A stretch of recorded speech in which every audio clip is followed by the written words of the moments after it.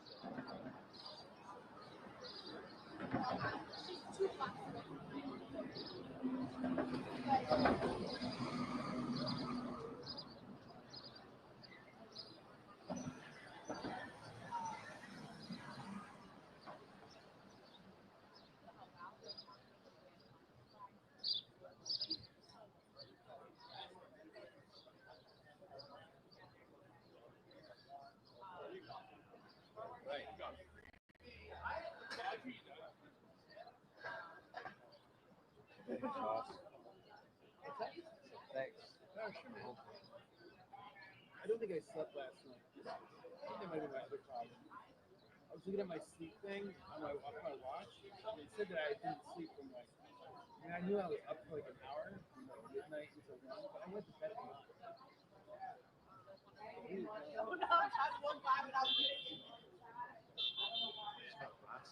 Your friend? She had a rock. She's got 2 rocks. Yeah, no shooter right here.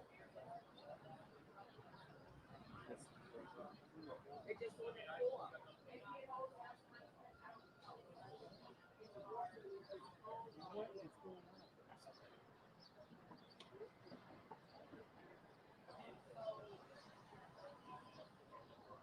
I'm sorry, I just was scrolling a little. I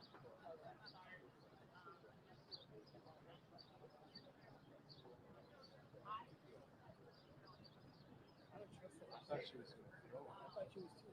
Moon walks around with rocks. She's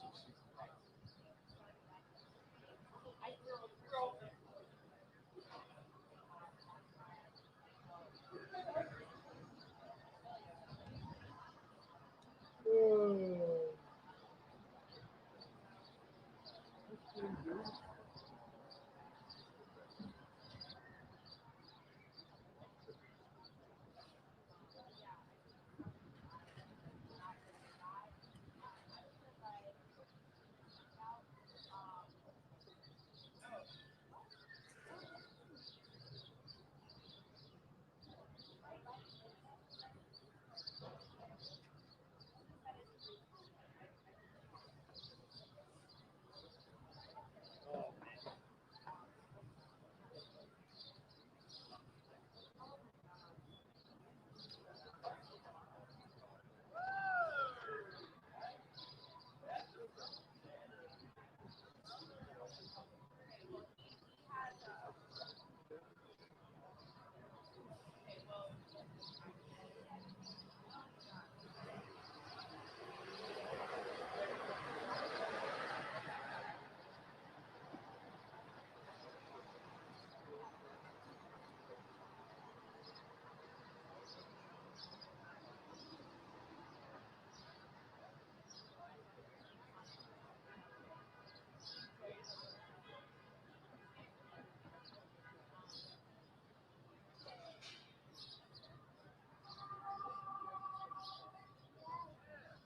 Hey, do you follow Ryan Reynolds and what's his name's soccer team? Rob McElhenney? Yeah. The No. Wrexham I mean, team? I know about it, but I haven't watched the show. Yeah, they got promoted again for the third year in a row, and they're going to be in the championship league next year, which is one step below the Premier League. Yeah. They missed the very first year that they got the team like with 3 months left, and they pumped money into the team, bought a few players, not a ton of money, but like they got some guys who are like at the end of they were never going to make it to the Premier League, and like paid them a lot of money to come over for what they were doing, and they nearly got promoted the first year, and then the next year they either came in second or won, and the next year they won every single year to get up there. Yeah, so they're the champions. Because didn't they buy, like, the team was like garbage, right? Yeah, the team was nearly bankrupt, and I think at the time it was during the pandemic too. But I think this whole thing, if I remember how that movie tells the story, is that he wanted to get a team. He was researching teams prior to the pandemic, and then the pandemic kind of exacerbated a lot of teams and finances. And this team in particular just had a whole bunch of problems. It was really interesting because it was like it was owned by somebody who was fairly successful locally. Then some local corporation bought it and essentially just used it for marketing. Then they sold the stadium to someone or some entity. They were leasing it, and they were going to tear it down and move the team. And it was like this whole shit. Case. How is it that Cassandra Ventura Fine, the star witness, alleged victim number one, whose testimony may make or break the government's case, how is it she can claim she's a survivor of Sean Combs' alleged sex trafficking when there is arguably evidence establishing she set up these sexual encounters, encouraged them, didn't leave Combs, and even was intimate with him after he allegedly raped her? Well, it may all come down to understanding trauma, coping, and important psychological considerations. And that is why we are bringing in now a mental health expert to understand these factors and what the jury may decide. Welcome to Sidebar, presented by Law and Crime. I'm Jesse Weber. Hey everybody, this is another Law and Crime legal alert. If you received Depo-Provera birth control shots and were later diagnosed with a brain or spinal tumor called meningioma, you may be eligible for a lawsuit. You see, Morgan & Morgan is investigating and was coerced into elaborate sexual performances with sex workers if she allegedly helped set them up. You have to imagine the prosecution knew that all of these past messages she had with Combs and her seemingly staying with him for 11 years would be a big focus of her cross-examination by Combs' defense counsel. And it certainly was. The cross-examination, the questioning by the defense counsel took 2 days. And Combs' attorney, Anna Estevao, confronted Ventura Fine with all of this evidence to suggest that everything was consensual, that she was a willing participant, which could be a defense to the charges that he's facing. Messages where she wrote him, "I love you so much." Going to an FO on Tuesday, FO meaning freak off. Good morning to my king. You mean everything. There's a conversation where it appears Combs is saying how his favorite times are when they FOD, so maybe freak offed, and then made love after, to which Ventura responds, "Yeah, I like those times." Combs writes, "Anything you need me to get or set up in case we want to FO?" Ventura responds, "Oh, hit whoever would turn you on to see me with." Then there was this message. "Wish we could have FO'd before you left. My period is over." There's another message where she apparently claims that she's always ready for a freak off and that she didn't want to freak off for the last time. Quote, "I want it to be the first time for the rest of our lives." There are a lot of sexually explicit messages between the two. There's a lot of loving messages between the two. And yes, they were in a relationship for quite some time. That's definitely a factor. But in a case where the jury is being asked to believe that she was a victim of violent, coerced sexual episodes with sex workers, this complicates things. Now, it doesn't torpedo the prosecution's case. No, not at all. But it is an important consideration. So putting aside, of course, the argument that in this case and other sexual abuse cases, a victim could say yes 99 times, but if they say no one time, that's still rape, that's still sexual assault, or what have you. But the prosecution could make the argument that if the jury accepts the allegations as true, for instance, in the March 2016 LA Intercontinental incident, video evidence appearing to show Combs beating and dragging Ventura at a time when a freak-off was underway, That's an example of a non-consensual sexual encounter amounting to sex trafficking. And remember, for sex trafficking, we're talking about using force, fraud, or coercion to induce somebody to engage in a commercial sex act. And there are elements of transportation as well. And we know that these alleged coerced freak-offs occurred in all different cities and locations, and escorts were flown in too. So you can understand why the prosecution has been moving forward with this charge. Or what about the allegation that Combs allegedly showed Ventura Fine videos of freak-offs on a plane as a way to allegedly intimidate and blackmail her, and when they landed in New York, he wanted to have a freak-off, so they did. She claimed that she felt trapped. I've made the argument before that seems to be one of the more concrete examples of alleged sex trafficking that the prosecution may really focus on. But there was evidence that she didn't always agree. For instance, there was an exchange between the two where she seemingly tried to bring up her concerns with freak-offs, and Combs responded basically guessing that she didn't want to have them and even called her predictable. She asked him to delete videos of freak-offs off of his devices. But you have to wonder, after I said all this, you have to wonder, after so many years together, after admitting that she took a proactive role in setting these experiences up, after admitting on the stand that she first agreed to them as a way to make him happy, even after communicating after the 2016 incident and after she claims Combs raped her, not only did they communicate, not only does she admit that she had sex with Combs consensually one more time, again, after the attack, after the alleged rape. I mean, she said on the stand, she doesn't hate him. So with all of that, will the jury have a tough time accepting that Combs sex trafficked Cassandra Ventura Fine, which is imperative not only for that specific charge, but also the racketeering charge, criminal enterprise, criminal activity, underlying crimes, all that.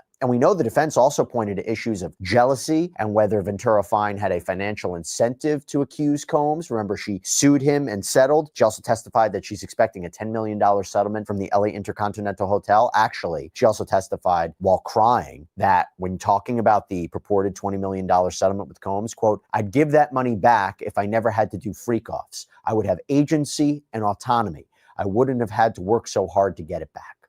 This is a gray area. This is confusing. But it seems to me the prosecution is going to have to explain that there are psychological reasons why an alleged victim like Ventura Fine would act in this way. In fact, we anticipate the testimony of psychologist Dr. Dawn Hughes, who testified in the Johnny Depp trial, maybe testifying about coping strategies. So was Cassandra Ventura a willing participant or victim? I feel that this is all going to come down to very, very important psychological evidence. So for that, let me bring in right now forensic psychiatrist Dr. Daniel Bober. Doctor, so good to have you. Thanks so much for coming back here on Sidebar. Great to be here. So Dr. Bober, how is it possible that she could be in this relationship, not leave, set up freak-offs, be a part of freak-offs, and still be a legitimate victim of sex trafficking? What are these psychological issues at play? So I think the defense has a lot of ammunition here, as you said, but compliance does not equal consent. And remember, there was a tremendous power imbalance here. Cassie Ventura clearly has a history of trauma, probably poor self-esteem, poor boundaries. And a lot of this is a trauma response. We see this in people who are taken hostage or people who are in cults where they become so beaten down that they almost develop what we call an emotional dependence on the person that they're with, this term trauma bonding, which is thrown around a lot. So I think it is possible to appear that they are a willing participant, but still be so beaten down and so defeated that they are going along with this because they fear abandonment. They fear that they will be out on the street and they're financially dependent on the person they're with, and the person could ruin their reputation. So it may seem on the surface that they're a willing participant, but they still could be under the psychological control of that individual. Now, she was young when she started her relationship with Sean Combs. I believe there's a 17-year age difference. She wasn't a minor, she was an adult. But does that age discrepancy play a factor? Well, that also plays into the power imbalance. But think about how many people we know in our lives that we see are in terribly abusive relationships. And we say to ourselves, why does this person stay? They could walk away anytime they want. But now talk about someone who's with P. Diddy, right? A powerful person with tremendous influence, with tremendous financial resources. You have to believe that if you walk away from someone like him, you're going to pay for it, and you're going to pay for it in the worst way. Do you get that from the messages that I was reading, where you have this love between them? Because, the counter argument could be there were good times there were bad times. But this wasn't like, they were fighting. This is the good times were they were together and intimate. The bad times were, according to the prosecution, she was illegally trafficked. She was a victim of violent sexual abuse and physical abuse. I mean, the allegations, what she described happened to her in these sexual episodes, are quite disturbing. So how is the jury going to reconcile those messages, which, as I said, the prosecution knew about, anticipated? How do we make sense of that? Is that a situation where an alleged victim says, I'm not accepting that I'm a victim. I'm not accepting that I was traumatized. They don't appreciate what happened to them?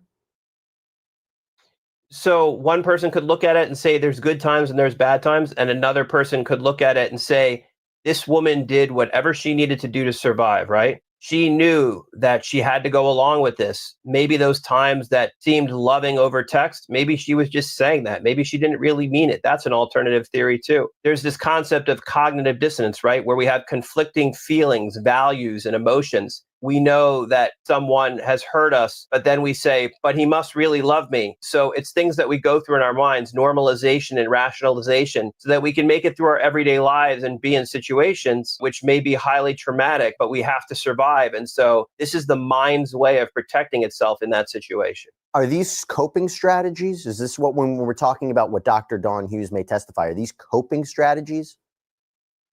Yes, it is. And I think it's really going to come down to the psychological testimony. And there is also this concept of delayed recognition, right? Also a survival mechanism where people don't necessarily recognize at the time that what's happening to them is a traumatic event. So there's that as well. Now, the reason I'm putting forward these questions is not as if I'm saying I don't believe Cassie Ventura fine, but I am posing the questions that if you read social media and you read YouTube comments, there are people who don't believe her. And so she might not be telling the truth. He's innocent until proven guilty. Or we're anticipating what the prosecution is going to have to argue to the jury to make sense of a lot of what they heard during cross-examination. So I just want to make that caveat. And I say that because now I have to ask this question. She claims she was raped. And then she says at a later time, she had consensual sex with Sean Combs. How is it possible that someone could be raped by an attacker and then have consensual sex with them at a later time? Again, assuming these allegations are true. Well, I mean, I think it's very possible, right? I mean, no means no, right? Compliance does not equal consent. If someone goes along with it, and we see this a lot in people who are traumatized, right? There's this phenomenon called fawning. Fawning means being a people pleaser, basically going along with the situation that you're in because you don't want to be hurt. You don't want to offer resistance because something might happen to you. So it's possible that at times it was consensual, that she went along with it. And it's possible at times that it was forcible and it was a crime. Those things don't necessarily have to be consistent one way or the other. But I think as I said, the defense, I think, has a lot of ammunition here because a lot of people who don't really understand the psychology of trauma are going to look at this and they're going to say, again, she could have walked away anytime she wanted. They're going to say she stayed because of the money, the power, the influence, the lifestyle. I definitely think they have a lot to work with that the prosecution is going to have to contend with. Yeah, I think a big issue here is fear, or the alleged fear, right? That she couldn't speak up or leave because of Combs' power, his wealth, resources, his violence. This is what I think the prosecution is going to focus on. I mean, the prosecution could argue, hey, you know why she didn't fight back more? The 2016 tape, Exhibit A. Because if she did, look what could have happened. I mean, that tape, right, arguably the worst piece of evidence for him. But you wonder if some jurors will say, I don't know, I still don't see it. What are, again, I think that concept of fear is very important to crystallize for the jury. I agree. And when you're dealing with, again, we've seen this time and time again, a powerful celebrity who's on trial, quite frankly, there are people in that jury pool or in that jury who are fans of this person, and they don't want to believe that this person is capable of this. But remember, Diddy was denying all of this until that video came out. And as soon as he, kicked into what I call impression management mode, all of a sudden he was apologetic. But that apology came way too late. It happened after multiple denials, and it only surfaced once there was video evidence that this occurred. By the way, when you look at that video and there's a point where she doesn't move, she doesn't fight back, she doesn't run away, do you think that adds to what you're saying? I do. I think that supports it. But it's going to be very difficult because, again, when you see a video like that, And then when you see these loving texts back and forth that are so tender, people are going to be saying, I'm just so confused. If he was such a horrible person, why didn't she just leave? Why didn't she just walk away? But again, this is something that plays out every day in abusive relationships in this country. And these are very well known psychological phenomena in the literature. That's why it is also from a legal point of view, it's important to get the corroborating testimony of other alleged victims and witnesses, like Dawn Richard, former member of Danity Kane at the time of this recording. She is about to take the stand again, we believe. She testified she witnessed Cassie's abuse, didn't do anything because she was scared. Now, I want to ask you about this as well. I want to ask you about these messages, okay? One thing to talk about the messages during the course of the relationship. I want to talk about the later messages. So in 2019, again, after all of the alleged sex trafficking, coerced freak-offs, the violence, the alleged rape, the 2016 hotel incident, Combs writes Ventura, sending you love, and this is in regards to her becoming pregnant. She's now married, so Alex fine, by the way. Congratulations, Cass. I truly am happy for you. You're going to make a beautiful mother. God bless. Ventura Fine responds, thank you. God bless. 2020. Combs texted Cassie, miss my best friend. Hope you're well. Ventura responded that she hoped he was taking care of himself, hoped his family was well. Combs responds, thank you so much for responding. It really means a lot more than you know. Sending you nothing but love and light always. Please know I'm always here if you need me. And he also wrote to her, you were there for me through everything, called her the greatest woman in the world and my ride or die always. Ventura responds, I wouldn't have been at this beautiful point in my life without having been with you. The things you said blew my mind a little bit. Dr. Bober, this is now later in time. This is 3-4 years before she filed her lawsuit. Is this understandable? Could she still be a victim? Well, I don't think it's black and white, right? I mean, there may have been some aspects of the relationship that she really missed. And this goes back to the concept of delayed recognition.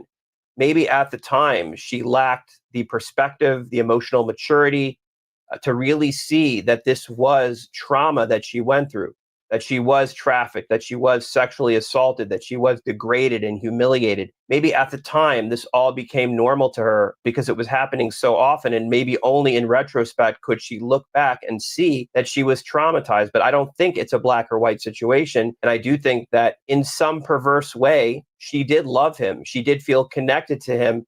And that's what makes this so complicated.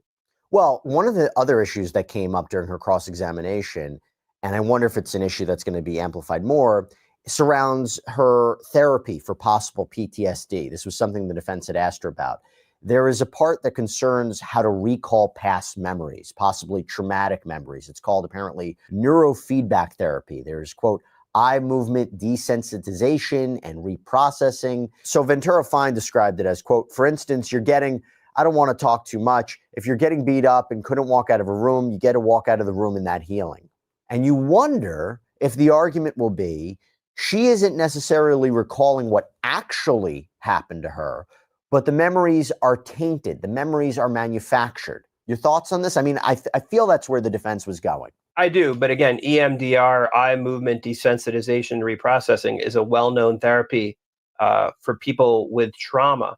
It works to help desensitize them and reprocess those memories, because trauma disrupts those networks where memories form, and very often those memories can be highly fragmented. So this is a known treatment for people with trauma, and it's actually very successful.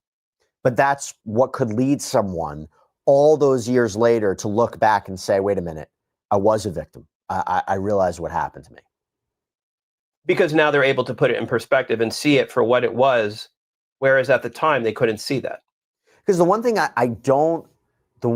I don't quite understand is what would have led her to file the lawsuit in November 2023. What led to that after everything? It wasn't as if, she ended a relationship a month earlier and then filed a lawsuit against him. And I've always said, she settles with him, but then cooperates with the government nonetheless. So sure, the defense will say she had a financial incentive. She was motivated by different factors to go after Sean Combs.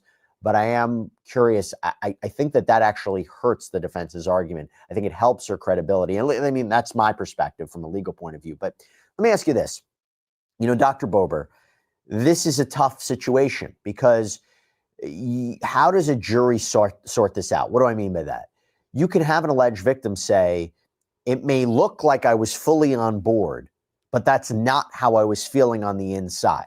Now, putting aside the fact that, a jury might say, how on earth could someone in Cassie Ventura Fine's position consent to everything that she described? Doesn't make sense unless, of course, there was a psychological issue at play. But putting that aside, you wonder, okay, you have an alleged victim testify and say, it may look like I was consenting. It may look like I was on board. It may look like I was a willing participant, but that's not how I was feeling on the inside. That may be true. But from a criminal law point of view, to me, it feels very, very difficult for the jury to convict or not. So if I'm the prosecution and I have an expert up there, I'm going to say that we play roles in our life every day, right? We go to work and maybe we don't want to be in certain situations, but that's our job. So we play a certain role. And maybe what we project to the world is not how we truly feel, but we do it to cope. We do it to survive. We do it to get through. So I would start with that. And I think this is really going to come down to what we call psychoeducation, meaning we're going to have to really educate the jury in terms of how these psychological phenomena work and the fact that people may seem like they're willing participants. They may seem like they're going along with it completely, but they're really not, because there is some form of duress, some form of coercion that they're responding to that may be immediately obvious. We don't know the timing of why this lawsuit occurred when it did. Maybe she came to the realization that all those years that she was traumatized, maybe she came to the realization for all those years that she was traumatized, that she was sexually assaulted, and that's why it happened. Or maybe there was some other intervening factor that we're yet unaware of. Look, we've been talking about it a lot, but I believe that the psychological evidence, the expert testimony is going to be key here. We mentioned Dr. Dawn Hughes, who's going to be testifying for the prosecution, presumably about coping strategies, presumably about why alleged victims do not leave their alleged abusers, although she won't be allowed to testify about coercive control. That was ruled out. There was a whole discussion about why do you have to tell the jury about that? They can use their own common understanding about it. Plus, it might conflict with a legal definition of coercive control. But if we believe that's what Dr. Hughes is going to testify for the prosecution, what is the defense going to do? Well, we believe the defense is going to call their own forensic witness, forensic psychologist, Dr. Alexander Barty. So, Dr. Bober, after everything we've just talked about, what do you think the defense's expert is going to say? I think the defense expert is going to say that at the end of the day, she had free will, that she had autonomy and independence, and that she could have walked away. I think that's what they're going to say. I think they're going to, if they're smart, acknowledge the fact that these phenomena exist, but that in this particular case, this went on for years and she could have walked away. I think that's what they're going to say. And maybe strike a little bit at that therapy to recall memories. I would imagine maybe. Yep, to try to undermine it. Correct.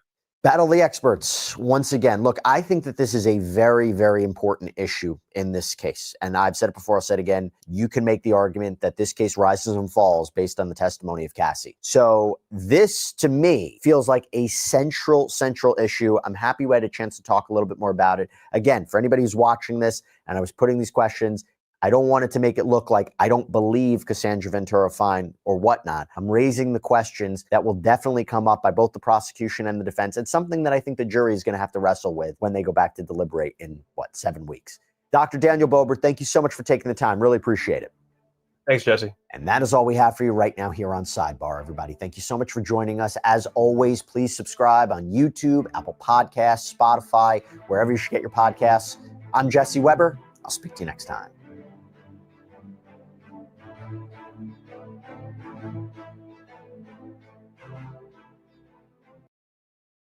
Let's get perspective now, okay? Combs' friend of more than 35 years, all right? The idea that you don't know somebody after that amount of time is an impossibility. The question is, will he be truthful? Charlucci Finney, it's good to have you. How you doing?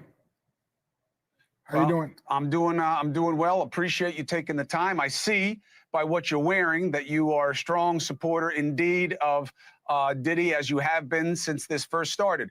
First, respond to this main idea. Sean is rough. He hits women, and you do what he says or he will punish you. And that's why Cassie and others were not willing participants at the freak-offs. What do you make of that suggestion? Like you said, it's a suggestion, and that don't make it a fact. That just make it a suggestion, like you just said, my friend. Why isn't it a fact? Because it hasn't been proven that's a fact. It's a suggestion. Someone said something, right? You have to follow behind it, and you have to hear two parts to it. So what you're saying is what this was heard. That's it. There's no facts to it. But you tell me, from your experience, right? Was the Cassie a one-off, or is your friend somebody who's got a problem with hitting women? Did he make people do things they didn't want to do? You would know the answer, Charlucci. Okay, so a one-off. I don't even know him to hit women. That's one, right? And after what I've seen, right, my friend was in a toxic relationship with another person that was obviously toxic. Based on what we're seeing, they both admitted to doing drugs, right? And I can't say one-off. Anyone that's enough. Hitting one person is enough. So it's not about 3 and 4 and 5, 6 and 7. One person is enough. And nobody should put hands on nobody. A man shouldn't touch a woman. A woman should not touch a man, especially in a violent manner. And you're saying you never saw him hit any women? Never. I'm a father. Go ahead, please, Charlucci. I'm a father of two daughters, right? So I wouldn't be here wearing this shirt if I've ever saw any one of my friends, especially him, hit a woman. And it would never happen in front of me. And I've never seen it, never heard it. And seeing it, yeah, it was a lot to take in, but I knew that wasn't him. It looked like, like I was saying, drug-induced, high, or whatever you want to call it. But that's not the Sean that I know. That you see in the hallway. The idea that the freak-offs, people had to do it because they were afraid of Sean Combs. I don't believe that. They were consenting adults. I don't believe. How you gonna make a ex-worker fly in town or come to somewhere and leave unharmed, unscathed? Like I've never heard of nothing like that in my life. These sound like willing participants to me. Have you been in touch with your friend while he's been in custody? Yes, I have. How is he holding up during this process? Well, it's a lot. It's a lot, because he's worried. He's concerned about his family. His children, his mom, his sisters, his nieces, and his nephews. Like he's just focused on getting this behind him. So that's interesting. Yeah. When the feds are coming after you, they rarely miss.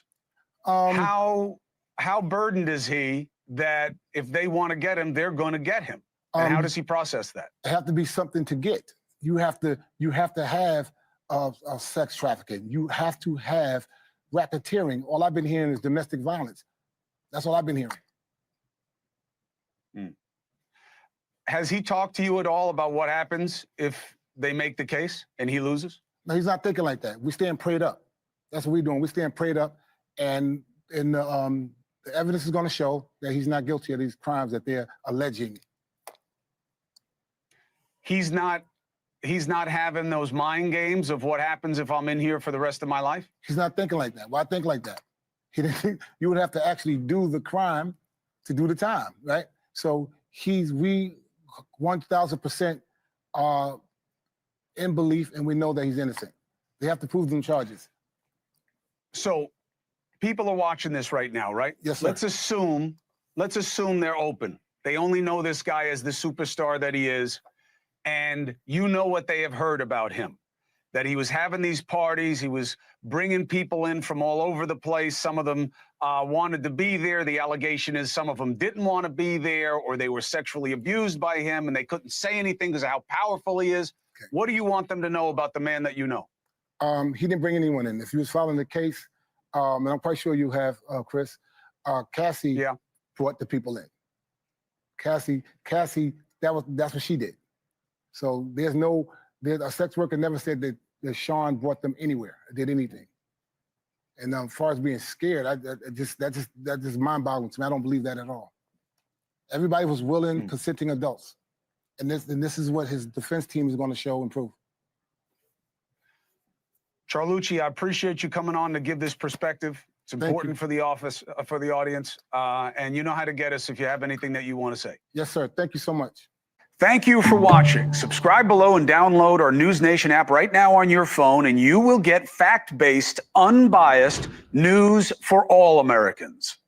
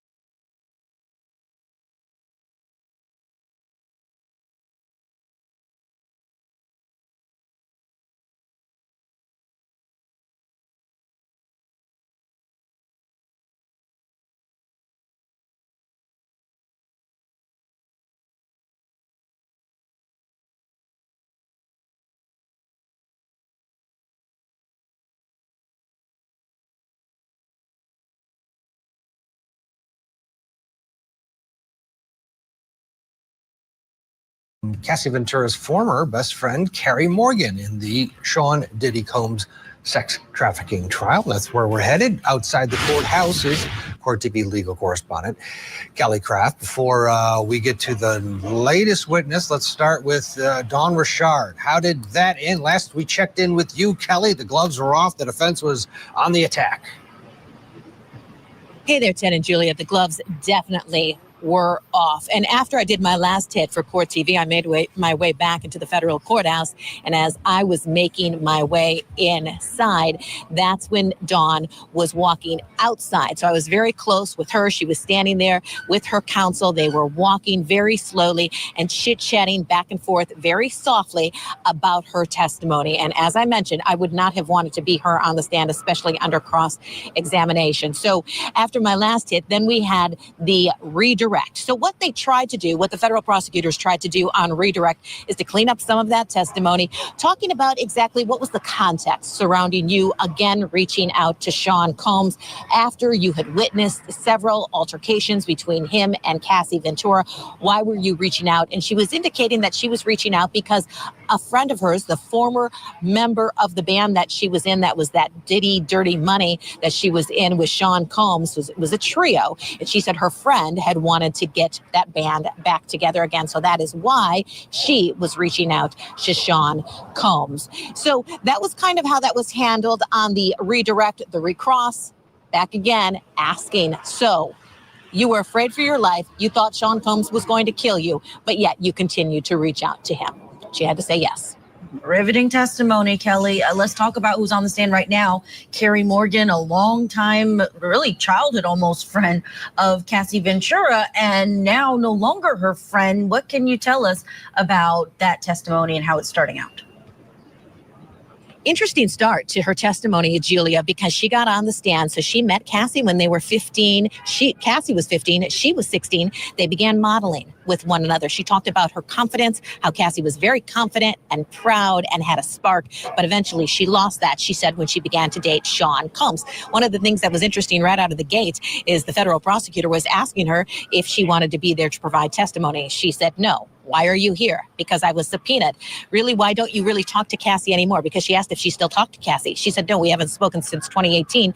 And the reason why, she said, because I moved on with my life and I finally was able to get away from them and their problems. So this witness has not yet testified about an assault that took place on her from Sean Combs. So what she is going to be testifying to eventually is she's going to talk about being assaulted by Sean Combs with a hanger. We're not there yet, but what she has testified to so far are 2 incidents of domestic abuse that she said she witnessed between Sean Combs and Cassie, in which Sean Combs was dragging Cassie by the hair. He would punch her, hit her. She talked about 2 times, one in Los Angeles as well as in Jamaica, and a time when she had to, as well as Cassie, had to leave the house in LA, go hide. They laid down on the concrete by some steps, waiting for the situation to calm down. So another witness who is describing the situation, the volatile situation between Sean Combs and Cassie Ventura, she also testified to her talking to a security guard for Sean Combs, Ruben is his name, and saying to Ruben, basically, you should do something about this, indicating that you should do something about this violence we're watching between Sean Combs and how he's beating Cassie. And he basically indicated to her, according to his testimony, I'm not going to do anything about it. Man, what drama inside that courtroom. Kelly Craft should be back next hour with another update. Kelly, thank you. Let's get back into the federal courthouse there. Alan Kagawa is watching along with us. He's in the San Francisco Bay Area, up in Martinez in the East Bay. Alan, this is your life scenario for Sean Combs. A lot of defendants go through it, but is this sex trafficking? Is this human trafficking, which is the root of the charges against him by the federal government? It's obvious abuse and it's horrific behavior. Is the government proving their case? You're right here that there's obvious abuse. There's a lot of absolute terrible domestic violence, and it's clear that there's a bad temper. But at this point, I'm not fully convinced that sex trafficking has been established. There's a couple ways to essentially try to force people to do things. One is by force, but another one is essentially what's known as a bit of a psychological coercion. Basically, someone feels trapped. What I'm getting here is like there were aspects of force. I'm getting that the government may be trying to establish psychological coercion as well. As of this point, I'm not fully sure if the government has shown sex trafficking. Definitely domestic violence. but I'll have to listen for more. And that's what the defense argues in this case. And yes, this was domestic violence, but this was not sex trafficking, Alan.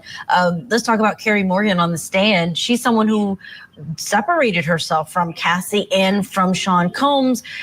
Her being a former friend, someone who hasn't even spoken to Cassie Ventura in all of these years, how much does that help the credibility of her testimony in front of this jury? That certainly helps her credibility. The fact that they are not, close friends, have talked recently, shows potentially a lack of bias. Oftentimes, jurors will consider the testimony of someone who's a close friend or family member, or someone that they've seen recently as having, a bit of a desire to help the person. Here, the fact that they haven't really talked in 3 years helps her credibility.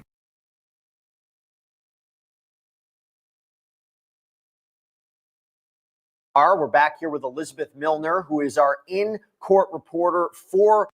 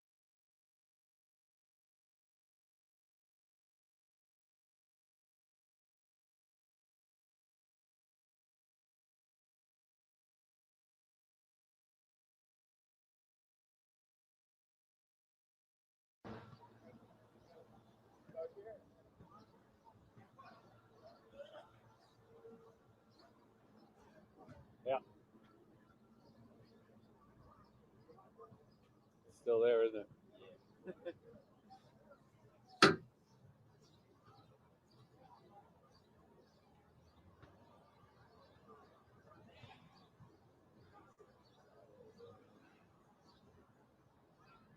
that it? You're right.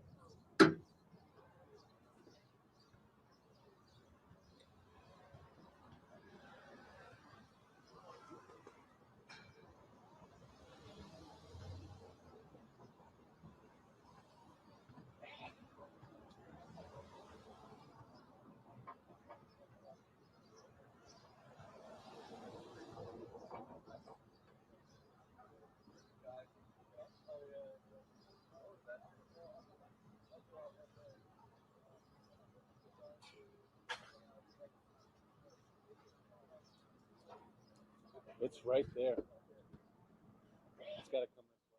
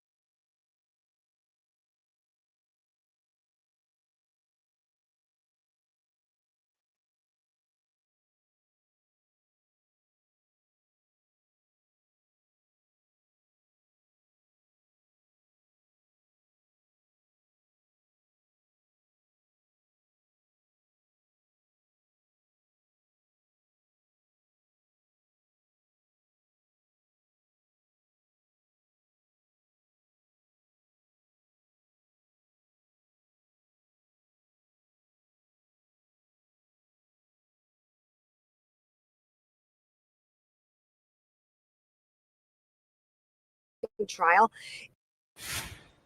I'm Mike Marza, and the second week of testimony is now underway in the federal sex trafficking trial against Sean Diddy Combs. Today, several of Cassie Ventura's former friends were on the stand, as well as Diddy's former personal assistant. We're also getting a look tonight at some of the photo evidence the jury saw in this case, depicting injuries, drugs, and baby oil. Yes, the infamous baby oil we have heard so much about. In the lead up to this trial, we're going to talk with legal contributor Bernarda Villalona in just a moment. But first up, Eyewitness News reporter Darla Miles with a recap of what happened in court. The 4-day testimony of Cassie Ventura in the Sean Combs sex trafficking and racketeering trial in the rear view. But the testimony of the 3 witnesses Monday all about Ventura. Returning to the stand, Don Richard, a cast member of the show The Making of the Band and a member of 2 singing groups founded by Combs. Prosecutors asking, was Mr. Combs made aware of these discussions? Richard responding, yes. How did he respond? Richard telling the court that Combs told her, stay the expletive out of my relationship. Y'all expletives are here to work. Stay out of my expletive relationship. The singer also testifying that after a 2009 skillet attack against Ventura, Combs told her the next day that Cassie was okay, and if we said anything, people could go missing. Prosecutors asking Richard, what do you take that to mean? Richard answering, that we could die. But attorneys for Combs sharply pointing out inconsistencies in Richard's account, asking if she knows the difference between hitting her with the skillet and attempting to hit her with the skillet or sitting it down. Defense attorneys asking, you have about 4 different recollections of what happened that day. Richard responding, no, I recall to the best of my ability. And as for the alleged threat, asking why Richard just told federal prosecutors about it for the first time last week. You didn't tell federal prosecutors that people go missing, a comment that you testified you could die. You don't remember that? Richard responding, no, I don't know about the notes that were taken.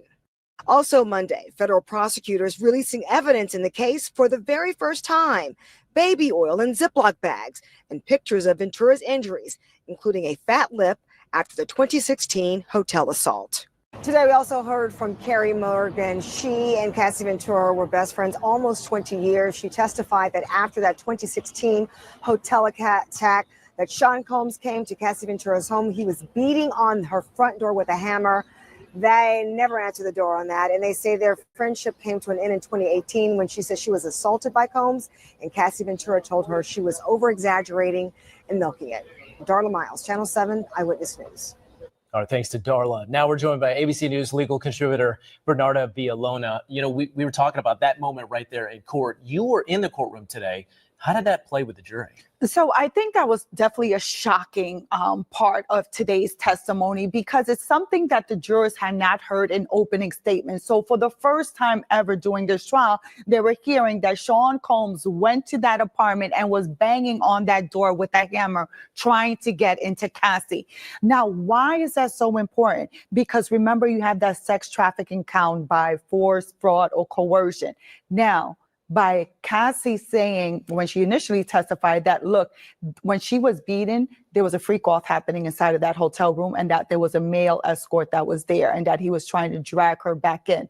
Now, we fast forward to 30 minutes later, he's trying to get Cassie to come back. This just goes to show you that you also have a neutral witness coming in to testify as to the extremes that Sean Combs would take to try to get Cassie to come back to him and participate in these freak-offs. This was the 2016 hotel beating video that we've seen so often, so hard to watch. So it's interesting, too, because then you heard from the friend testify today. 2018 is when that friendship ended. That's also when the relationship between Sean Combs and Cassie Ventura ended, right? Yeah, so 2018 was a big year in terms for a lot of people, aside from Cassie, from Sean Combs, and also from the friend. But I think also remember that that's when finally that relationship came to an end between Cassie and Sean Combs, 2018. So in court today, you heard from these 3 people close to Cassie Ventura, or at least 2 people close to Cassie Ventura, and then a third who was only on the stand for about 5 minutes. This was the assistant from Sean Combs. Yes, so Mr. James was called closer to almost the time that they had to break for the day. Now, Mr. James came in and testified and said that he was one of the personal assistants for Sean Combs for about 2 years. And in his testimony where he started, one of the biggest moments so far is that he testified that he overheard a conversation where Sean Combs was telling someone, or someone was asking him, well, how's Kim Porter? She's okay. Well, how's Cassie? She's okay. She's right where I want her. She's young and moldable. Now, that is crucial because, again, when we're talking about sex trafficking, that force, fraud, or coercion. So this is the mindset, the intent that Sean Combs had, that he was able to mold Cassie into who he wanted her to be and to do things that he wanted her to do. Because over the hours of testimony we heard from Cassie Ventura last week, and the defense was trying to paint this as a consensual relationship and violent, but consensual. But the prosecution is trying to hammer home that charge of sex trafficking, which a lot of legal experts said maybe a challenge. Now you're starting to get into some of that. Exactly. So one thing that we know that this case is going to be 6 to 8 weeks long. So not one witness is going to make out all the charges here. So the prosecution is putting that case together piece by piece by piece. So Cassie gave us the background into who Sean Combs was during that 10 to 11 year relationship. Now you have witnesses that are coming in to corroborate that testimony, because remember, when it comes to determining the credibility and believability of witnesses, is that you try to find what corroboration exists. For example, photographs of the injury to corroborate that she was physically assaulted. Other witnesses testifying as to what they also observed. So you're not just banking on what Cassie actually tells you.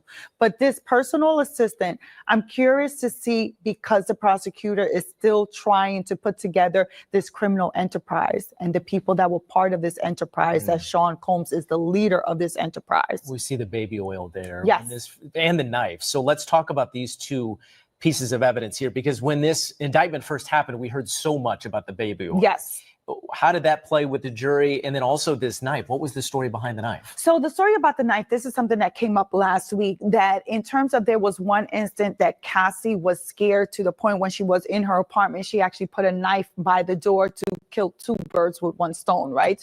To protect herself, and also to keep whoever's trying to come in from coming in. So that's why that knife was there.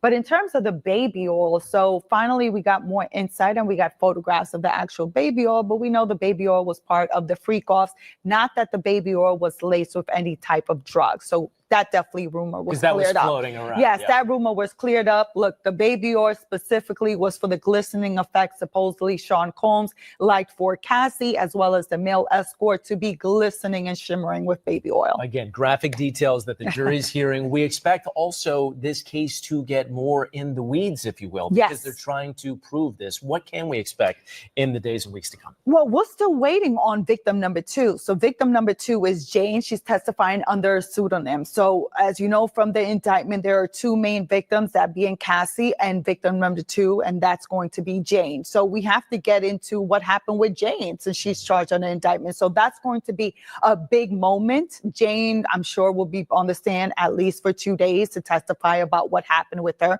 We're also waiting to hear from Mia, who was an employee of Sean Combs, but also claims that she was assaulted by Sean Combs. We're also waiting to see, mom is going to testify, Cassie's mom's going to testify, and supposedly additional escorts are going to come in and testify as to these freak-offs and how they cross state lines in order to try to get that sex trafficking. Do we think Sean Combs will testify? Oh, absolutely not. I mean, look, when it comes to whether a defendant will testify, only the defendant can make that decision. That is the decision that the judge puts on the defendant, and will have a colloquy with them to ask him whether he wants to testify. That is his own decision. Only he can make it. It's not up to his attorneys. Personally, I wouldn't put Sean Combs to testify on the stand, because you got to think that the prosecutor has terabytes of text messages, of information on computers, of the video surveillance from when they executed the search warrant. So it's an open book as to what he can be crossed on.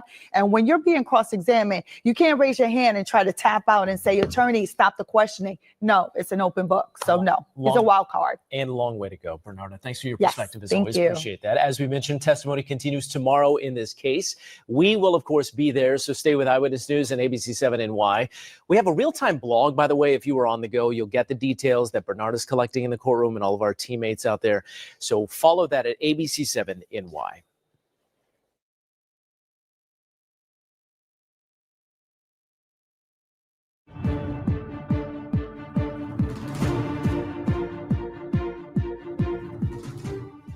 Hello there, I'm Eva Pilgrim. Thanks for streaming with us. Week 2 of testimony in the Sean Diddy Combs trial, starting with multiple witnesses who say they saw Diddy being physically violent toward his ex-girlfriend, Cassie Ventura.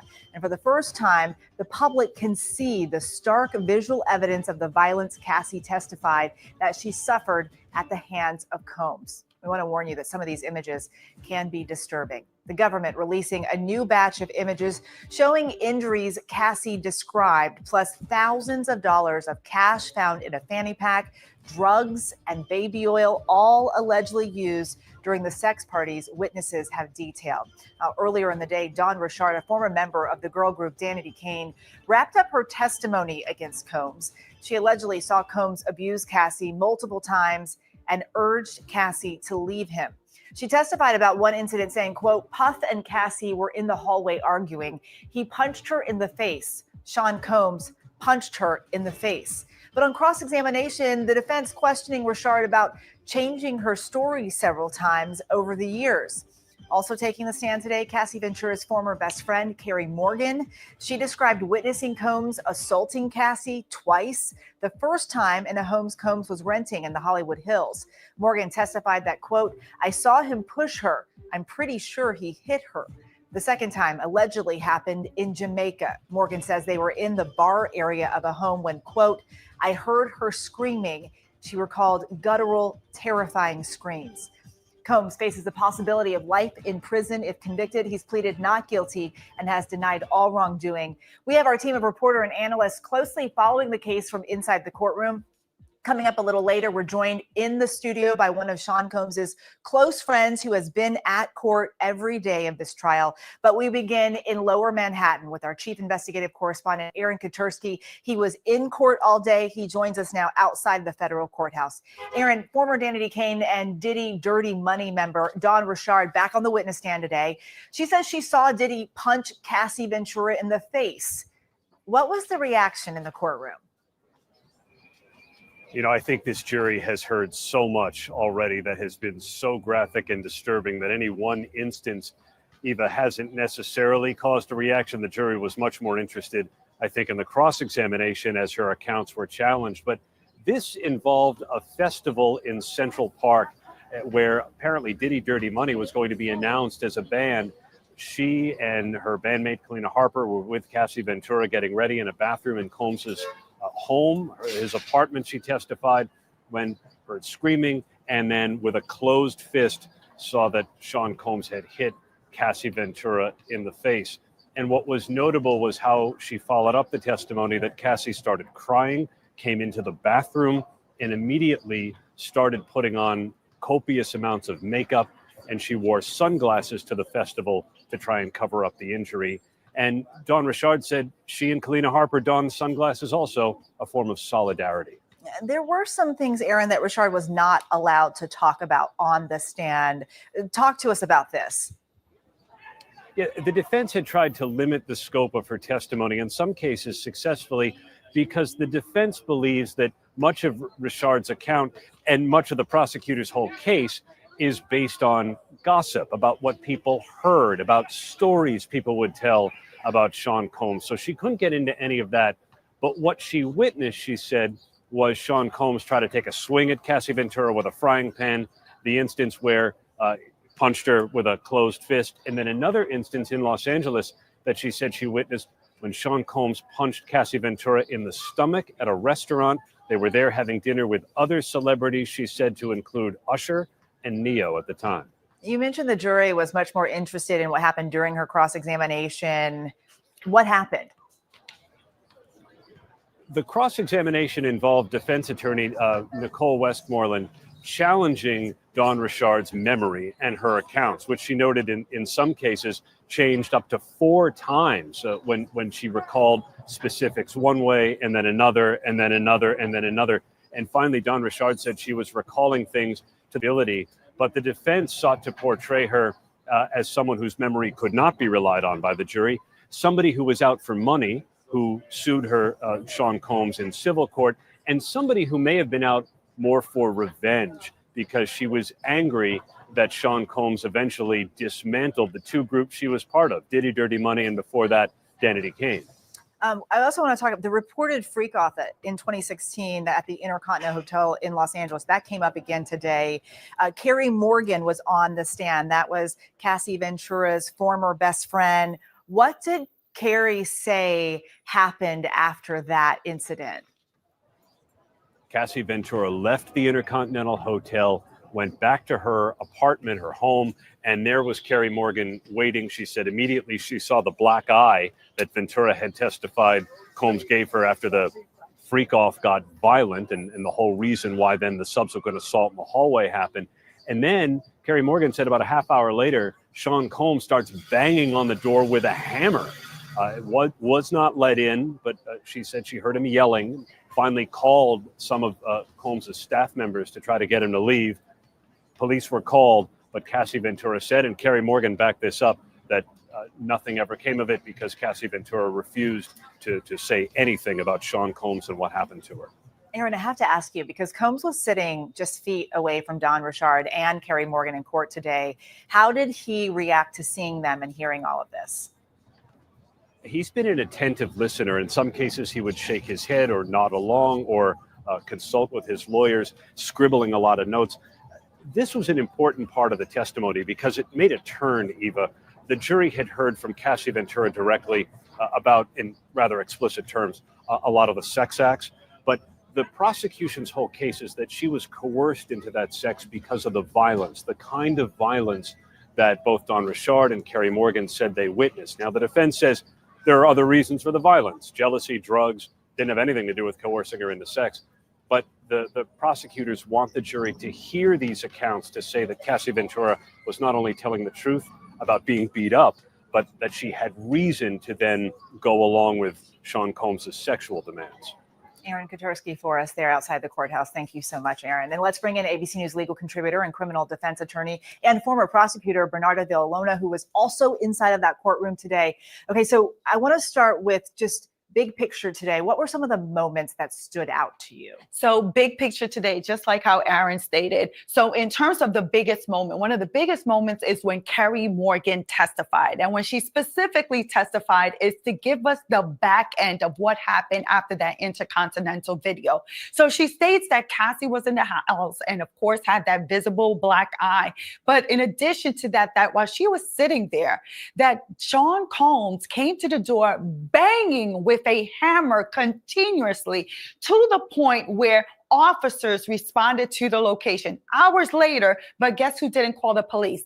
Carrie Morgan didn't call the police, nor did Cassie call the police. So it must have been loud enough that neighbors called the police and eventually responded to the location. But unfortunately, Cassie, she wasn't cooperative with the police and didn't even provide them with her identification. Don Richard finished her testimony today. Give us the cliff notes here. So in terms of Don Richard, now dealing with Don Richard, look, her testimony, sure, during direct examination, she did fine on Friday. But remember, you can't tell how good a witness is until they get to cross-examination. And the defense did an excellent job with Don Richard today because, like was stated, she gave different versions as to what this assault took place, how it took place, whether Cassie was struck with the frying pan, whether he threw it to the wall, or whether he threatened her. It was 4 different versions, and the defense was able to cross-examine and weaken her credibility and also show that she has an axe to grind. You already mentioned the second witness today, Cassie Ventura's former best friend, Carrie Morgan.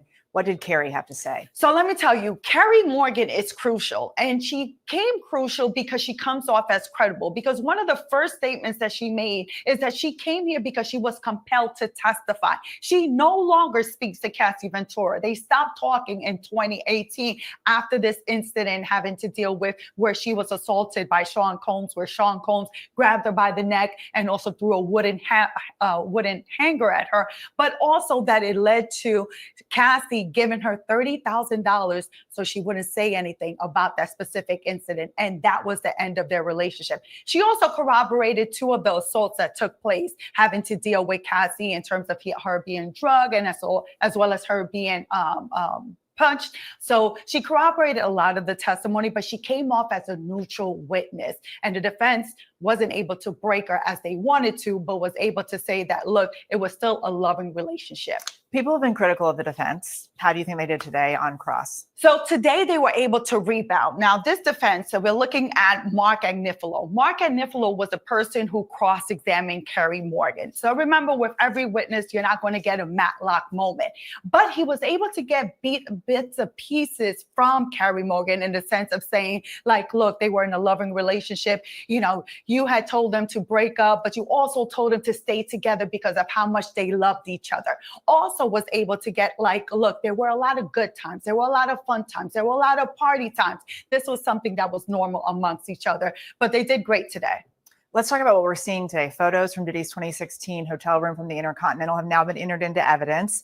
The images show baby oil, medications, substances that tested positive for ketamine. Yeah, we've got the pictures right here. Why do these photos matter? So this is really important. It's important in the sense that on the day that Sean Combs was arrested, this is what they found inside of his hotel room. And what they specifically found is what Cassie had been talking about all along. The setup for the freak off. There was a strobe light that was there. The drugs, the money, the baby oil. And specifically in terms of the money, remember that the second witness that testified, Mr. Phillip, that he was paid somewhere in a couple $100 up to $6,000. There was $9,000 that was recovered here, but hey, inflation, everything has gone up, right? So this testimony and these photographs actually corroborate the testimony of Cassie, and I'm sure that's going to corroborate the other testimony of witnesses that are going to testify, but pretty much showing a pattern of what these freak-offs encompass. And again, these found the day he was arrested. Yes, years later, and still we're freaking off. Bernardo, thank you so much for being Thank here. you. And still ahead, why there's so much interest in rapper Young Miami when it comes to this trial. And up next, one of Diddy's close friends spanning decades joins me live here in the studio. Stay with us.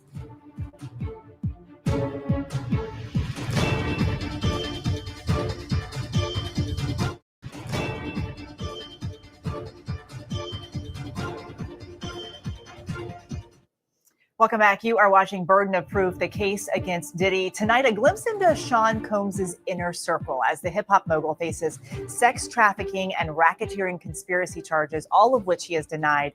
Joining us here in studio, Combs' longtime friends, Charlucci Finney. You have known Combs for 35 plus years. You got your sweatshirt on. We've seen you in the sweatshirt a lot. Free Puff. Yes. You've been sitting in the courtroom. And I understand Every day, he's actually choosing who of his circle gets to be in the courtroom with him. So you are very inner circle. Yes, ma'am. Who is the Sean Combs that you know? Oh man, funny, kind, creative. Just a visionary. He's a dad. He's a son. He's an uncle. He's a cousin, and he's my brother. He's my friend. So many people not standing by his side in this moment. Why have you chosen to stay there? I didn't have a choice. That's my brother, and I'm going to ride with him. I have to ask you, he's charged with racketeering, conspiracy, and sex trafficking. He's pleaded not guilty. Does that sound like the friend that you know? Absolutely not. Do you think he did those things? Absolutely not. You seem pretty confident of that. Why are you so confident of that? Because that's not who he is. Those are allegations, right?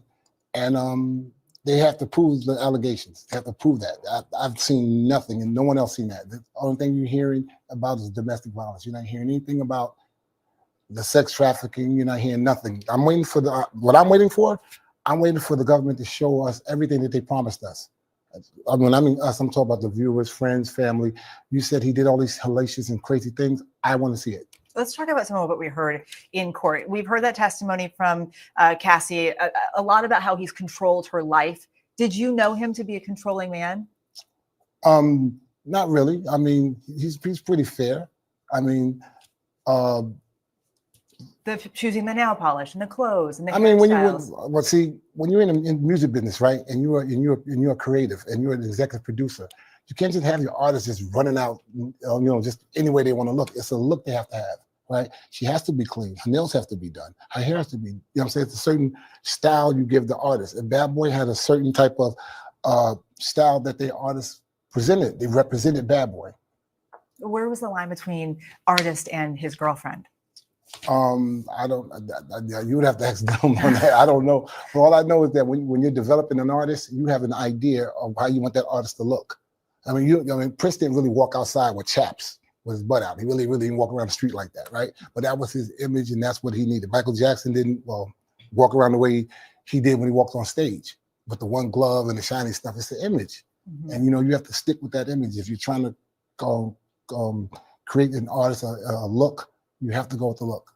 There have been some shocking things discussed in court. The freak-offs, for one. Yeah, Did you know about the freak-offs? No. You didn't know about the No. freak-offs. When you heard about the freak-offs and what were happening, were you surprised? No, I just thought that was their personal business. It was two consenting adults doing grown consenting adult things that they like to do. Mhm. Did you ever see or know of Diddy to get violent with Cassie or with anyone else? No. You never saw any violence at all? Never. The surveillance video that is of the hotel that has become pretty infamous at this point. When you watch that video, what do you see? I see what y'all see. I see him in a domestic situation with a girlfriend, and it wasn't good. It's never good. It's never good for a man to put a hand on a woman or one put a hand on a man. Everybody should keep their hands to themselves. But that's domestic, and that's not what he's being charged with. He's being charged with sex trafficking, racketeering, and prostitution. I want to stick to that's what I want to talk about. I don't want to talk about that because that's. So Cassie testified that that was the one time she tried to leave a freak off.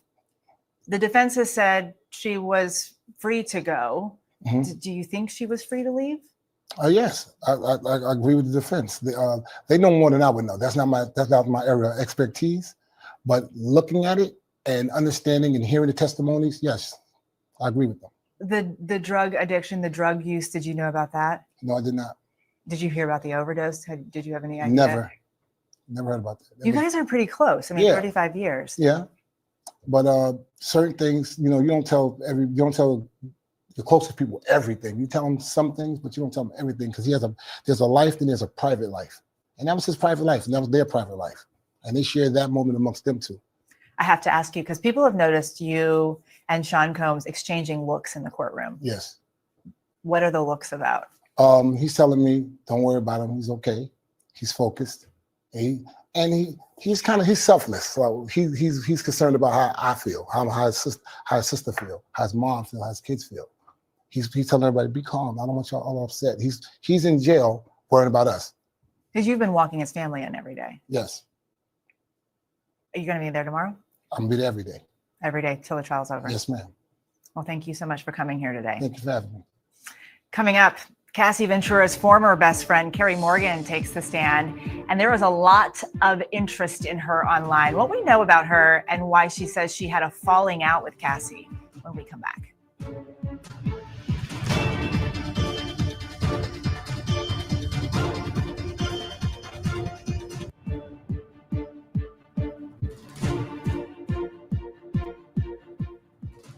Welcome back. More on the Sean Diddy Combs trial in just a minute. But first, let's get you up to speed on some of the other big court cases we're following. Day 18 in the Karen Reed murder retrial in Massachusetts. On the stand today, a DNA analyst. He testified about a hair sample taken from Reed's SUV, saying he's 95% sure that 99.9% of the population can be excluded, but not excluded John O'Keefe. Reed has pleaded not guilty to second-degree murder charges in the 2022 death of her then-boyfriend, who was also a Boston police officer. Svetlana, the alleged stowaway, now heading to trial. Opening statements expected to start tomorrow. Svetlana Dali is accused of sneaking onto a Delta flight from New York to Paris just before Thanksgiving. Video obtained by ABC shows her walking up to a terminal gate, then following behind a group of passengers being ushered towards the jet bridge. Dali has pleaded not guilty in that case. And the trial for a former Minnesota Twins pitcher now underway in California. Dan Serafini is accused of ambushing and killing his father-in-law and attempting to kill his mother-in-law in 2021. Samantha Scott, the family's nanny and Serafini's alleged mistress, has pleaded guilty to being an accomplice in the case. His wife is expected to take the stand on his behalf. Serafini has pleaded not guilty to the charges. The Sean Diddy Combs trial begins its second week of testimony. We are taking a look at the top internet searches related to this high-profile trial in a segment we call Searched. Some of today's biggest search terms include Carrie Morgan, Young Miami, Aubrey O'Day, and the question of whether Combs could walk free. ABC News contributor Kelly Carter joins us now from Los Angeles. She covers entertainment and pop culture for us. Okay, let's look at some of these searches. Cassie Ventura's former best friend took the stand today. She's one of the names that was being searched. What do we know about her?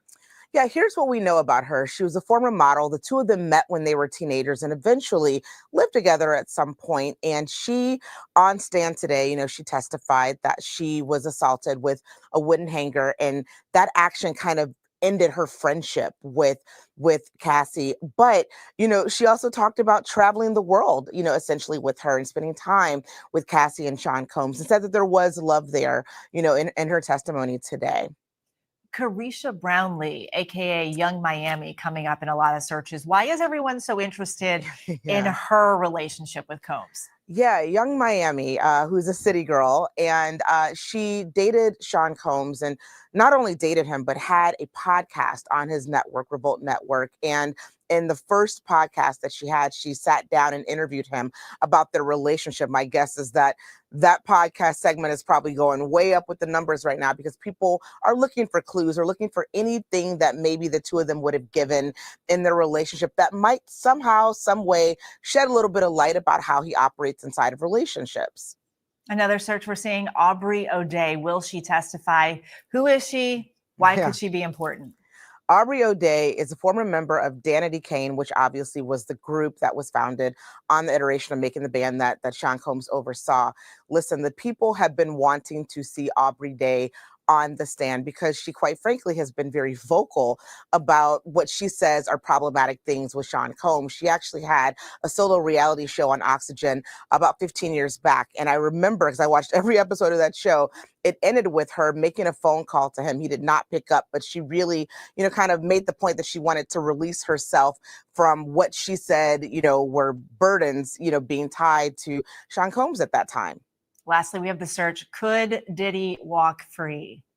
Yeah, everyone wants to know. I think we're seeing in real time people learning a little bit about the judicial system, which is interesting because unlike the OJ trial from 30 years ago, when we saw, a lot of what happened in courtroom, we're not seeing that. We're only reading about it. And people just want to know what's at stake and if he actually might be able to be found not guilty. Kelly Carter, thank you so much for joining us. Thank you. Thank you for joining us as well. We'll be back with new episodes every day of the trial. The show streams right here on ABC News Live, Disney Plus, and Hulu weekdays at 5:30 p.m. Eastern. For even more on the Diddy trial, make sure to follow our podcast, Bad Rap, The Case Against Diddy, hosted by our very own Brian Buckmeyer on Apple Podcasts, Spotify, or wherever you listen. I'm Eve Pilgrim in New York. Have a good rest of the day.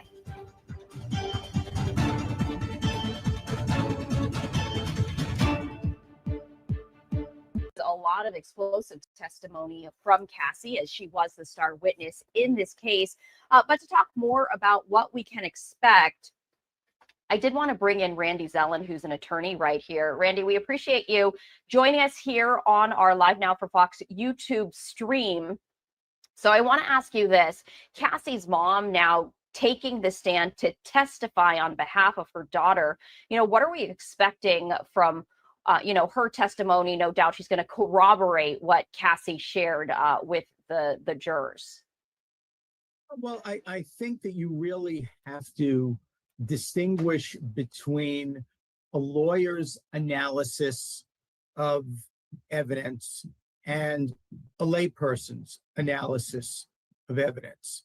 From a legal standpoint, I have a difficult time imagining what the relevance is of mom's testimony. I don't believe that mom was present for any of the freak-offs, and I say that I shouldn't be laughing when I say it, but again, I don't know what personal knowledge she might have. I don't believe she's going to be testifying that she was physically present, again, in all seriousness, during any of the commercial sex activities.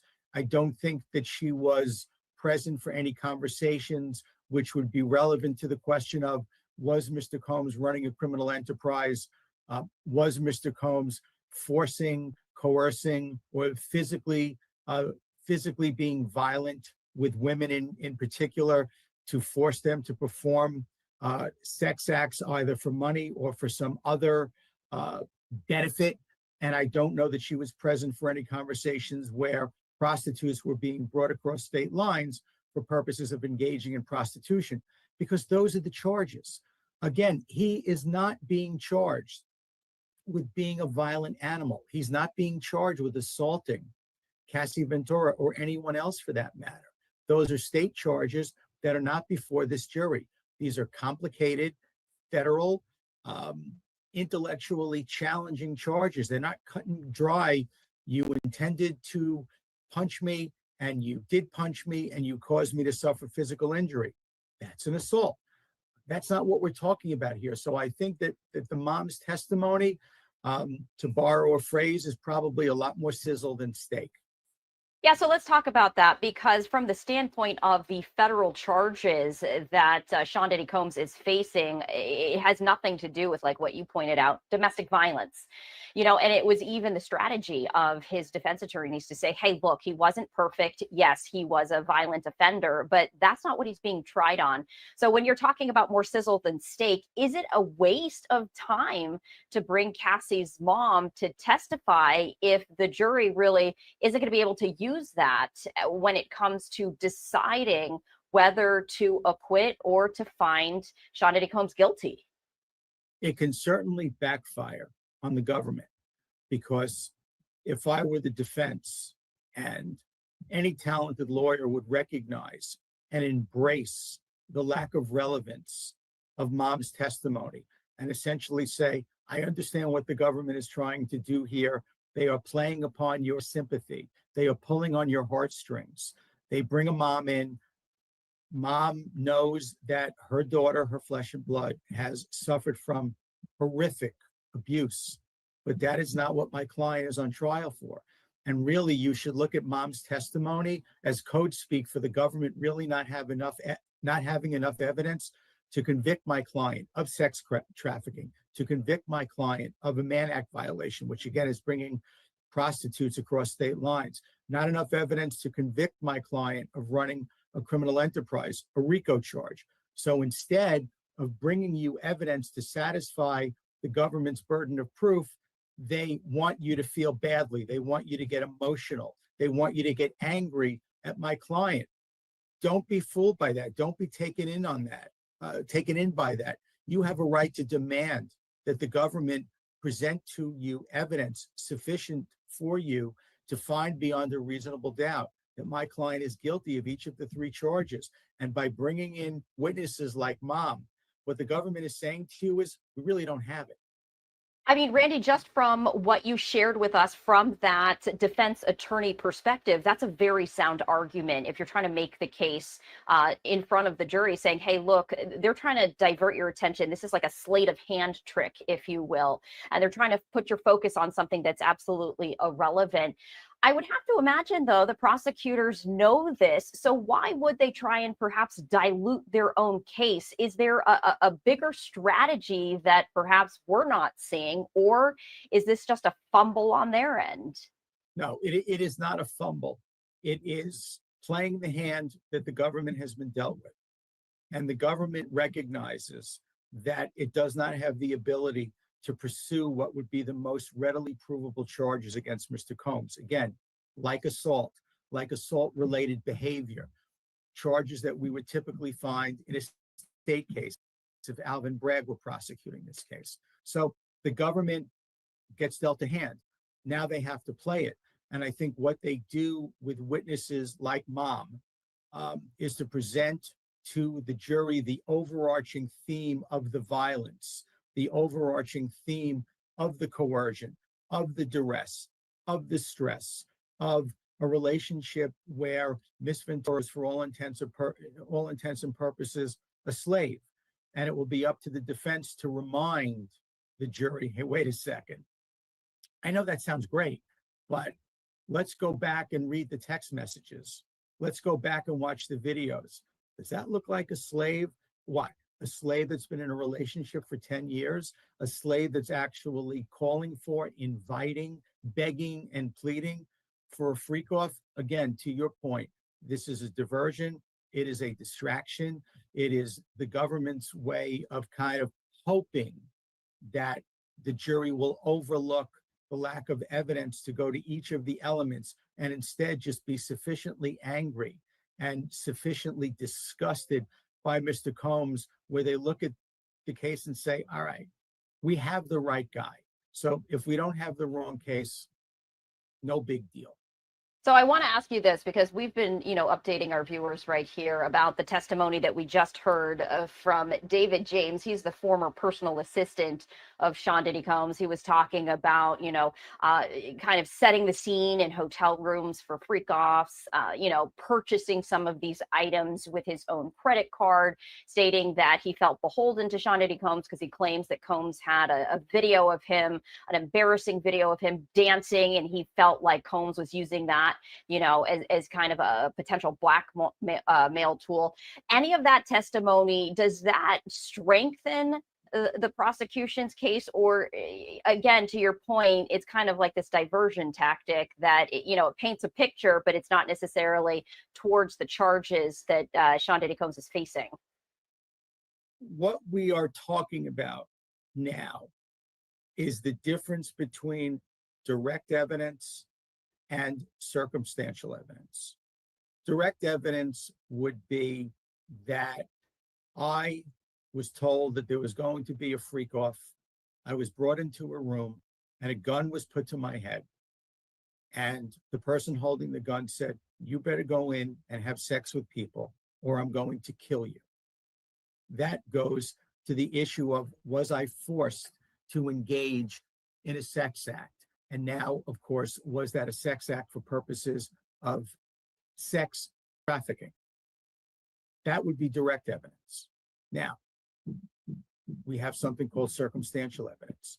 And circumstantial evidence is where I didn't see something, I didn't hear something, I don't have direct evidence of, for example, criminal offense conduct.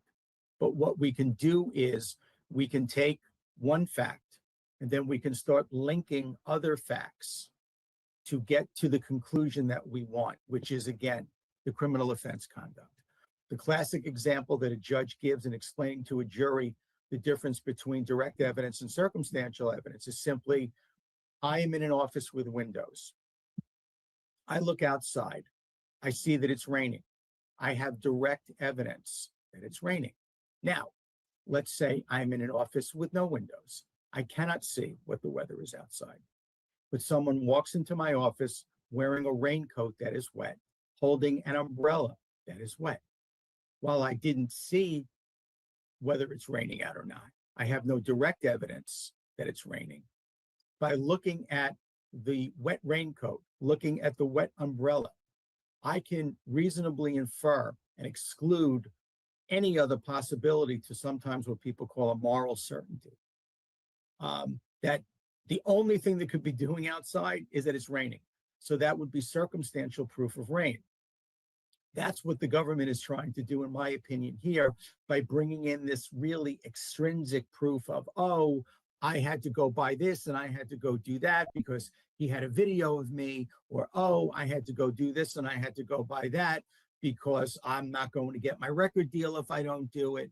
It isn't necessarily direct evidence of, and again, let's be clear here.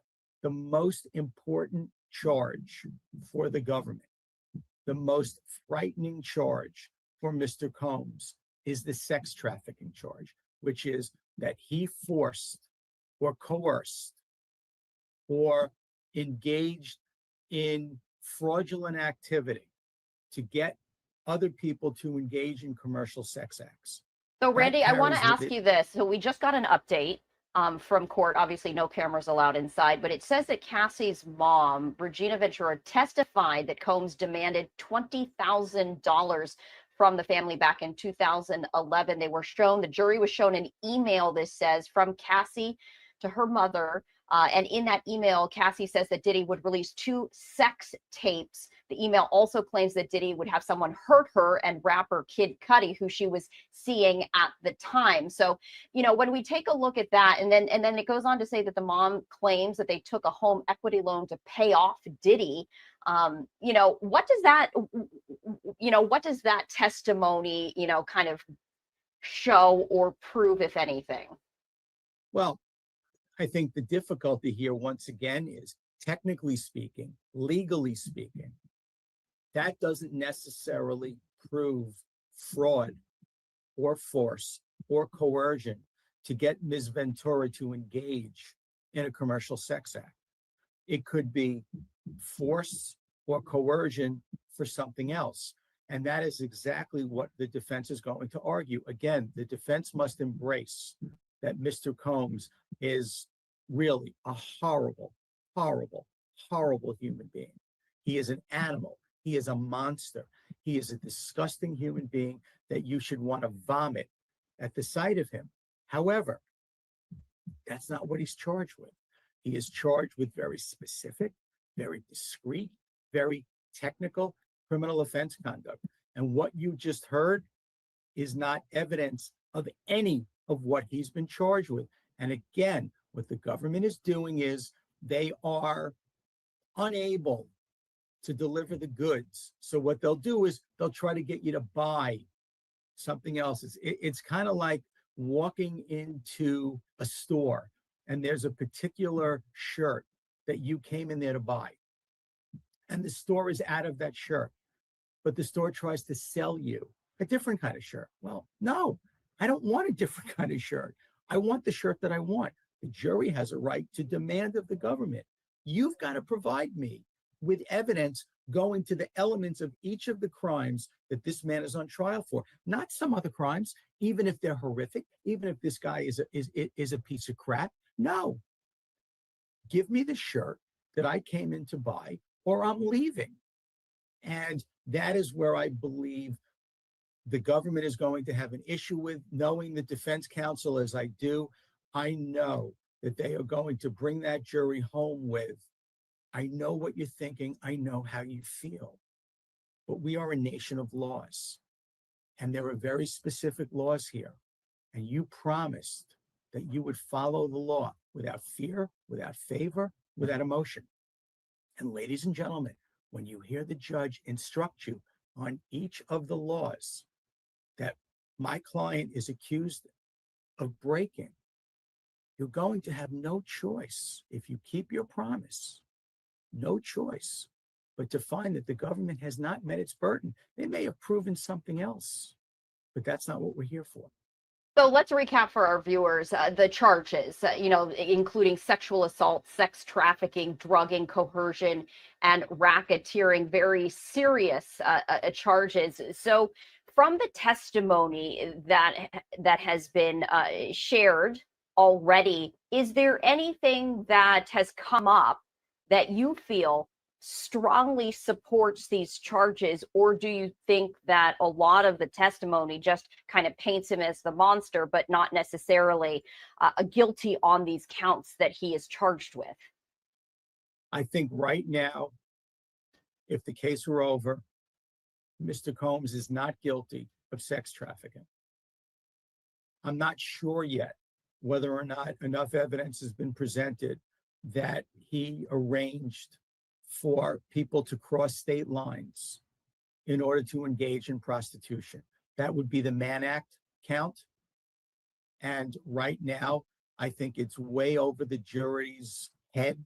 It is way outside of their pay grade to be able to understand whether or not Mr. Combs engaged in the running of a criminal enterprise, which was essentially in business to have people engage in prostitution, have people engage in sex trafficking and other criminal offense conduct.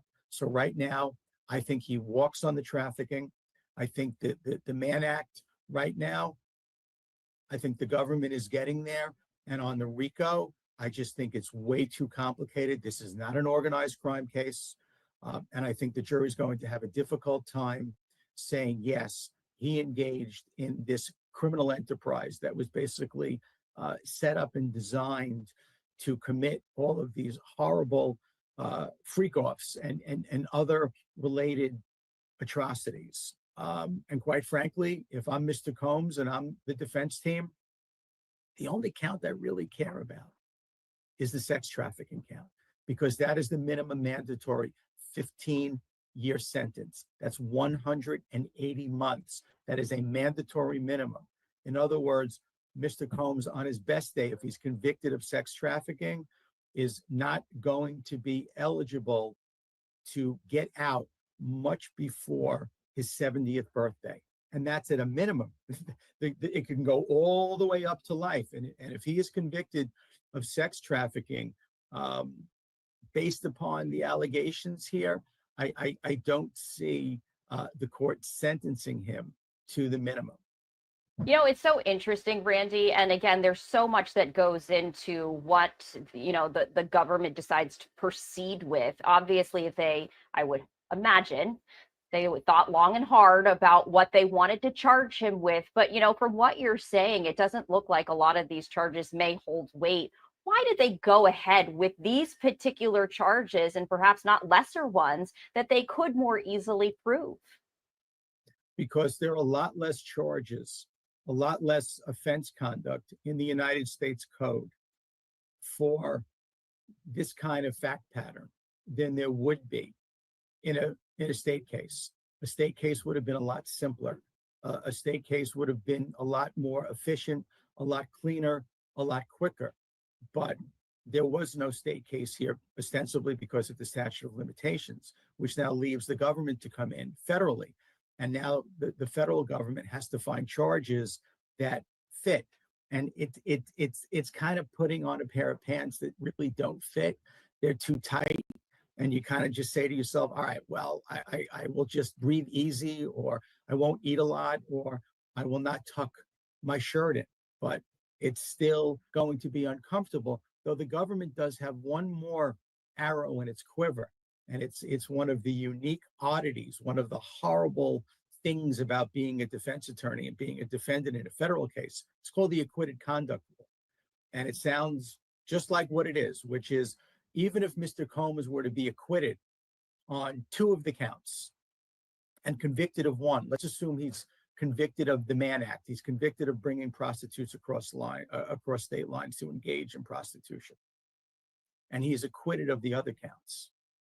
Even though he's acquitted, if he's convicted of anything, the court is allowed to consider the evidence and determine whether or not the proof was not beyond a reasonable doubt, but by what we call a preponderance of the evidence. In other words, the scale tips from 50-50 to 51-49. If the court finds that the scales tip 51-49, it finds by a preponderance of the evidence that there was proof that Mr. Combs engaged in the acquitted conduct, the court can consider those charges in fashioning a sentence.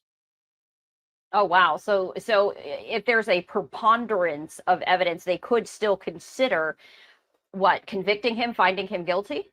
Not convicting him, no. It's a sentence. Sentencing, okay. Interesting. He'd have to be convicted of something. If he's convicted, let's say, of the Mann Act violation, which doesn't carry with it a minimum mandatory, the judge can consider the acquitted conduct. Let's say he's acquitted of the sex trafficking. He's acquitted of the RICO. The judge can still consider whether or not there was enough evidence, but by what we call a preponderance of the evidence. And if the judge finds a preponderance of the evidence, the judge can use that in considering sentencing for Mr. Combs. Wow. It's really, from a defense standpoint, it's a horrible thing. Imagine you run the table on everything but 1 count. You still have to explain to your client you can get slaughtered at sentencing because of the acquitted conduct rule.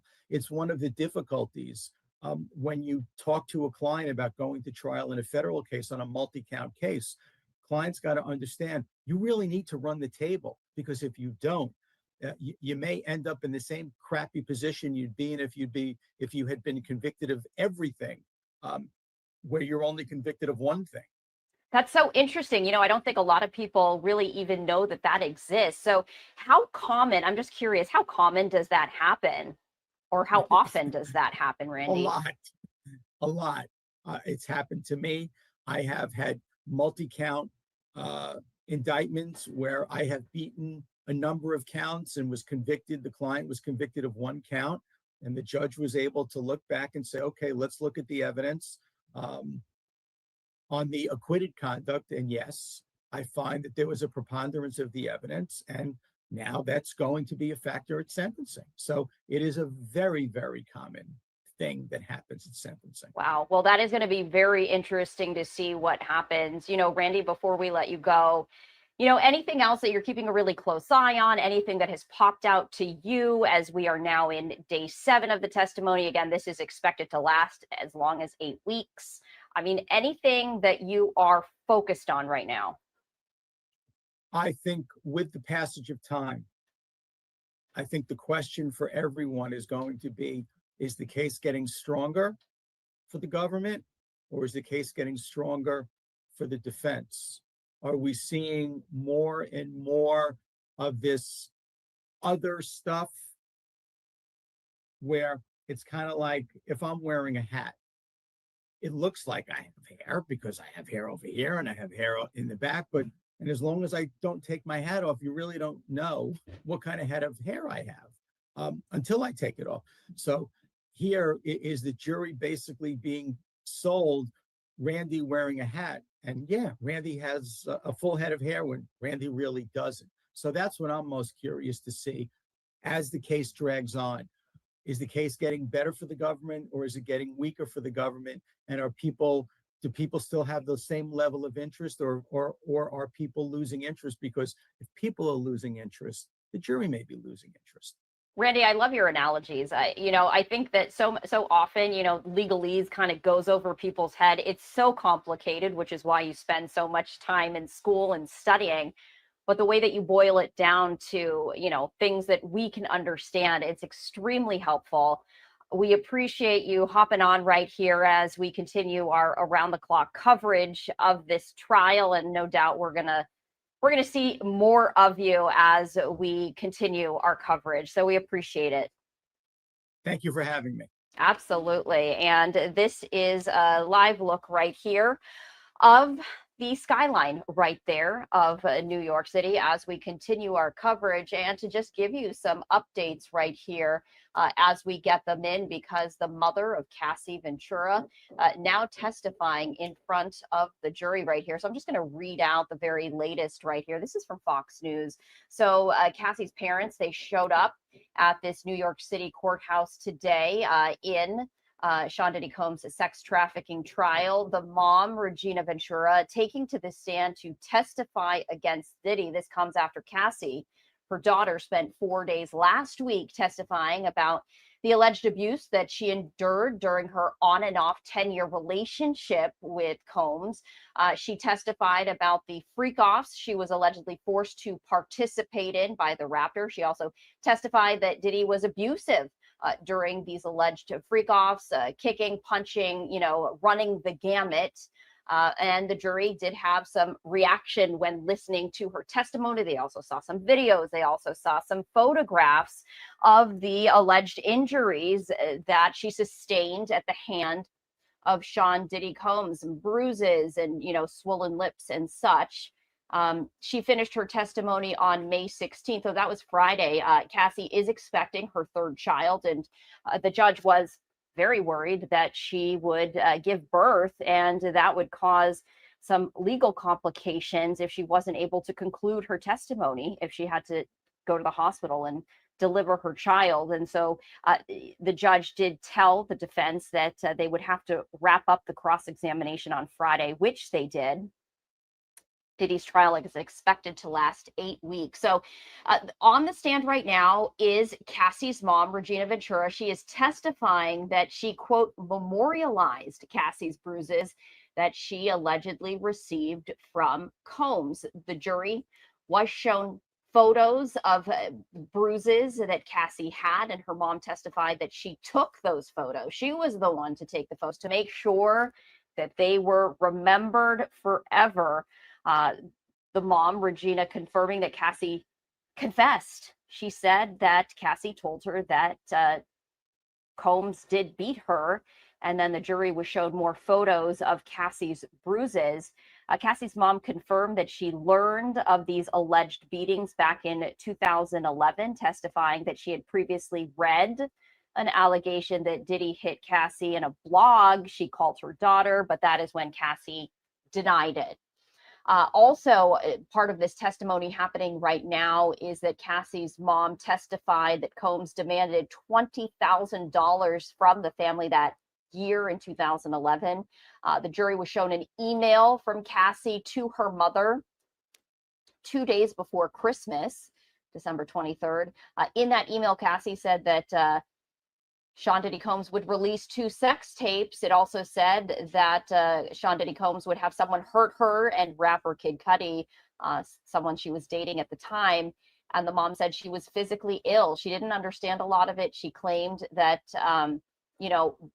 she was bewildered by these sex tapes, but she understood, she said, that Sean Diddy Combs was allegedly going to hurt her daughter and wanted the $20,000. She says this is what she understood that to mean, because he wanted to recoup the money that he spent on Cassie. And it was expected, according to testimony, that the money would come from Cassie's mom and her husband. So Cassie's mom claims that they took out a home equity loan to pay off Sean Diddy Combs. She received wiring instructions. She then wired the money from her checking account to the bad boy account. And then about 4 or 5 days later, that money was returned. So Cassie's mom said she didn't have a conversation with Diddy about the money, and she doesn't have a copy of those wiring instructions, but says, quote, "I was scared for my daughter's safety." That is a quote that she told Assistant U.S. Attorney Emily Johnson right there. Now, earlier, the person who took the stand before Cassie's mom was Sean Diddy Combs' former assistant. This is David James, and he was there for a second time to finish testifying in the rapper's sex trafficking trial.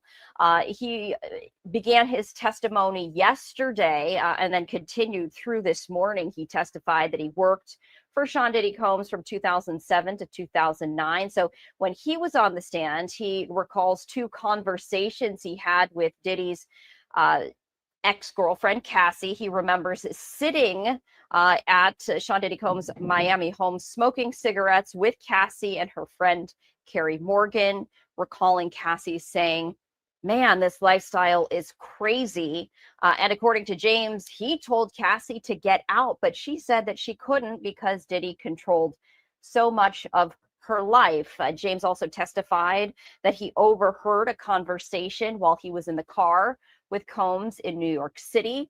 A business associate had asked about Kim Porter, who was Diddy's former wife, and Cassie, claiming Diddy replied, "Cassie is good.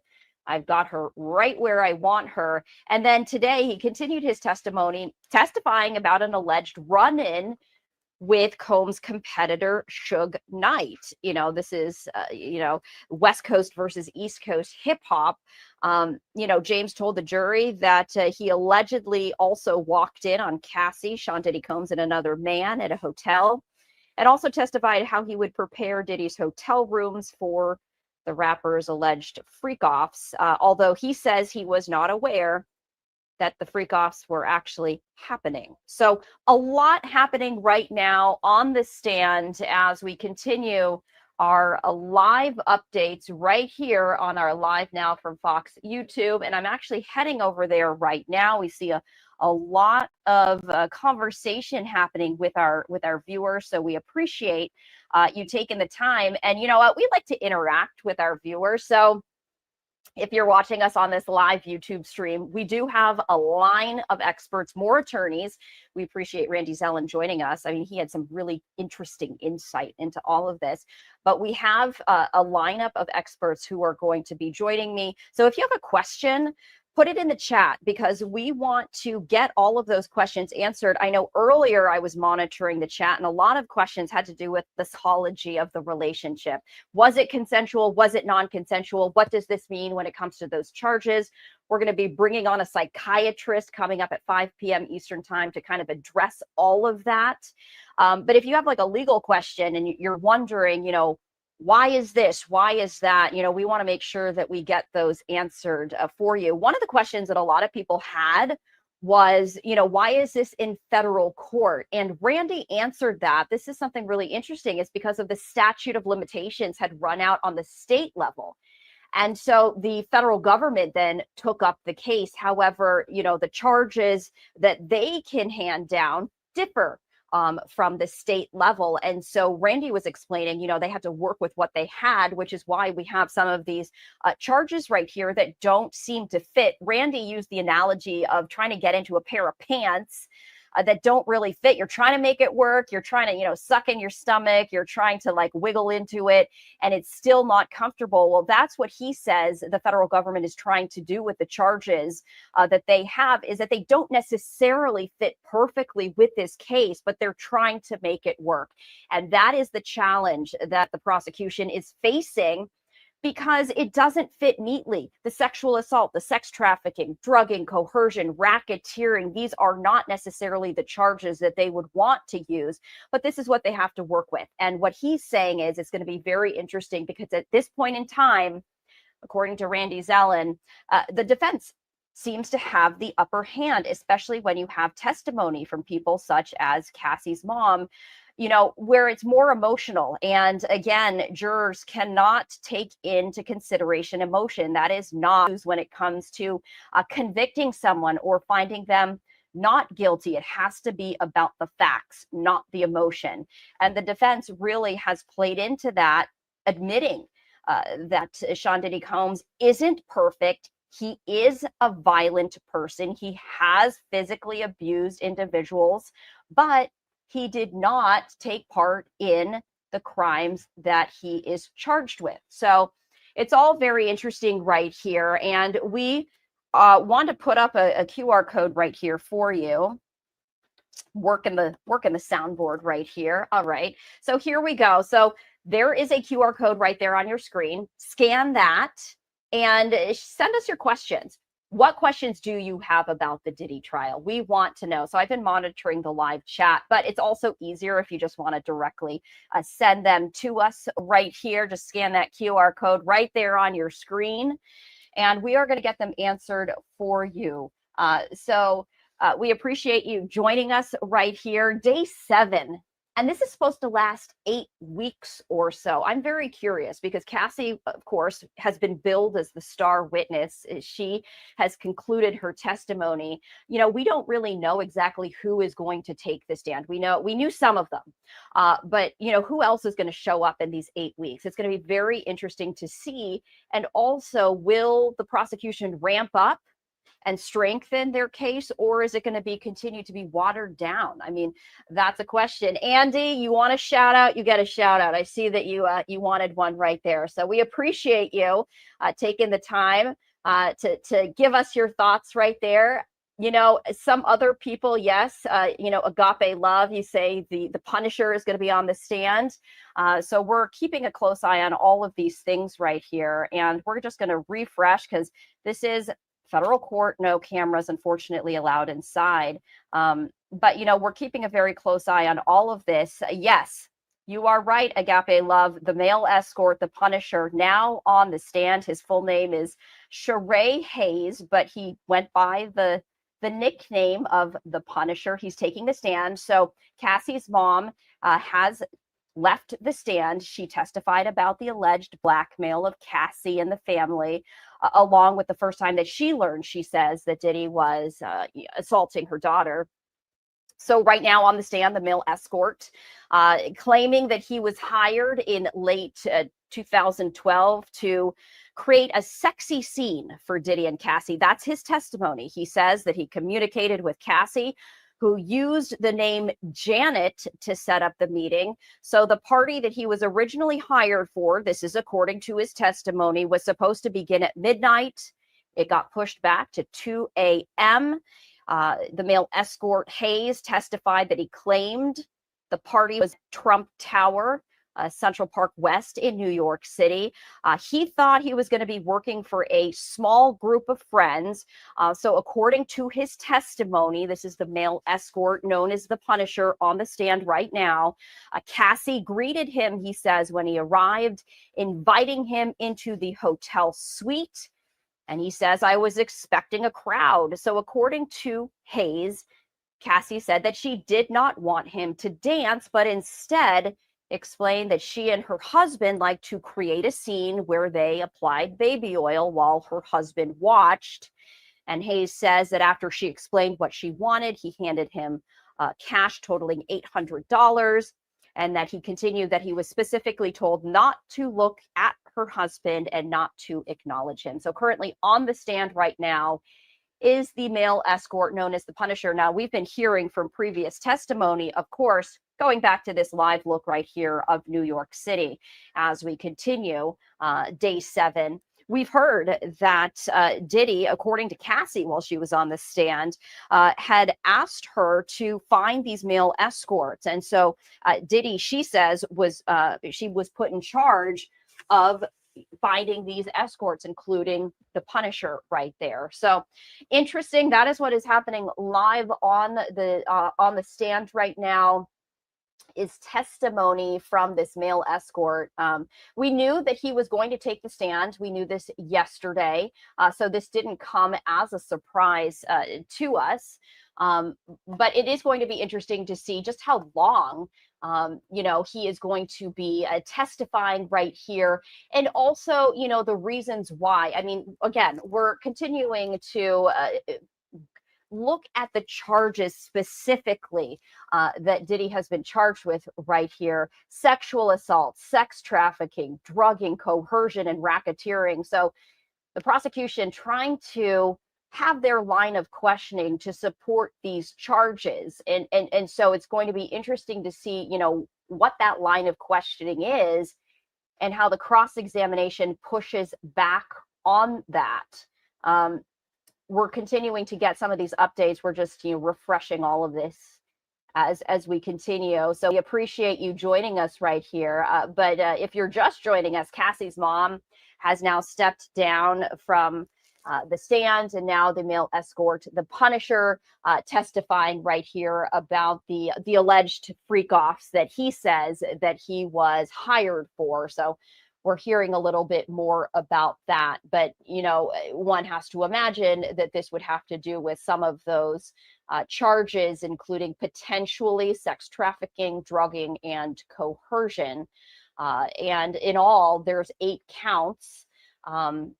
A lot more specific allegations, including drugging victims and orchestrating these freak-off parties and such. So we're continuing to keep an eye on this. We did earlier have a live look from outside the courthouse itself. We are expecting to get another live look. Unfortunately, right now, we don't have one, which is why you're looking at a skyline of New York City, but at least we do have that. It does look like to be a beautiful day right there. So we also have another question that we want to bring you, and that is this: do you think Diddy will testify in the sex trafficking trial? Right there, you can scan the QR code if you would want to do so, to throw your opinion into the ring right here. Right now, 100% of you say, I do not think he will testify. That is what defense attorneys want. They do not want their clients to testify because you never know what might come out of the person's mouth. But we have seen, some defendants testify on their own behalf. And so it's going to be interesting. I think a lot of people are curious and would want to know what Sean Diddy Combs has to say, but likely not a good idea legally for him. So we're going to see. Okay, so 33% of you say you do think that Diddy is going to testify. So it is going to be interesting. All of the experts that I've been speaking with say he probably wants to share his own side of the story, but they would advise their clients to absolutely not do that either. Also want to let you know that coming up in just about 15 minutes, we have another interview. This time, we're going to be speaking with Larry Neumeister. He is a reporter with the Associated Press. He is actually there in New York City. So I want to ask him a lot of questions about what it's like to be inside the courtroom. This is really interesting. So if you have a specific question for Larry, put it in the chat right here. So, Steven Stacks, you do believe that he will testify. It's interesting. It's going to be really interesting to see whether, Steve, you are right. I don't know, 20% of you right now say yes, and 80% say no. So we are working to get an interview up for you right there as we continue our live coverage right here. And you know what? I love this because it's on the fly. You know, we're here right alongside with you. You know, we're in this car together, so to speak, as you know, we're taking a live look of the skyline right there. You know, what's interesting is if you're watching us on our YouTube page, you know, you are seeing this question right here. Do you think Diddy will testify in the sex trafficking trial? And, you know, 88% of you say no. Abdullah, you also say no. Sheikh, KR1, you say Diddy won't and shouldn't testify. And, you know, Sheikh, that's something that defense attorneys agree with you on. They say that no one should testify on their own behalf because that could be very dangerous for them right here. All right, so we do have a brief report actually from our Fox 5 New York team that I did want to get to right now. And we like to bring you those as well because we are covering it from all angles. We have boots on the ground right there from our Fox 5 team. And so we did want to share that with you. And we're just going to transition to that as we continue our live coverage right here on Live Now from Fox, our streaming on our YouTube. Let's transition to this package. A former Bad Boy Records employee on the stand today in the Sean Diddy Combs sex trafficking trial, testifying about drugs that he says he witnessed and things that he was required to do to set up so-called freak-offs. Fox expert Giacovis live outside the courthouse in Lower Manhattan with more details of the testimony playing out on the stand right now. Richard.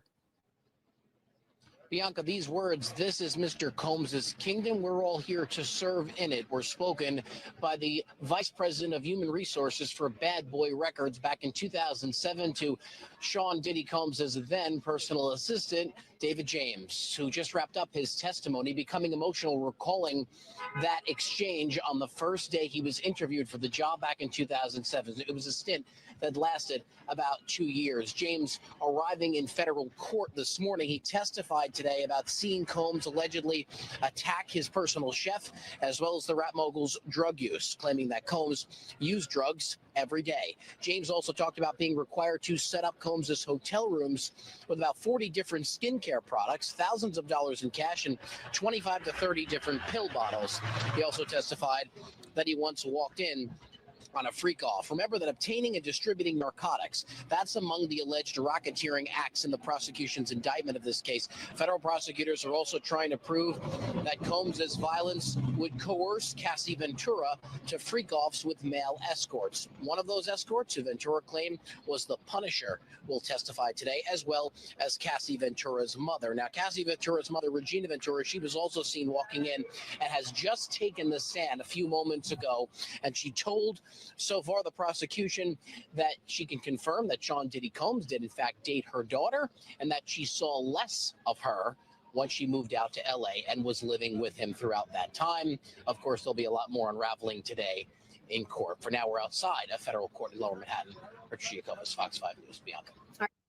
All right, so we did want to share that with you as we continue our coverage, and we appreciate Fox 5 New York for providing that up-to-date coverage for us. On the left-hand side of your screen, you do have some information. We are continuing to update that, and so we are going to have more information about the male escort who is currently on the stand right now, known as the Punisher. But we did ask, you know, if you could send us some of your questions right here, and I did write one down. Douglas Madre Jr., a.k.a. DJ, you said, my question is, can they also subpoena the celebrities that were named in the trial?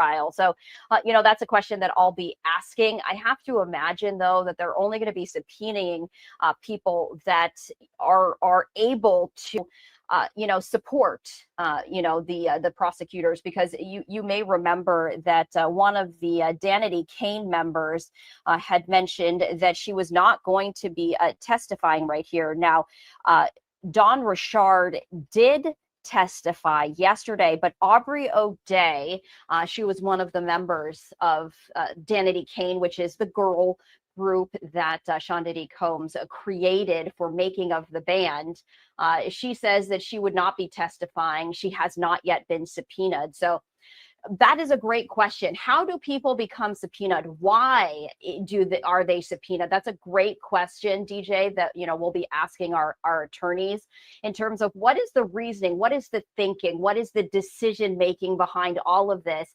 You have to imagine that there is a lot of strategy. There is a lot of intent, both on the side of the defense and the prosecution. They're just not making these decisions because they feel like it. They're making these decisions because they believe that it will help them in one way or another. So we are waiting on Larry Neumeister to join us right here, and he's actually probably still in court, perhaps hopping out right now to join us right here. But you can see on the left-hand side of your screen, Sheree Hayes, the exotic dancer known as the Punisher. He's currently testifying. I'm just going to refresh all of my information right here to see what else we can share with you. So as we have shared already, he is claiming that he was hired in late 2012 to create a, quote, sexy scene for Diddy and Cassie. That is what he shared, talking about how he communicated with Cassie, who used a pseudonym of Janet, and said that he paid her $800 in cash. That's the latest information that we have right here. Continuing our live coverage, though, and as you know, these updates come in, periodically right here. But former Danity Kane singer Dawn Richard testified against Sean Diddy Combs. She finished up her testimony yesterday, talking about how she says she witnessed some of the abuse against Cassie, how, she was afraid to speak out. We also heard from Cassie's former best friend. And one of the more notable points of the testimony was after the infamous hotel incident where it was captured on video. The former best friend says that they went back to Cassie's apartment, and she says that Sean Diddy Combs followed and started banging on her front door with a hammer. So all of this testimony right here. But again, to Randy Zellen's point, the criminal defense attorney that joined me just about an hour ago, it doesn't matter what the testimony is if it does not support the charges. And that is what the jurors care about. That's the only thing that the jurors can care about. It doesn't matter how much of a monster, Sean Diddy Combs is made out to be, if it doesn't support those claims, those charges. And so the defense really trying to poke holes in that, saying, hey, look, the prosecution is trying to distract you with all of this other testimony, which really doesn't prove anything. So it is going to be interesting, especially we're talking 8 weeks. We're in day 7. There's a lot more testimony to come. So it's going to be very interesting to see what comes out of today. And of course, in the coming days as well. We are still waiting for Larry Neumeister to join us right here via Zoom. He's actually in Manhattan. He has been following all of the trial, actually in the courtroom. And I think what's so frustrating, I think for so many of us, is that we don't see any of this. We only hear about it through the live reporting from all of the journalists who are inside the room.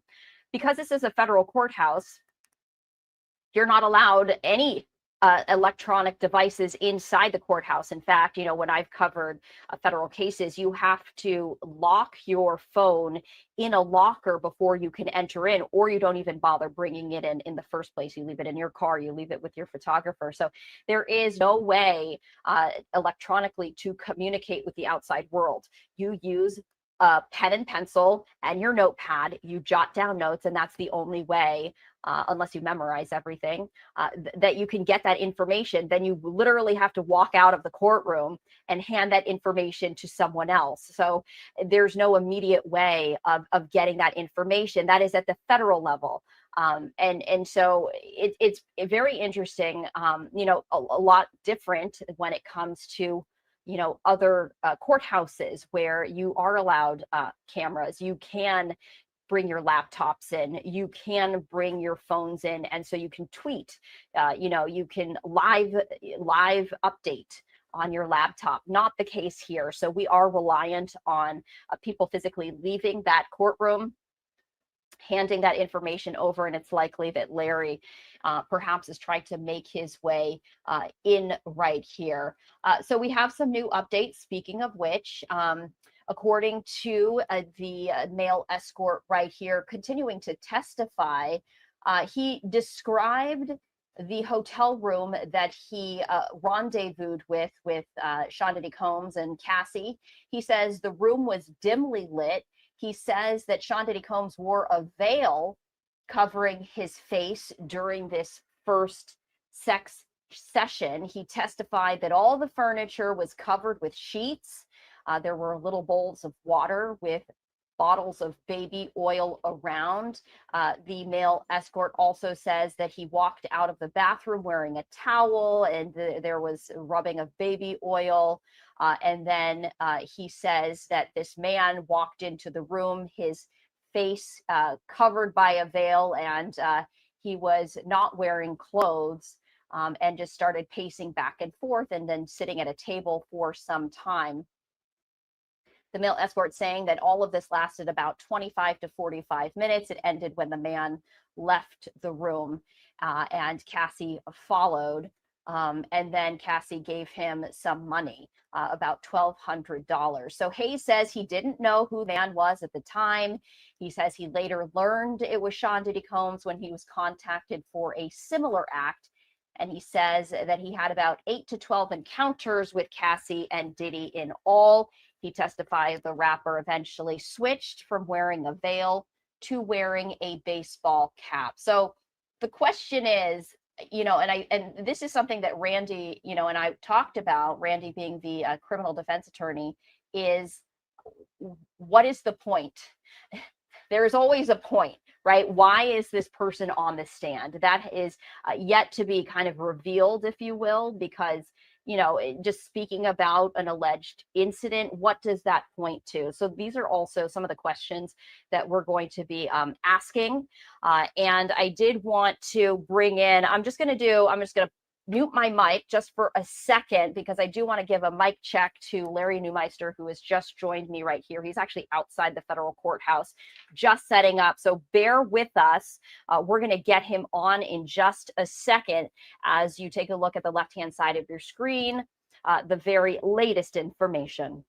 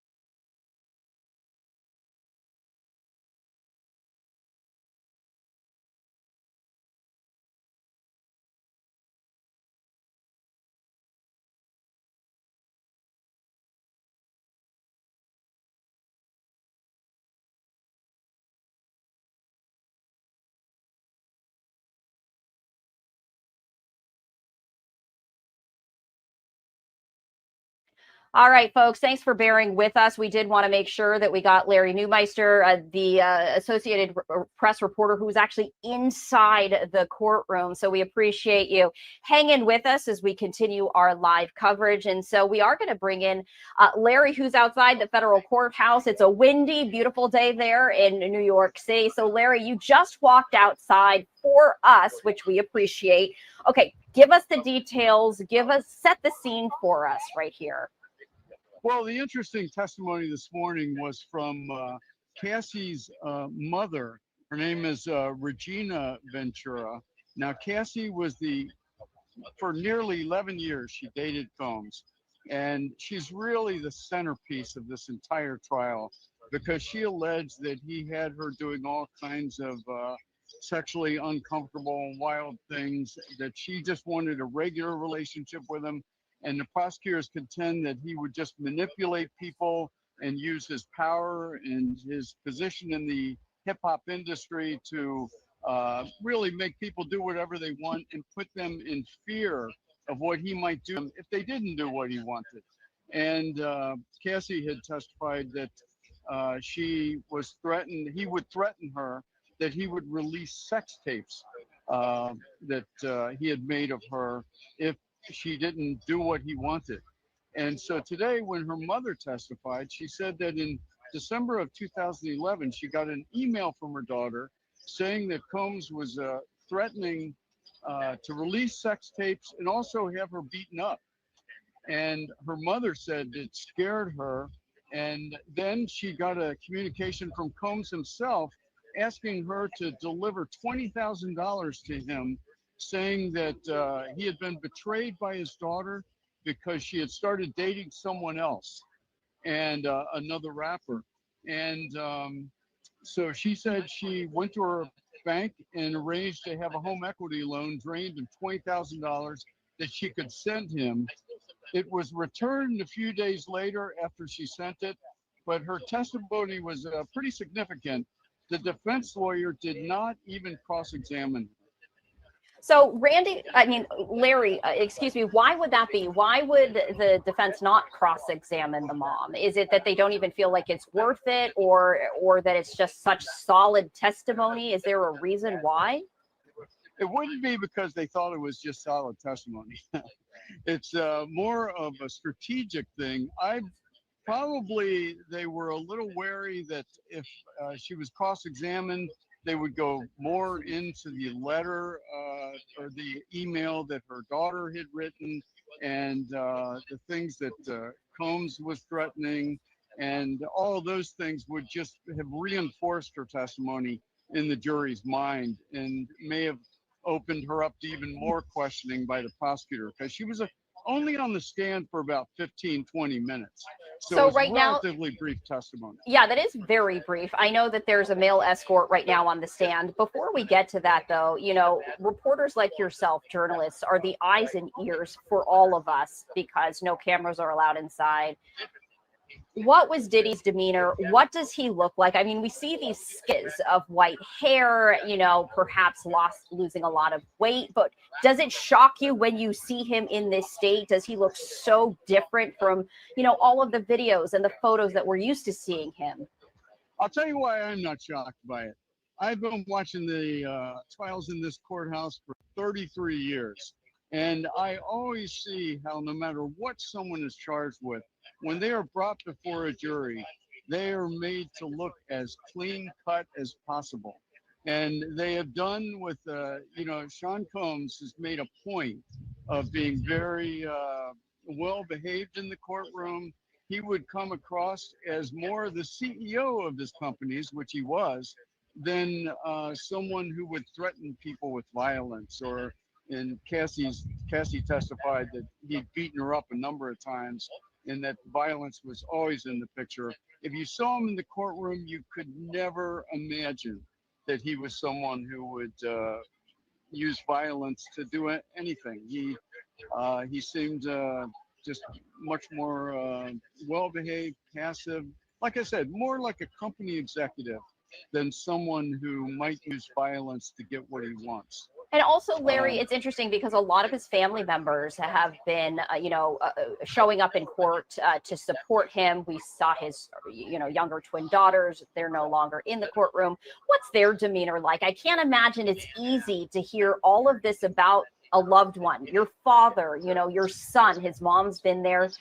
What has their demeanor been like, or is it just very stone-faced? Well, they actually, they for the most part stared straight ahead. On the other side of the aisle, like for instance, during Cassie's testimony, her lawyer was there. She had her husband in the courtroom, so they were on one side. You had Combs' family on the other. They seemed mainly there not to react or, to do anything that the jury might see. It was more to support him during breaks. At one point, I saw him give make the little heart sign with his hands. I can't do that myself, but I know a lot of people Right, the can. this. Yes, The yeah, this, very yeah. good, very good. He did that, and he mouthed thank you to one of his twin daughters one day, and would smile at them, have a little back and forth. He seemed very encouraged that they were there. This week, a lot of them aren't there. Those aisles were filled when Cassie was testifying for 4 days last week. They're not filled now, and might not be perhaps. And I don't know what'll happen when a woman who's going to have similar testimony to Cassie's named. She's going to go by the name Jane, a pseudonym, when she testifies in court because she doesn't want her identity out there. But when she testifies, maybe the family will come back out in force, or maybe for the end of the trial, which is still weeks away. They projected this to be a 2-month trial. We're only in the second week. Yeah, this is a marathon, not a sprint. Cassie's testimony dominating last week. Right now on the stand, the one of the male escorts, who was allegedly involved in one of these freak-offs. Who else do we expect to testify today? Do you know? Oh, well, I think these were the main witnesses for today. There'll be several others in the coming days. I don't believe Jane gets on the stand just yet, but her testimony will be the next really big event to happen. But each of these are kind of fascinating in their own way. Like the lawyers for Sean Combs tried to prevent Cassie's mother from testifying today, or certainly to testify about the $20,000 that she sent their way, sent to Combs before he sent it back a few days later. Because I should note, Cassie and Sean Combs were dating again just weeks later because she broke up with the man she was going out with in December 2011 that set Sean Combs into a frenzy. But the lawyers tried to prevent this testimony, saying it was unfair because it illustrated the huge difference in finances between Sean Combs and Cassie and her family.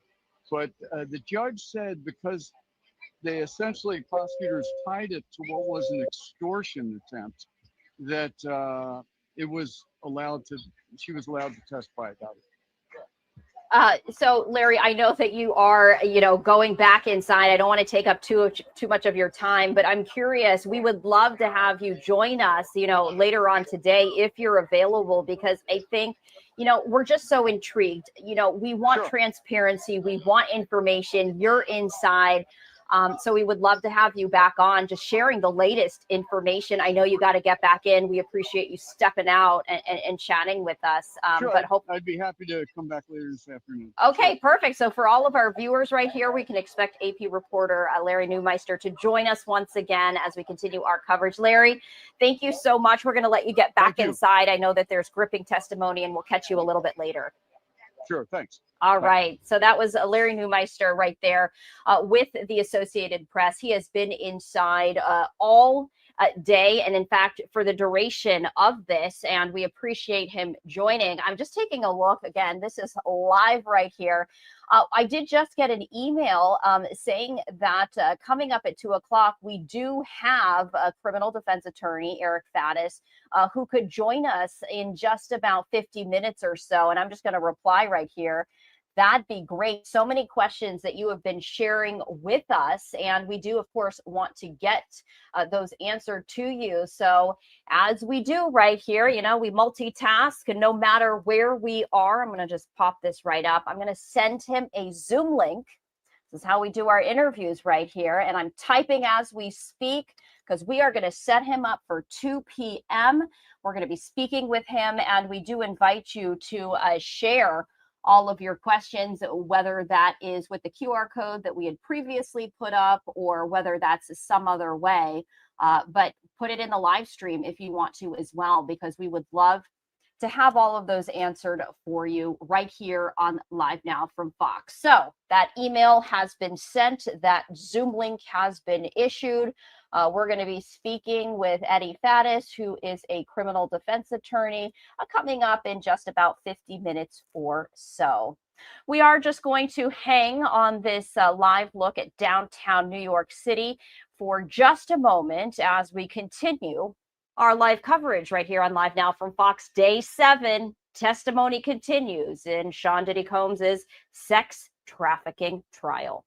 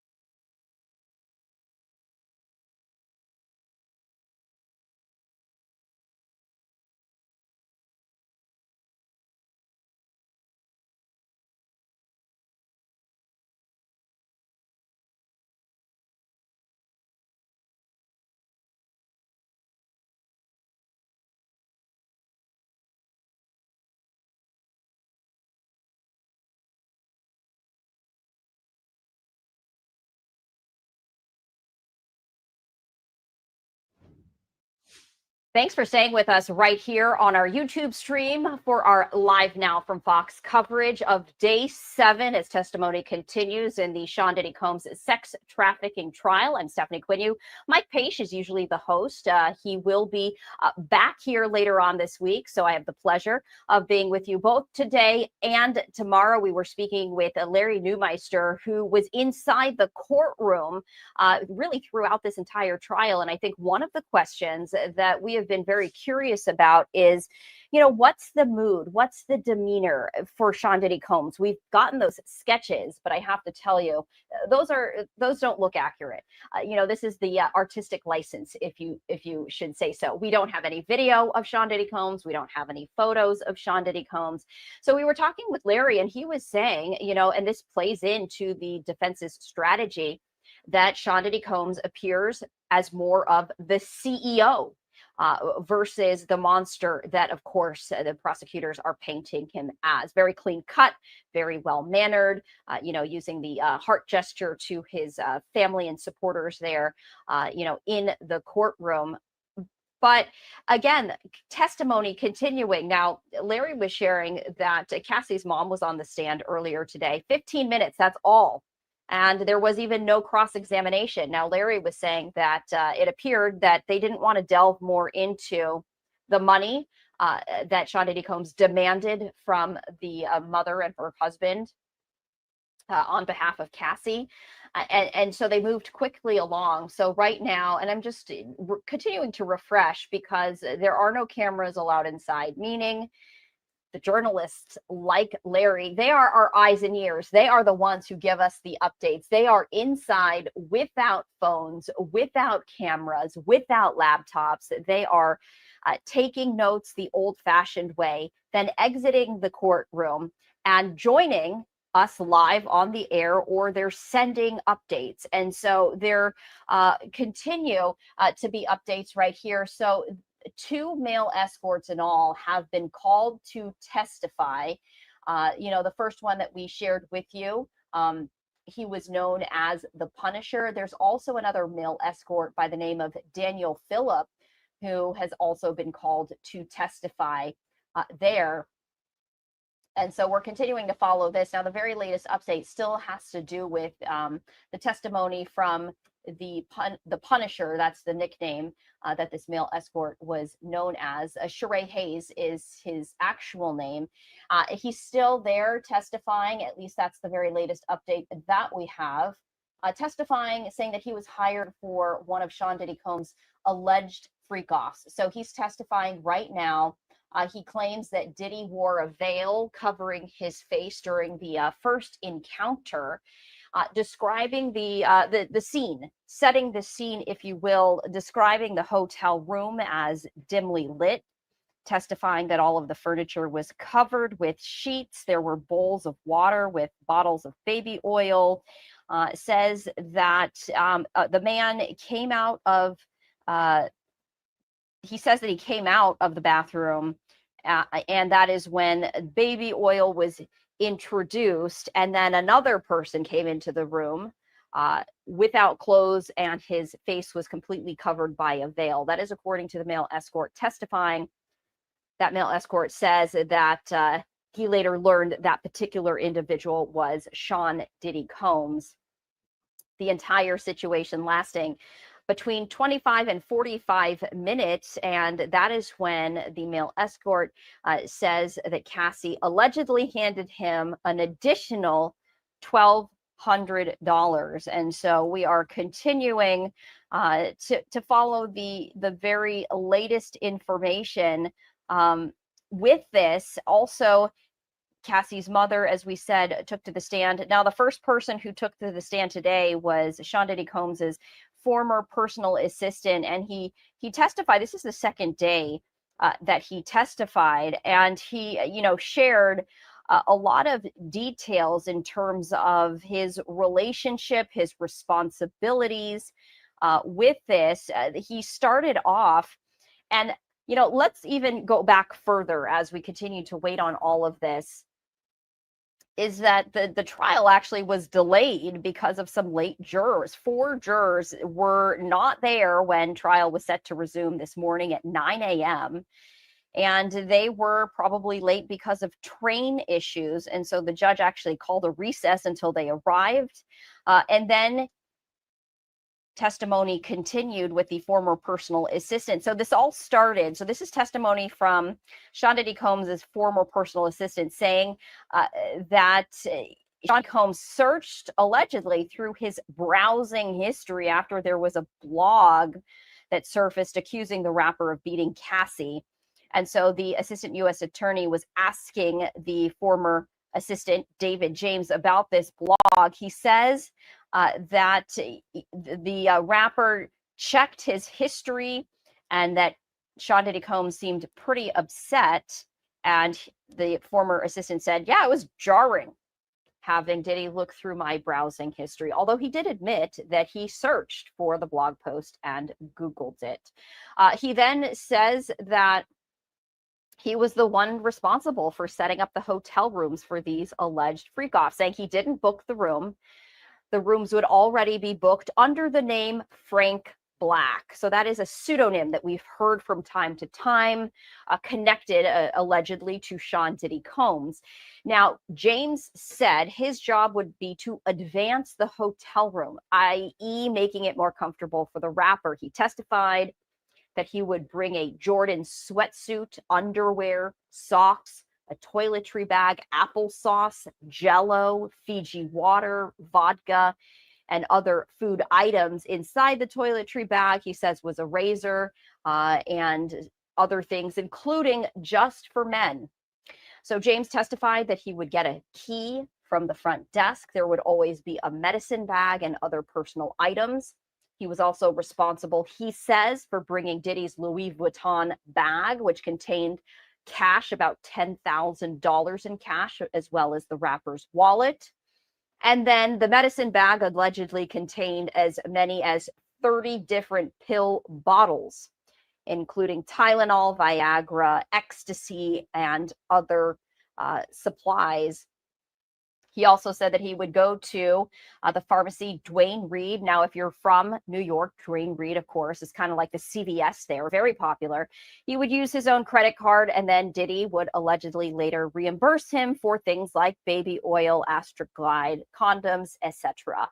So that was his testimony, and he claims that he actually walked in on one of those alleged freak-offs, although it didn't register to him what he was actually witnessing at the time. It was after all of the things had happened. He also testified about Suge Knight. Now, if you are familiar with hip hop history, of course, you know East Coast versus West Coast. Sean Diddy Combs, one of the kings of the East Coast crew, Suge Knight, one of the heads of the West Coast crew, and very tense relations, to say the least. So the former personal assistant was saying that there was a run-in with Suge Knight at a diner. He had gone to the diner, he says, with one of Diddy's security guards. They saw Suge Knight. They went back to get Sean Diddy Combs. He says that Sean Diddy Combs came back with 3 handguns, but they did not see Suge Knight at the diner. Combs told the personal assistant to drive around the block. So there was no violence that night. However, the personal assistant testified that he realized, he says, for the first time, that he thought his life was in danger. And he says when they flew back to New York, he gave his 6 months notice. So we are continuing to follow the very latest. I'm just refreshing right here.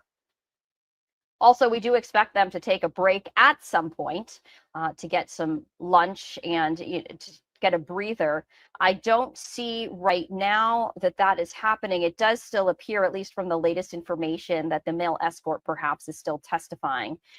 Continuing to take a look at all of these live feeds right here as we continue to take a look at this. That seems to be the very latest right here, just the male escort detailing some of these encounters that he says that he was involved with. And we do know that another escort is expected to take the stand right here. So I'm just taking a close look at this. It doesn't seem like there is a more recent update. So that's good news. We're on top of all of this, but I did just want to continue taking a look at this as well. We're going to continue to monitor this, and bring you all the latest, just about 30 minutes or so.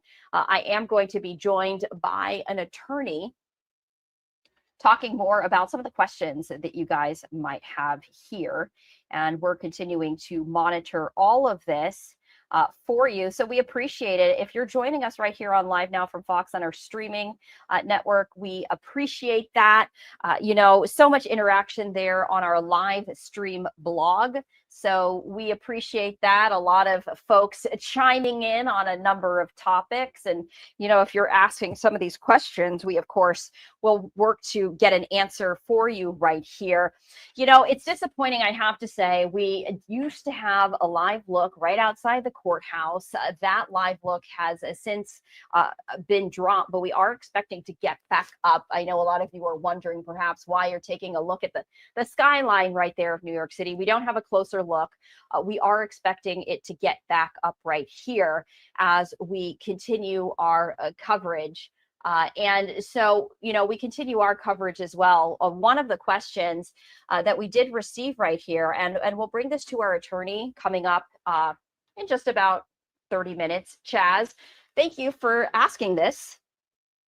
What does the prosecution need to do in order to prove racketeering?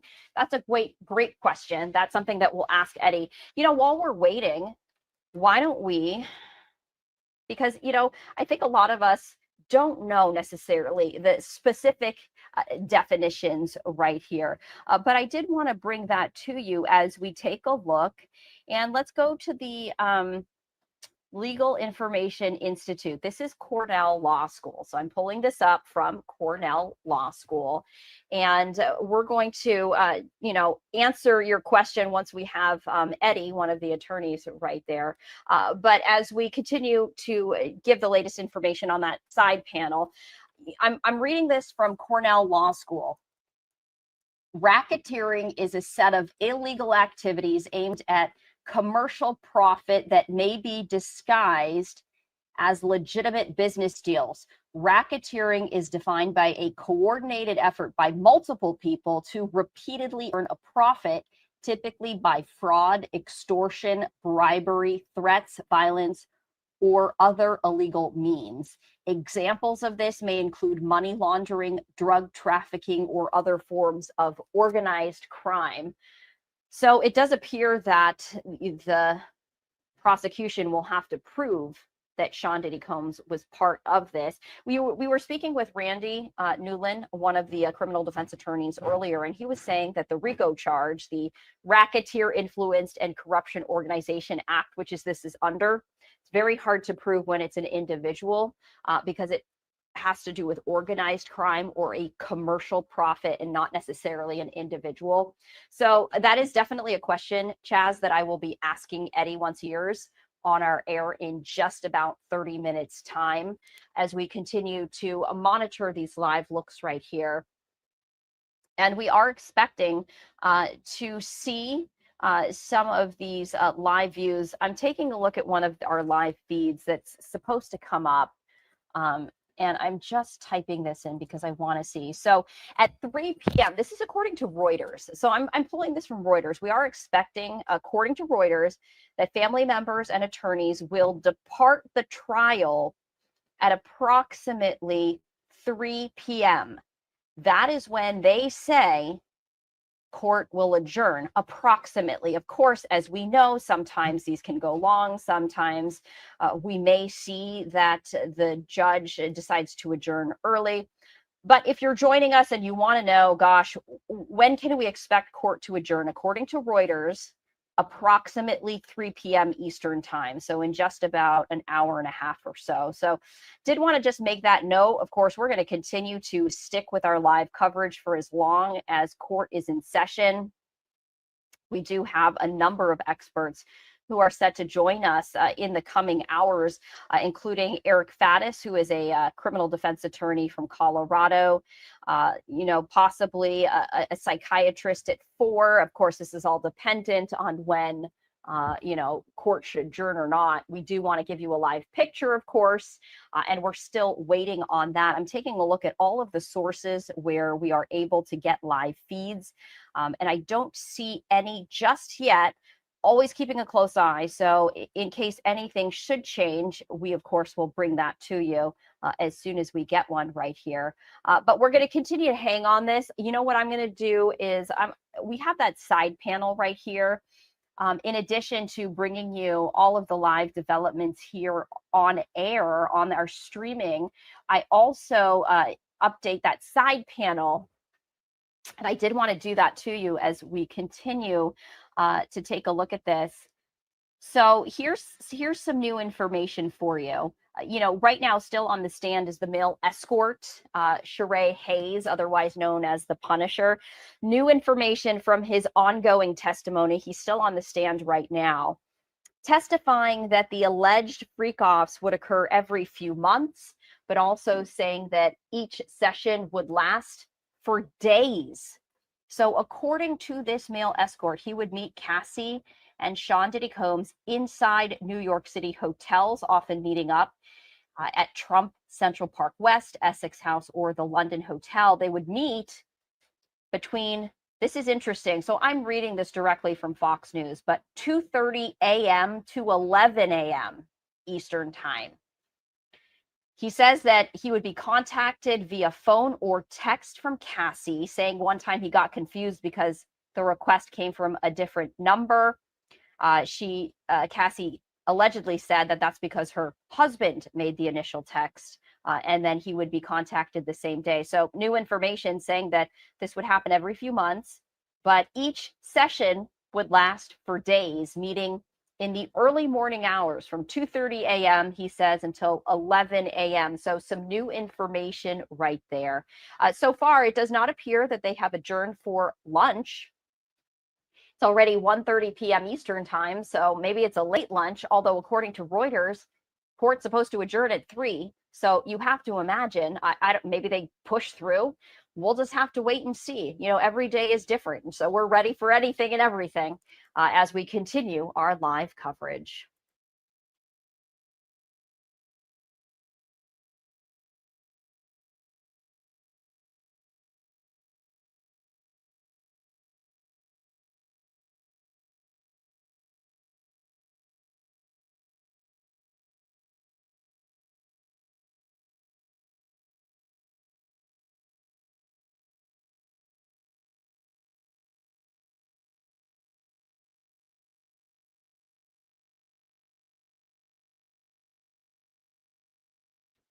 If you're just joining us, we are continuing our live coverage of day 7 in the testimony in Sean Diddy Combs' sex trafficking trial.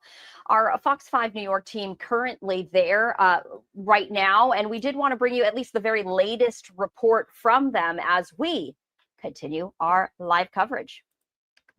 A former Bad Boy Records employee on the stand today in the Sean Diddy Combs sex trafficking trial, testifying about drugs that he says he witnessed and things that he was required to do to set up so-called freak-offs. Fox 6's Richard Giacobbe live outside the courthouse in Lower Manhattan with more details of the testimony playing out on the stand right now. Richard. Bianca, these words, "This is Mr. Combs' kingdom. We're all here to serve in it," were spoken by the Vice President of Human Resources for Bad Boy Records back in 2007 to Sean Diddy Combs' then personal assistant, David James, who just wrapped up his testimony, becoming emotional, recalling that exchange on the first day he was interviewed for the job back in 2007. It was a stint that lasted about 2 years. James arriving in federal court this morning, he testified today about seeing Combs allegedly attack his personal chef, as well as the rap mogul's drug use, claiming that Combs used drugs every day. James also talked about being required to set up Combs' hotel rooms with about 40 different skincare products, thousands of dollars in cash, and 25 to 30 different pill bottles. He also testified that he once walked in on a freak-off. Remember that obtaining and distributing narcotics, that's among the alleged racketeering acts in the prosecution's indictment of this case. Federal prosecutors are also trying to prove that Combs' violence would coerce Cassie Ventura to freak-offs with male escorts. One of those escorts, who Ventura claimed was the Punisher, will testify today, as well as Cassie Ventura's mother. Now, Cassie Ventura's mother, Regina Ventura, she was also seen walking in and has just taken the stand a few moments ago, and she told so far the prosecution that she can confirm that Sean Diddy Combs did in fact date her daughter, and that she saw less of her once she moved out to LA and was living with him throughout that time. Of course, there'll be a lot more unraveling today in court. For now, we're outside a federal court in Lower Manhattan. Richard Giacobbe, Fox 5 News. Bianca.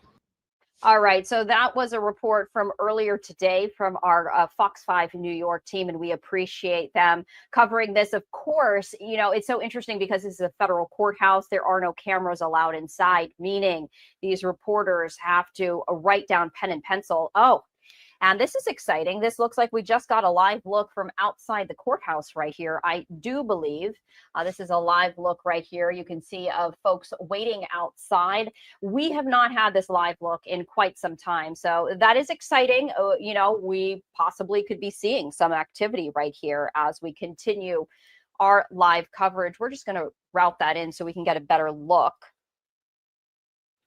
right there. And I did want to, you know, juxtapose that with some of the information that we have there on your screen. You know, we could be seeing some of the family members. There was a lot of support last week, but when we were talking with Larry Newmeyer, the Associated Press reporter who's inside, he was saying that this week, though, you know, not as many family members are inside. So it's very different. Whereas last week, his mother, his children, you know, additional family members were inside. He says that this time around, at least today, the courtroom is not completely full. So this is a live look right here. You know, we're just going to raise the audio. Obviously, this camera is stationed across the street far away, but just to give you the, you know, the feeling of what it's like right there outside the courthouse.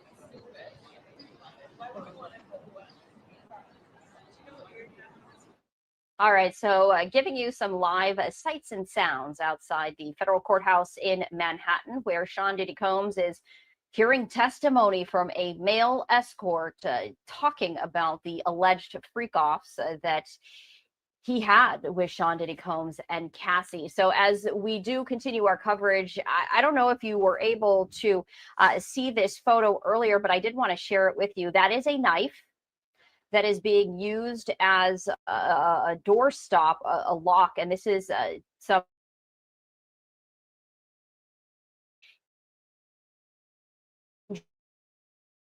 bruising, the swelling. So these are new photos provided by the Department of Justice as part of evidence. This is a photo of a large chef's knife hanging on a door.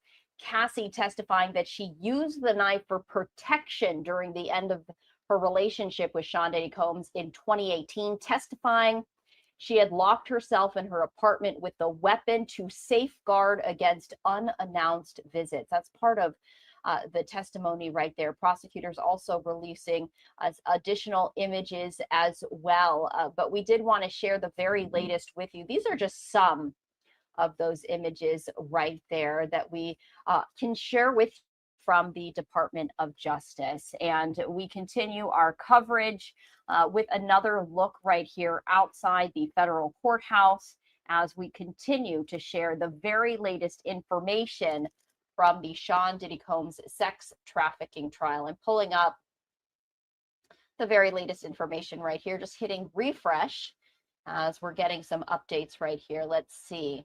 Okay, so this is an update just from a minute or so ago. This continues to be from Sheree Hayes. He is a male escort. He worked under the name The Punisher, still on the stand. He says, and I'm reading this right here. So right now he has, he's being questioned by Meredith Foster with the U.S. Is saying, you know, and kind of detailing some of these freak-offs. Now, I am going to edit what I am reading right here, but he says that at one point, Sean Diddy Combs dropped a stack of money on the bed. Cassie asked if Hayes was okay, and Diddy responded, in part, I am enjoying doing this. So what we were hearing from Cassie last week is that these freak-offs would last between 24 and 74 hours, saying that the longest one was 4 days. And when she wasn't participating, she says she was recovering from the drugs, from the dehydration, from staying awake. And she testified that during many of these situations, Combs would record them. That is according to the indictment right here. So the male escort is saying that this would occur every few months with him. And the session, he says, would last for days. They would typically meet between 2:30 a.m. and 11 a.m. And he would be notified by either a phone call or a text from Cassie. So he is still testifying right now. He has been testifying for quite some time. In fact, I'm going to take a look at the timestamp right here from the very latest information. This is from an hour ago. He's been on the stand for an hour. So compare that to Cassie's mother, who took to the stand this morning. She was only on the stand for 15 minutes, not even cross-examined. And now this male escort has been on the stand for at least 1 hour. We also expect to hear from another male escort by the name of Daniel Phillip a little bit later on. It is a little unclear as to who else will testify. We were talking with Larry Newmeyer from the Associated Press, and he said it was a little unclear as to who exactly would be talking, but Larry Newmeister, I should say, with the Associated Press, headed back in court and said he would be joining us at some point to share with us, as he was inside the courtroom and has been inside the courtroom since this all began. So just recapping everything that has been happening. Now, all of this was scheduled to start at 9 a.m. Eastern time, but you know, there was a twist even before all of this happened, which is that 4 jurors were late. So obviously they couldn't start on time, and they were apparently late because of traffic issues with the train system. Once they were able to arrive, that's when all of this commenced. Court was in session. And so that's when the continued testimony of Sean Diddy Combs' former personal assistant continued right there. So I'm just taking a look at this. We like to recap during these, moments where we don't have new information. But when we do get new information, we want to bring it to you as soon as we get it. Another live look right here from the exterior of the courthouse. Now, the folks standing at the steps, you can see no longer there. But according to Reuters, this is supposed to adjourn at around 3 p.m. All right, so we are going to pause because we do see that criminal defense attorney Eric Faddis has joined us. We are going to make sure that his audio is up and running. We're going to bring him in and have an interesting discussion. There's so much to get to, and we appreciate everyone who has been sharing their thoughts and the questions they want answered. So if you hang with us for just a moment, we're going to bring in Eric.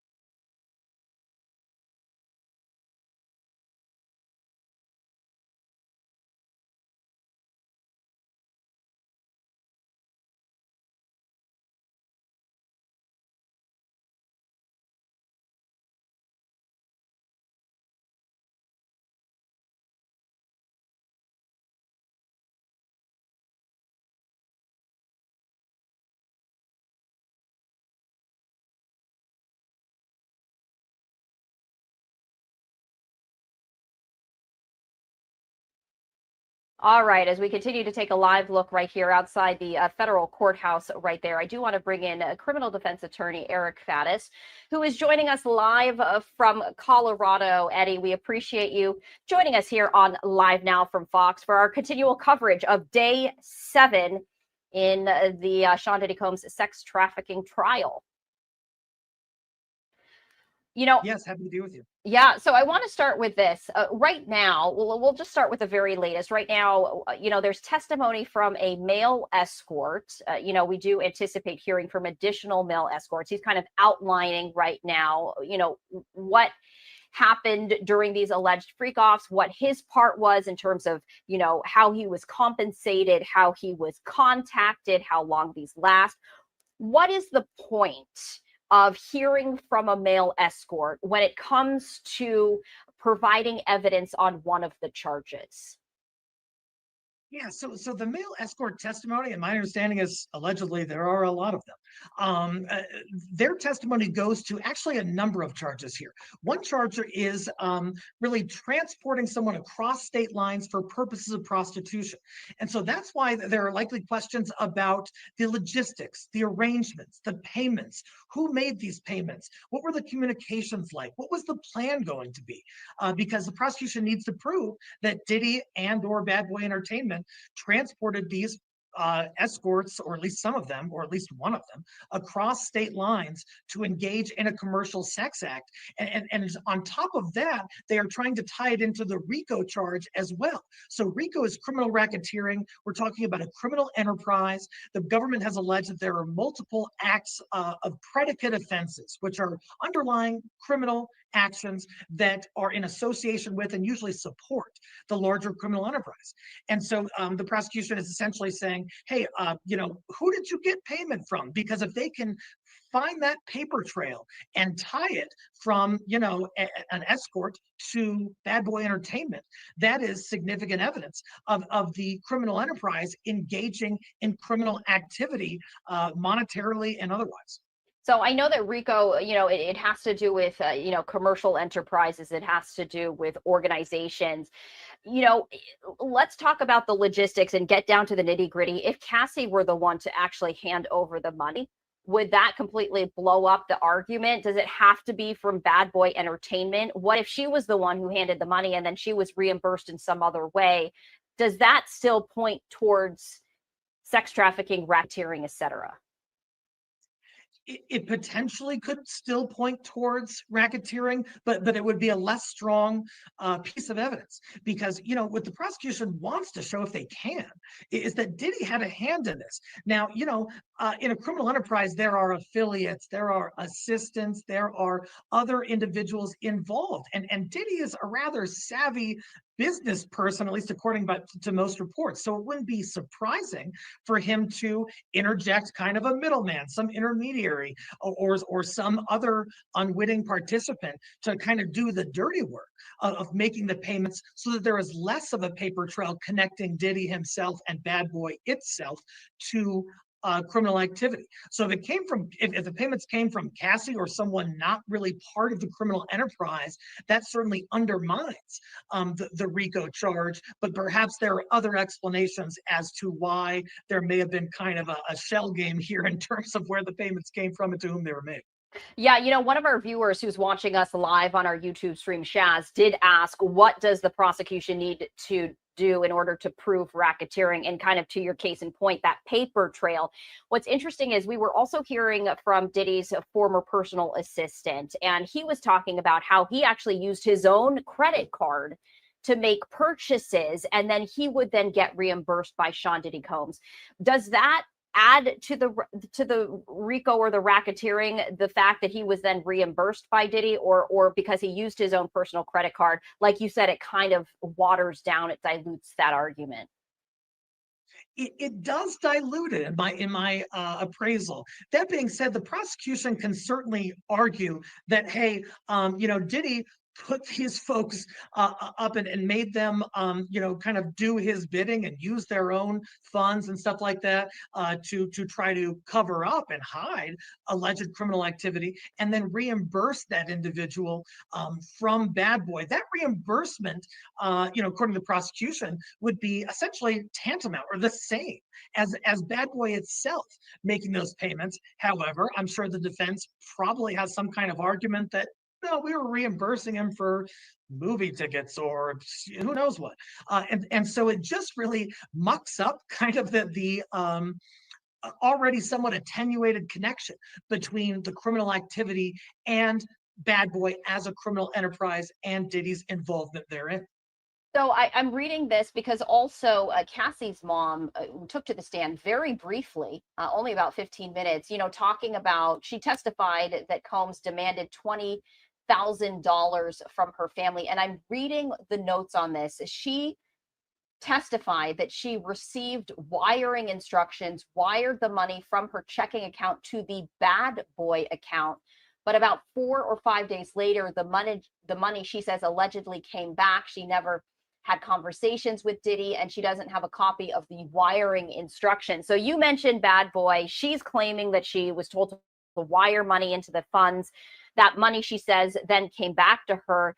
No doubt prosecutors, called her to the stand specifically for that, to try and tie. But does that hold any weight from what you're hearing? In my impression, that seems to be the prosecution grabbing at straws a little bit. And the reason I say that is because, of course, Diddy and Bad Boy can engage in different contractual relationships with people that are lawful. Perhaps they reached some kind of agreement. My understanding is that the payment request was based on some alleged infidelity or something like that, which some might say, who cares? What does that have to do with RICO? This seems to be like some kind of cheating-based monetary dispute between Diddy and Cassie's mother. Now, if there were more to it, of course, if Diddy was paying off Cassie's mother to not talk about criminal activity, then we got a problem. Diddy's got a problem. Bad Boy's got a problem. But my understanding based on the reports I read, is that it didn't quite go that far. That it was really just some kind of, negotiations between a girlfriend's mother and the boyfriend. And I think a lot of people are saying, so what? Yeah, what we've been hearing is a lot of conversation. But again, the jury can't use conversation. They can only look at the hard facts. And that's what it really seems it's going to come down to: the paper trail, the actual receipts, if you will. Conversations aside, I mean, what one person says isn't necessarily hard evidence. When you're a juror and you're listening to days and days of these testimony, how do you weigh all of this? The judge, no doubt, will then give the final instruction saying you can't, you can't allow emotion into this. You can't allow, your own opinions or your perspective. You have to simply look at the evidence. But when it comes to all of this emotional testimony, that obviously is very powerful and potentially influential. How does a juror kind of wade through that and edit as they go? This jury has a Herculean effort in front of them, such a massive undertaking. I do not envy them in the least, because like you said, there are going to be weeks, if not months, of testimony, items of evidence introduced, and then the jury has to go back there. These are lay people. They didn't ask to be here. They have no involvement with this case. They've got to sort through all of this and come to some intelligible conclusion in a very high stakes, public, controversial trial. And so, they're going to be instructed that, hey, testimony is evidence. Someone's testimony on the stand that can be considered, but it's not the same as some like hard piece of paper, like you said, a receipt showing payments or something like that. And one issue that could arise in those deliberation rooms is that a lot of these alleged threats from Diddy, the prosecution wants to use these to prove that Diddy made people do things through coercion. He was pressuring them in some unlawful way, making threats, that kind of thing. Most of those threats appear to be just kind of a he said, she said thing. Now, they very well could have taken place. I'm not saying they didn't. I'm just saying it's difficult. It's more difficult to corroborate and to substantiate those kinds of testimony to a jury. My understanding is Dawn Richard from Danity Kane essentially said that she saw Diddy assault Cassie, and then Diddy said, hey, if you tell anybody about this, you are going to come up missing. That is evocative. That's alarming. My gosh, if that happened, that's terribly problematic. But it's difficult for the prosecution and for Ms. Richard to back that up, some sort of documentary evidence, because none exists. Now, maybe that's by design on Diddy's behalf, but still, it presents a hurdle for the prosecution. Right, because it can be explosive testimony. Again, we've been hearing very emotional testimony, but it's one person against the other. And at the end of the day, like you said, if you don't have the evidence to back it up, it doesn't really hold weight. We've been seeing a lot of star power on the stand. Obviously Cassie Ventura being the big one. There were also a lot of names, coming in from the documents, the paperwork. I did want to ask, and I promised Douglas Madre Jr., aka DJ. We've had a lot of people chiming in right here. He had a question for you. Can prosecutors also subpoena the celebrities that were named in the trial? You mentioned Danity Kane, Aubrey O'Day, who is also a member, hasn't yet been subpoenaed. But my question is, how do prosecutors decide who to subpoena and why? Obviously, there's a strategy here. It has to kind of lend itself to their case. But how does one do that? And could we expect to hear more from certain witnesses who were named in the documents? As a former felony prosecutor, there are multiple considerations you look at in deciding which witnesses you are going to subpoena. One is whether they're cooperative or whether they really don't want to be there. Because if you got somebody on the stand who you think might be helpful, but they hate you or they hate being there, that's not great. And that's not the best impression to give to the jury. On top of that, you've got to look at, are there any issues with their credibility? Are there things in their past that could be raised, that could be problematic, that could cause the jury to be less likely to believe them? Have they made a number of statements over the course of time that may involve some discrepancies? These are considerations as well. On top of that, who presents well, who is articulate, what is their demeanor like? These are things you need to consider. But to answer the question, Absolutely. The prosecution has subpoena power to subpoena for trial any of these high profile celebrities who were named. And there were several names that came out in jury selection, not saying that they are accused of any wrongdoing necessarily, but their names were mentioned in association with the case.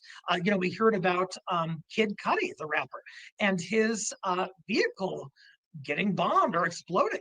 And the prosecution believes that has something to do with him dating Cassie Ventura while she was still associating with Diddy. So yeah, the prosecution could subpoena Kid Cudi, could subpoena Michael B. Jordan's name has come up. Even Mike Myers of Austin Power fame, somehow he is in the mix here. Now, again, I don't have any evidence indicating they're accused of wrongdoing, but just that they might have some association with what happened and they could potentially be called as witnesses, they still could. Yeah, I think when you heard Mike Myers or people did, it was like, why would he be in association? I have to wonder, again, we don't know why, but Austin Powers, Beyonce actually happened to be in one of those movies, and you have to wonder.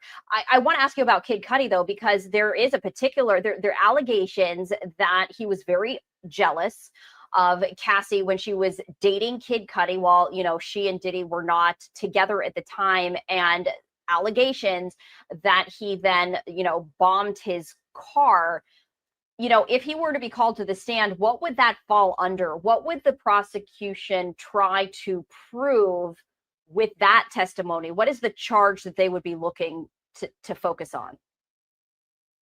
That charge would be making Diddy look bad, which is obviously not an enumerated charge, but perhaps a strategic decision on behalf of the prosecution. Now, in all seriousness, I think the prosecution believes that this alleged bombing of Kid Cudi's vehicle would support its RICO case, because RICO can be proven in terms of the predicate underlying criminal activity offenses by a number of different crimes, including arson. They've alleged kidnapping, bribery, obstruction, you name it. So I think the prosecution would essentially try to connect what happened with Kid Cudi allegedly to the case. But the problem is, I don't know of the connection between that alleged event and the criminal enterprise. That's the potential disconnect here that could be a problem for the prosecution. You can say everything in the world to make a guy look like a scoundrel, and perhaps he is, I don't know.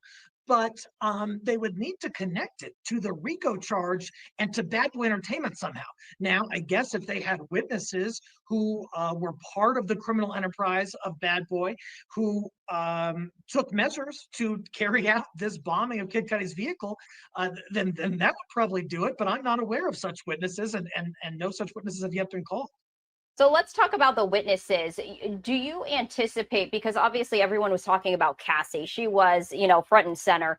Obviously there was, time sensitive issues. She was pregnant. And so obviously the judge didn't want her to perhaps testify a little bit later on, given the legal challenges. But does the prosecution, stack their line of witnesses to favor them in the beginning, or are they going to pull out all the stops at the end? Obviously there's strategy in terms of when to call up whom, as we're taking a look so far in terms of who has already been on the stand. Are we looking at stronger witnesses further down the line? This is supposed to take 8 weeks. Or are we going to start to see it kind of peter out and not have so much of an impact when it comes to the testimony? Yeah, this is why I say, and of course I'm kind of biased because I'm a trial attorney, but I believe trial practice is an art. And so, it really depends on your case. It depends on your own creativity and imagination, and also your objectives, which you need to accomplish. In addition to that, there are logistical and practical concerns. Like you said, Cassie was 8 months pregnant, or very, very pregnant. And so I believe the prosecution thought, hey, we have to handle this witness before others, just due to that practical consideration. That being said, it would make sense to have witnesses kind of build upon one another. And so, one way to do that would be to call to the stand Bad Boy affiliates, like they did with or at least alleged affiliates with assistant David James today, to kind of lay the groundwork, to show what this organization was, who was involved in it, what kind of activities were they engaged in, what was Diddy's connection to all of that. Set the stage. You know, a trial is a show in a way. You know, not to sound uncouth, but you have to capture these jurors' attention for months. And so to do that, you really have to be thinking about what is the right witness order, who is going to be compelling and when. That being said, I anticipate that the government has likely, I don't have any information supporting this, but it would be common for the government to have immunity agreements with other Bad Boy Entertainment affiliates who will come to the stand later and detail all of the alleged dirty dealings that they believe Bad Boy engaged in terms of these predicate offenses. Some of those listed, like I mentioned, have been kidnapping, arson, bribery, obstruction of justice, you name it. Well, you know, it's so interesting because, you know, I think everyone would agree it is a performance. Everyone has a role to play. Sean Diddy Combs has a role to play in terms of appearing, you know, a certain way. You know, the speeches, even, you know, from the defense and the prosecution, very strategic when it comes to kind of, and you said there's, you know, it's almost like a music performance, if you will, the crescendos, you know, you got to ride the waves. Do you think that the strategy is to start with the emotional part, even though it doesn't necessarily prove evidence? You want to lay the groundwork for how the jury should feel, and then you kind of hammer out the evidence after. Do you see that as kind of the strategy being laid out right here? I think you're spot on, and here's what I mean. So, yes, Cassie was one of the first witnesses. Her testimony was graphic and harrowing, and my gosh, and then you see the video, and you feel sympathy for this person. You feel for them. That it is evocative. That they are, you know, reaching into the chests of these jurors and shaking them up on purpose in the beginning, I think, because the strategy would be, hey, let me show you what Diddy is capable of. He is capable of this alleged monstrous behavior. And so then as you get to other witnesses who are going to talk about possibly arson, kidnapping, other types of offenses, the jury is already primed to receive that and to believe that Diddy could be capable of this. And the prosecution has kind of colored the lens through which the jury is going to see subsequent testimony, including the defense case, which is going to come down the road sometime from now. Yeah, let's talk about it. You know, obviously the defense is outlining their strategy when it comes to what they are looking ahead to, because you have the here and now. But of course, the most important part is, you know, when everything wraps up in the closing arguments and such. You know, from your point of view as a criminal defense attorney, are you sitting back and saying, you know what, this is going our way? Obviously, you know, it's not flattering to the client. But as you're looking at the evidence being presented, you know, if you were to be, you know, representing Sean Diddy Combs, how would you feel confidence wise in terms of how all of this is playing out right now? I would say at this juncture, and we're already significantly, you know, into the trial, it's still anybody's game. I don't think this is a slam dunk for the prosecution by any means. Now, of course, there is also significant evidence, certainly of domestic violence, certainly some credible and compelling testimony regarding sexual misconduct and that kind of thing. So that's a problem for the defense. On the other hand, we still got a lot of innings to play. We've got a ways to go on this. And so from defense side, you really have to be responsive to the evidence that has come out and also to just kind of the tone of what's going on in that trial in making decisions in terms of what you're going to do for your defense. For example, you know, whether you call the defendant as a witness really depends on where everything stands once the prosecution case closes. And so that decision, I bet, has not yet been made, although I think it would be a perilous decision. But in terms of defense, I would be surprised if they called other sex workers, if they called bad boy affiliates. At least one of the sex workers who testified, I'm sorry, I have notes here, early on, his name escapes me. He did testify, and I have no idea if this is true, but he said that Cassie, at least visually, appeared to be into the romantic encounters that were going on. I wouldn't be surprised if defense puts on more folks to say, hey, Cassie was into this. And believe me, I'm not saying she was, but I'm saying this could be a strategy for defense that they might explore. It is that, this looked consensual to me. Cassie never said no. There were never any indications outwardly that this was non-consensual. Doesn't mean that it was consensual, but that would be some evidence on behalf of defense to present to the jury to say, hey, look, these other people were there and they certainly didn't see it as Cassie told it on the stand. I mean, it's really interesting. As you mentioned, there is so much psychology that is involved. There is so much strategy that is involved. I know you have to go in just about 4 minutes time, but as we're looking right now, the testimony today, the previous testimony, looking ahead, anything that particularly stands out to you as kind of honing in on the strategy, honing in on, potential surprises, anything that stands out to you? Gosh, one thing that struck me is, hey, look, in nearly every romantic relationship, there are ups and downs. There are times when things are great, and there are times when things are terrible.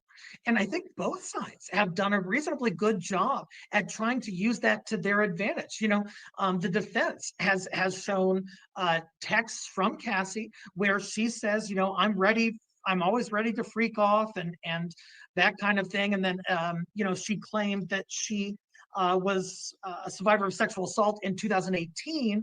Well, defense said, okay, but you did have consensual sex with Diddy shortly before that and about a month or so after that. And I think what it shows is just how complicated and dynamic relationships can be. And look, if it was, a person can have consensual relationship with somebody during one point of relationship, and then it could be not consensual at another point.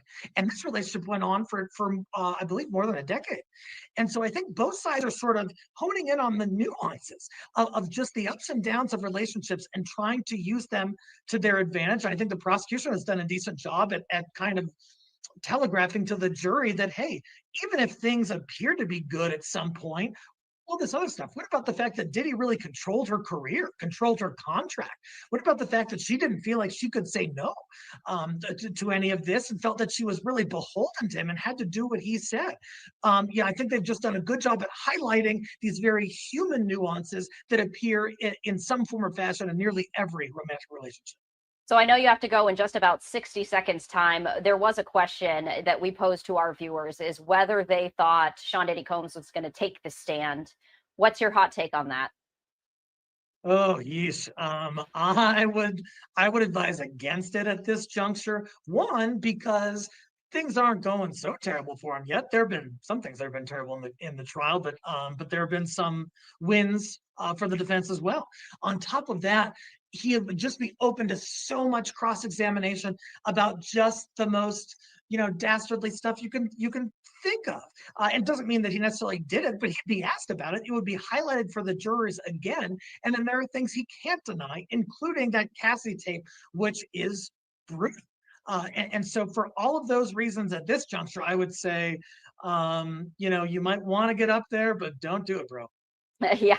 Well, good advice from you, criminal defense attorney Eddie Faddis. We know that you have to step away. We appreciate you taking the time to join us here on Live Now from Fox, and no doubt we'll be speaking with you again. Eric Faddis, good to be with you. Absolutely. And we did want to share this live look with you outside the federal courthouse, where court continues on this Tuesday, 2:10 Eastern, 11:10 Pacific, as we continue to monitor the very latest developments. We appreciate Eddie Faddis for joining us here on Live Now from Fox, continuing our live coverage. And I'm taking right now at the very latest developments right here.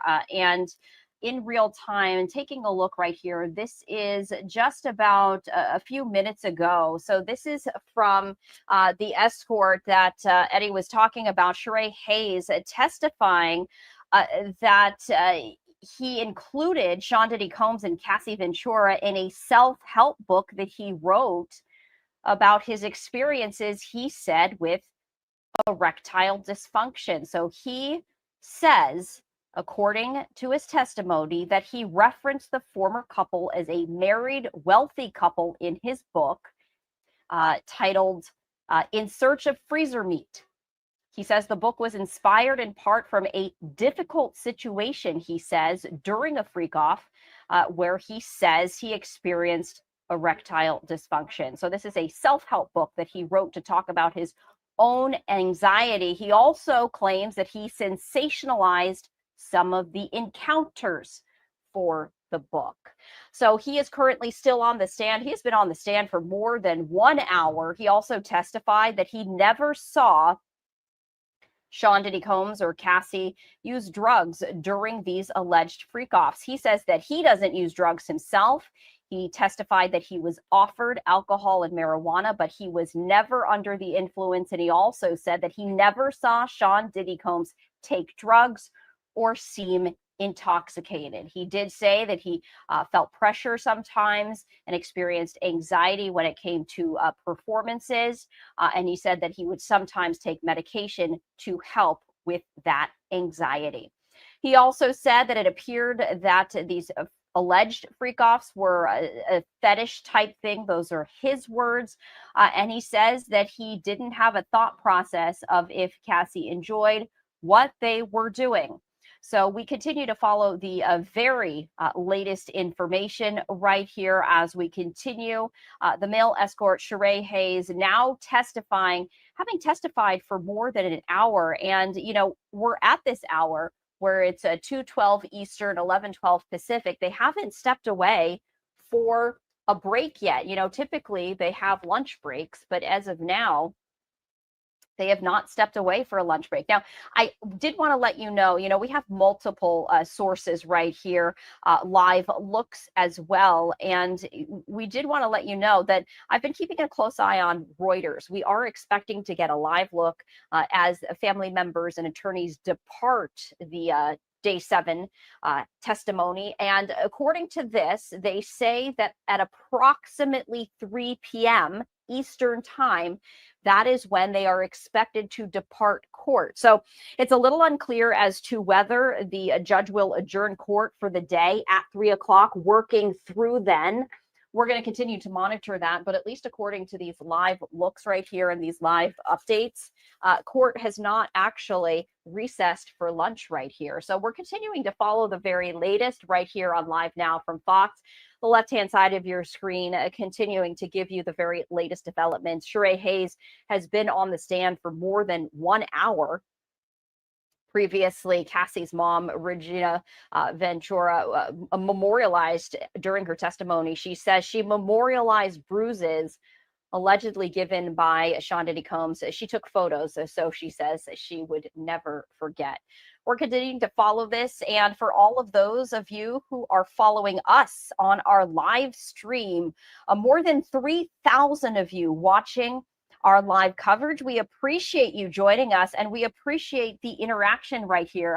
I did ask some of the questions that you had posed in the live stream, so we appreciate everyone chiming in right here. And so we continue. We are going to have some more experts joining us through the hours. We continue all of this as well. Steve Stacks, you said, why no trials during the weekends? That's an interesting question, and we can ask that. I have to imagine, though, because you have to staff the court, that might be very expensive. But, that's a question that we will ask our next attorney, as we are expecting them to join us in just about 45 minutes or so.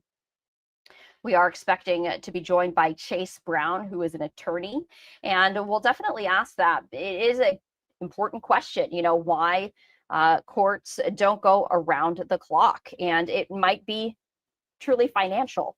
Whether they can be staffed fully. You have to imagine security is very expensive, and you have to make sure that you have adequate staff. So that's a question that we can pose along with others. If you want to join us here, feel free to drop in a question in the chat as we continue to monitor all of this as well. So we appreciate all of those who are joining us right here on our YouTube stream. More than 3,000 of you. So thank you. We appreciate it. I'm Stephanie Quinn. You're watching this live stream right here. It does look as though this live stream has now changed. So we're going to change it back to another live look right here of the skyline of the, and we're just going to remove that right here as we continue our live look. It's a little unclear as to what changed. And I'm going to ask my producer, Carla, to see what that is, if that is still Sean Diddy Combs and who is walking through that car. I don't want to put up a wrong shot right here. But you know what? We're continuing to monitor this. It's a little unclear. It does look like that was actually perhaps out of the courthouse. So it does look like maybe people are leaving. So we're gonna actually head back to that. It is still out of the courthouse. So someone was going in that car. And what's interesting is I believe that we were actually, I'm gonna pull this in. We might have been rolling on that. I'm gonna pull this into our studio right here as we continue. I'm just gonna see if we did roll on that, because if we did roll on that, that would be very interesting right here. I'm pulling it in, and so we can share it with you with real time right here. Let's see. Yeah, it does look like someone, and I am not really sure who that is. I'm not really sure who that is right there, but it was obviously someone that the photographers were interested in. And we have that pulled up. I'm just going to play that back for you. I don't know. Hey, chime into our live now from Fox, YouTube stream. I don't know if you could identify who that was, but it was obviously someone that people were interested in. But take a look at this. This has just happened just a couple of seconds ago. You can see photographers walking in. You can see this gentleman. I wonder if that, was the witness. I wonder if that was the witness right there that he finished going on the stand. I'm taking a look at this. I'm trying to find the latest information. I wonder if that, in fact, was one of the witnesses who finished testifying. But that was just a short time ago, right outside. And you obviously can see that there was security around him. This is outside the federal courthouse, and the camera is dedicated to this sex trafficking trial was there. So anyway, we just wanted to share that with you. This was live on our air, but we just wanted to replay it if you happened to miss that particular moment. This is once again a live look from the courthouse. So I'm taking a look right here. It says, during his testimony and his cross-examination, this is the latest information. Male escort Sheree Hayes claimed his last encounter with Sean Diddy Combs and Cassie Ventura occurred in March of 2015. During his testimony, he claimed at the final encounter, there was an interaction, and he claims Cassie appeared startled when he had performance anxiety, and Diddy seemed aggressive. So according to Hayes, Diddy left the room and Cassie followed, and he was then paid, and claimed Cassie thanked him for his privacy. Hayes said that he was concerned that he would not be called back, and he said that he never saw Cassie and Combs after that encounter. So Hayes said that he had a lot of anxiety, and so, he also channeled that anxiety into a self-help book to talk about all of those performance-related issues right there. So that's the latest information. We're still taking a live look there outside the courthouse, and we did see someone leave, and, we're working to see whether that might have been one of the witnesses right here. No update yet to see if he was, left the stand, but we're keeping a close eye on all of these developments right here as we continue to follow them. Keeping a close eye on all of these live streams right here as we do. I don't see anything quite yet. but you can count on us to bring you the latest when it does happen. It's been a very eventful day, as truly every one of these 7 days has been in New York City. The entire trial set to last up to 8 weeks. So, we were asking Eddie Faddis, who was, or is a criminal defense attorney, and he's saying that there is significant strategy when it comes to the lineup of the witnesses, how to present and lay out the evidence and lay out the case, how to elicit emotion from the jury, how to map it all out. The prosecution has their strategy, the defense has their strategy, and which one is stronger still yet to be determined, as a lot more testimony yet to be played out. We continue our coverage here on our YouTube streaming live here on Live Now from Fox, bringing you the very latest information. And if you're just joining us, I did want to recap exactly what has happened. So we're still watching here. And it does say, yeah, so that was the latest information from male escort Sheree Hayes. So we are still waiting to see if anyone else is going to take the stand. He was on the stand for more than an hour. Meanwhile, you juxtapose that with Cassie's mom, who was only on the stand for 15 minutes, not even cross-examined by the defense. We're going to comb through all of this, bringing you all the latest information as we continue to take a live look right here on this Tuesday outside the Manhattan Federal Courthouse.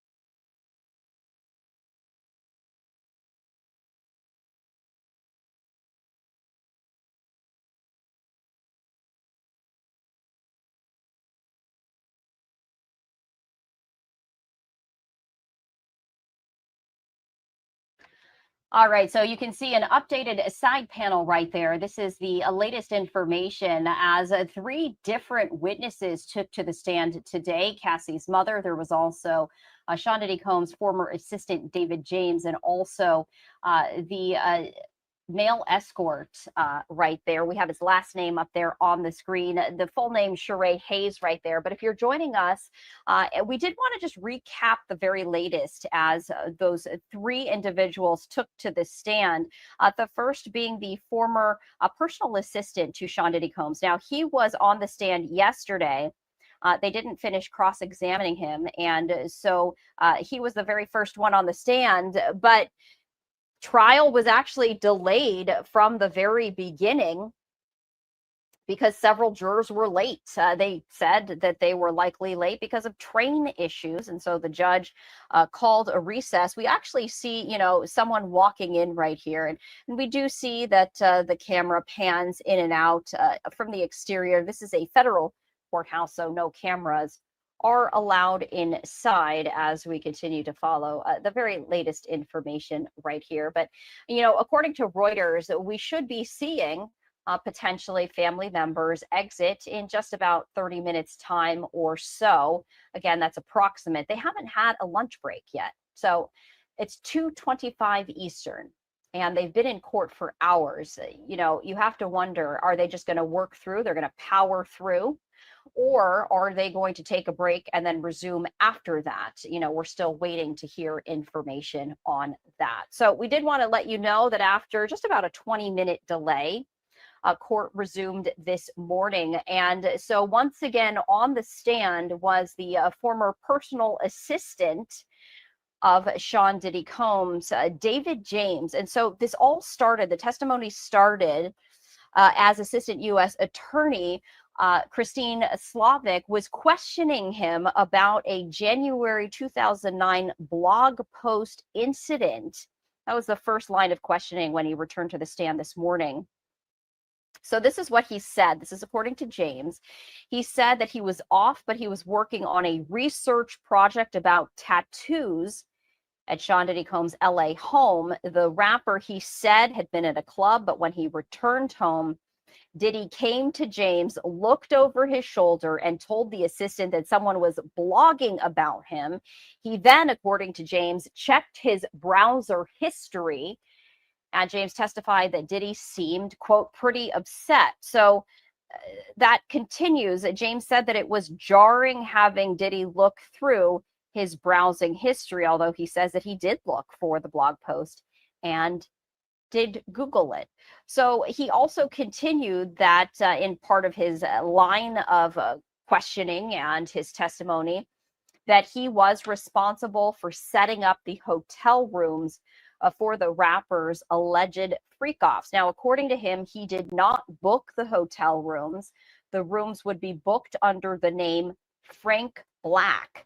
James' job, he said, would be to advance the hotel room, meaning they would be made more comfortable for Sean Diddy Combs when he arrived. So James, under testimony, said that he would bring a Jordan sweatsuit, underwear, socks, toiletry bag, applesauce, Jell-O, Fiji water, vodka, along with other food items. And he said in the toiletry bag was a razor, just for men, etc.